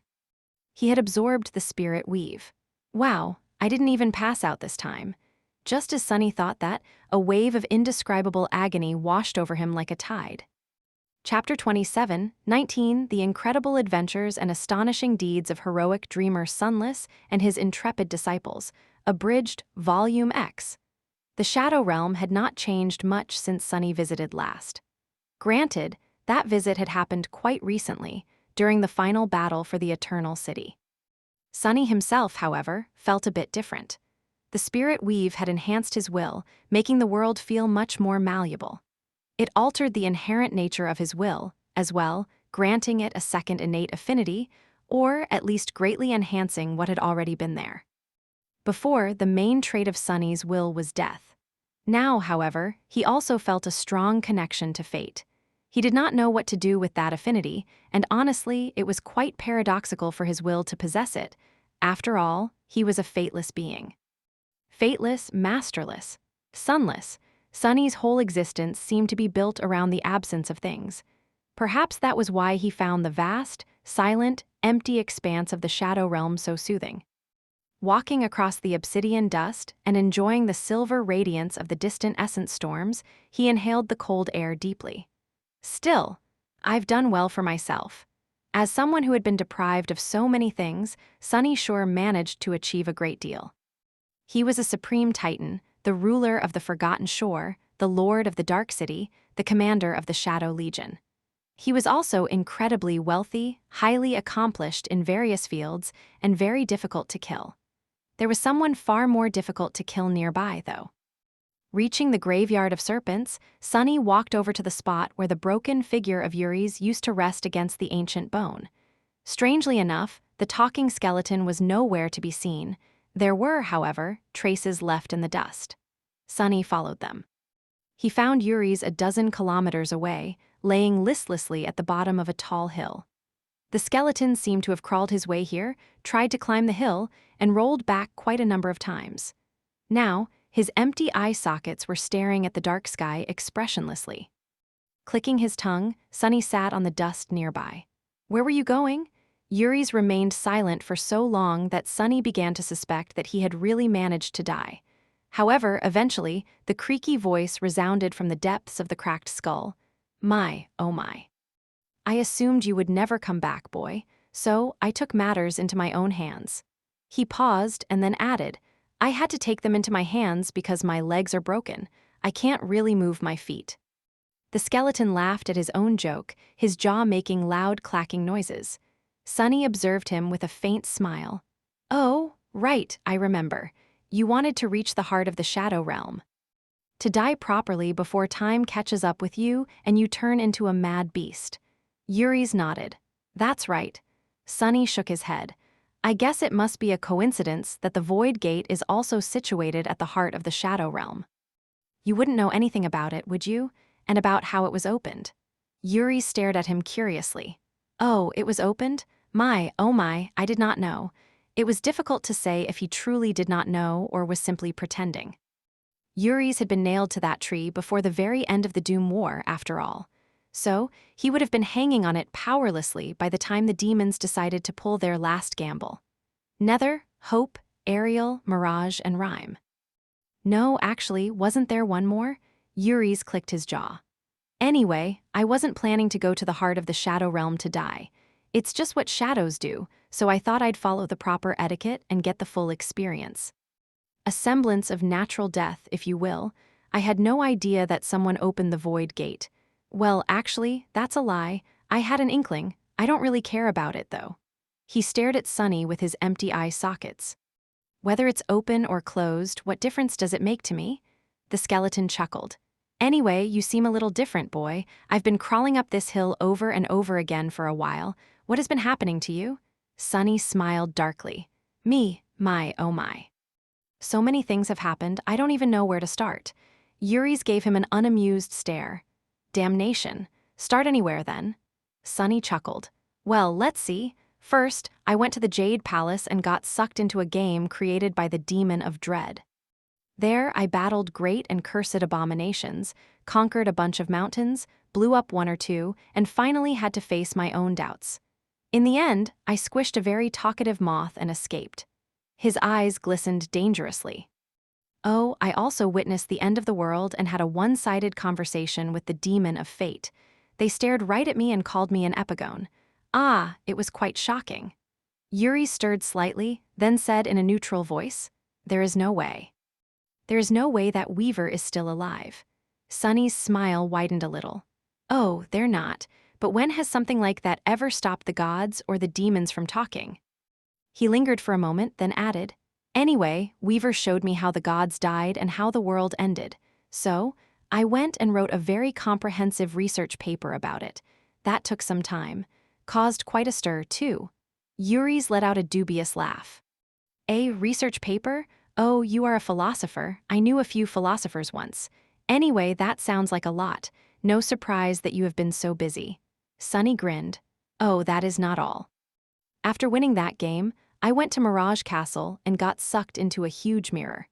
There was an entire city hidden in that mirror, actually, and I had a swell time there. Hunting down serial killers, being screamed at by aged policemen, having therapy sessions with my radiant shadow, and riding a metal carriage propelled by myriad tiny explosions. Oh, I also discovered chocolate milk and a pastry called a donut. No earth-shattering discoveries this time, though. Yuri stared at him for a moment. Do not, what a strange name for a pastry. By the way, while I do not know what kind of therapy your shadow was administering to you, exactly, I do think that describing your own shadow as radiant is a bit in poor taste. Humility is the most attractive quality for a young man, you know. Sunny raised an eyebrow. Says who? I think tasteful boasting is far more attractive, and all boasting is tasteful if I'm the one doing the boasting, so. Oh, did I tell you that I conquered the southern reaches of Heart God's forest, became the most accomplished enchanter of humanity, seduced the most beautiful woman in the world, and am one of the wealthiest people in existence? Yuri's remained silent for a long while after that. He's probably busy admiring my accomplishments. Well, understandable. In the end, the ancient skeleton mumbled quietly, I think you did mention being that loathsome girl's partner. Sunny grinned. That's right. He studied Yuri's for a bit, then shrugged. Well, anyway. I helped destroy that mirror city and escaped. After that, I commandeered the ship of repose, uncovered a map to ancient treasure, battled all kinds of sea monsters to reach it, defeated an army of immortal nightmare creatures to claim it, brought a dead legend back to life. Oh, and then destroyed another city. Come to think of it, I've been destroying too many cities as of late, haven't I? Yuri's gave him a reserved look. My, oh my, I'd say, and you've only been gone a few months. Sunny shrugged, then smiled.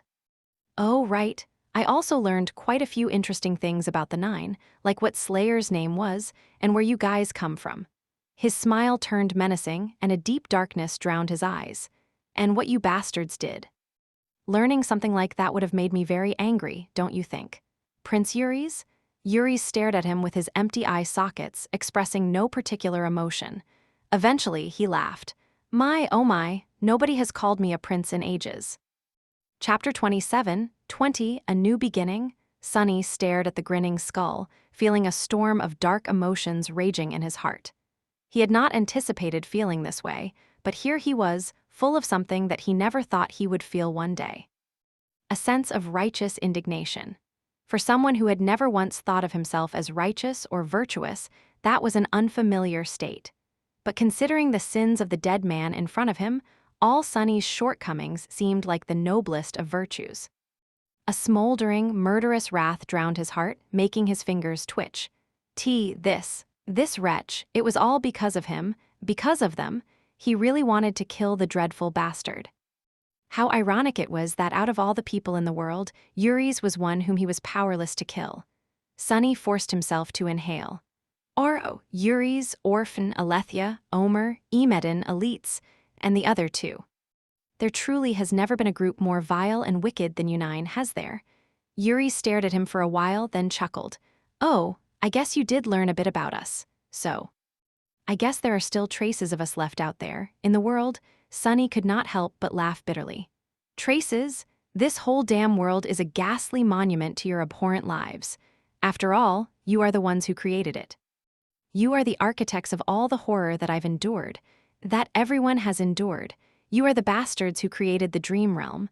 All those deaths, all that loss, it was all because of you. Yuri stared at him calmly. Worked like a charm, didn't it? As Sunny fell silent in shock, he let out a sigh. No, actually, it didn't. We did our best, but something must have gone wrong at the end. The ancient skull turned faintly, taking in the desolate landscape of the Shadow Realm. None of this was supposed to exist anymore if we had succeeded. People like you and that young Nephilim girl were never supposed to be born, and therefore never supposed to endure any suffering. Ah, but we failed in the end. Well, I suppose we did destroy the Empire. But not quite in the way we intended. Sunny listened to his nonchalant tone, feeling his hair stand on end. How could he be so matter-of-fact about it? How could he show no regret, no remorse whatsoever? No glee, no satisfaction either. No pride in having managed to destroy the great gods. Sunny shook his head slowly. You must be entirely mad. Aren't you ashamed of what you did, even a little? Yuri's just stared at him in bewilderment. Ashamed? Why would I be ashamed? A short scoff escaped from Sunny's lips. Because what you did was monstrous. Because what you did was unconscionable. Because you wiped out myriad innocent lives. Women, children, the elderly. Those who had nothing to do with your damn realm and the damn empire. You doomed everyone. Yuri's remained silent for a while. Eventually, he said in his creaky voice, "Wouldn't you?" Sunny gaped at him, shocked and outraged by the question. "Naturally not," the skeleton chuckled. "That is a failure of imagination on your part, boy. You are far more heartless and wicked than we have ever been, so I think you'd have done worse. Just imagine it honestly." Yuri stared into his eyes. "Everyone you cherish, everyone you know, everyone you have ever passed on the street or seen from afar. Your lover, your child, your siblings, your friends, and your comrades. People who depend on you and look up to you. People who despise you, as well. Your teachers, your neighbors, your idols, your priests." His voice turned darker. All slaughtered, mutilated, enslaved, and stolen away to serve the murderers and abusers for what little remains of their lives in vicious indignity. The graves of your parents desecrated, the home you built for yourself burned to the ground. The culture that nurtured you destroyed, and even the language you speak erased, until everything and everyone you ever knew is gone, trampled, drowned in malice, and brutalized. The ancient skeleton laughed quietly. And the slavers, those who trampled and brutalized your everything, continuing their lives unpunished, prospering, even, smug and satiated in their opulent homes, while those who enabled their barbarity are revered and worshipped everywhere under the sky. Why would you blame a slave for hating his slaver? Are you sure that you would have been in a forgiving mood, boy? Sunny remained silent. What would he have done if Nephi's, Rain, Cassie, Effie and her family, Kai, Jet, Aiko, Teacher Julius, the White Feather Clan, the survivors of the first irregular company, and everyone else he knew had been brutally killed? His gaze darkened. He might have killed a god or two as well. Still, he wouldn't have slaughtered innocent bystanders. He wanted to believe that he wouldn't. Pretty sure, Yuri's laughed. Well then, let's hope that you'll never have to find out. As for me, I am at peace with the past. Sunny glanced at him darkly, then uttered through gritted teeth. So, what? No remorse? No regret? You don't regret destroying the world at all? The skeleton remained silent for a while, then shrugged. I don't know. Sunny's eyes widened. You don't know? What kind of answer is that? Iris stared at him expressionlessly. I am quite old, you know, at the beginning. I remember being quite convinced of my mission. Oh my, I was a man of great conviction. And I even kept that conviction for the first few decades of hanging on that tree. I remember being full of glee while watching the world fall apart from under its branches. He chuckled, but then, eventually, I went mad. And after that, I came to regret my every choice and my every action. I wailed, cried, and begged for forgiveness. I think I cried for a century and begged for a century more. Then, I don't quite remember. But by the time I came to my senses, I was full of hatred and wicked joy. I celebrated the fact that I destroyed the world. I laughed and sang joyous songs, welcoming every new day in exhilaration. But eventually, I just stayed silent for an eternity. And by the end of it, I didn't really care either way. The skeleton clicked his jaw. All of it happened so long ago, you know? I don't know anymore. Sometimes I feel a little wistful. And sometimes I feel a little sad. But mostly I don't feel much of anything at all, except, I pity you and that loathsome girl, you poor kids, you didn't do anything to deserve this. Sunny gritted his teeth. I don't need your pity. He couldn't wrap his head around it. Any of it, the fact that this man had destroyed the world, and the fact that he didn't particularly care about having destroyed the world as well. Yuri's just stared at him. I wasn't offering. He fell silent for a while, then sighed and said in a neutral tone, For what it's worth, I wish you luck. I hope that you do become gods. and that you build a new world on the ruins of the one I and my people destroyed. The gods I hated are dead, so I think it will be nice." A new beginning, his voice sounded sincere enough, but Sunny couldn't help but laugh bitterly. A new beginning. Is this it then? Is this Weaver's will? He felt like he was about to go mad, so he forced himself to calm down. He composed himself and steeled his resolve. With a sigh, Sunny rose from the ground and summoned Serpent. "I guess all of this works out great for you, doesn't it, Yuris? Now that I know the truth, I'm more motivated than ever to kill you. And if I do become a god, I'll finally have enough power to actually do it. No matter what happens, you win." Yuri stared at him with the same skeletal, eternal grin. "I guess it does. My, oh my, I must be a genius." Sunny exhaled slowly, then nodded. "All right then. After all, I made a promise. I feel like I'll be busy for a while after this, so I'll try to kill you well today, Asterion." As he raised his sword, the ancient skeleton laughed. "Huh, what did you say?" "Oh, that's peculiar. That's creepy. Just now, I felt something trying to crawl into my head. How rude, how unpleasant." Not listening to his nonsense, Sunny brought the sword down. Far away, in a different world, night had enveloped a desolate plain. Ruins of an ancient city towered in the distance like a concrete jungle, and rusted corpses of grotesque war machines lay half-buried in the dry earth. The air was thick with invisible poison, and no mundane creature could survive this forsaken hell. Nevertheless, people had intruded upon the desolate plain this night. They were kneeling on the ground, their protective suits and flimsy vehicles covered by dust. Some had already died, but the rest were still looking up, at the silver disk of the distant moon, chanting a simple prayer. "Asterion. Asterion, Asterion," one more fell to the ground. "Asterion, Asterion," the indifferent moon looked down at them from the sky. Asterion. They had been praying for a long time, but tonight their prayers were finally answered. A falling star suddenly streaked across the night sky, burning bright in the vast darkness. Its fiery halo grew brighter and brighter, falling as it left a trail of smoke in the air. Finally, a radiant meteor impacted the ground, causing a devastating explosion and a powerful earthquake. The praying people fell down, crying as they reached toward the crater joyously. Slowly, their voices grew quiet. Then, a hand appeared from the crater, and Ammon, wearing a torn, charred spacesuit, pulled himself over the edge. Rising to his feet, he took off his shattered helmet, closed his eyes, and inhaled the poisonous air with full chest. This was the first breath he had drawn in decades. A charming smile twisted his lips. "Ah, good old Earth, it seems I have returned."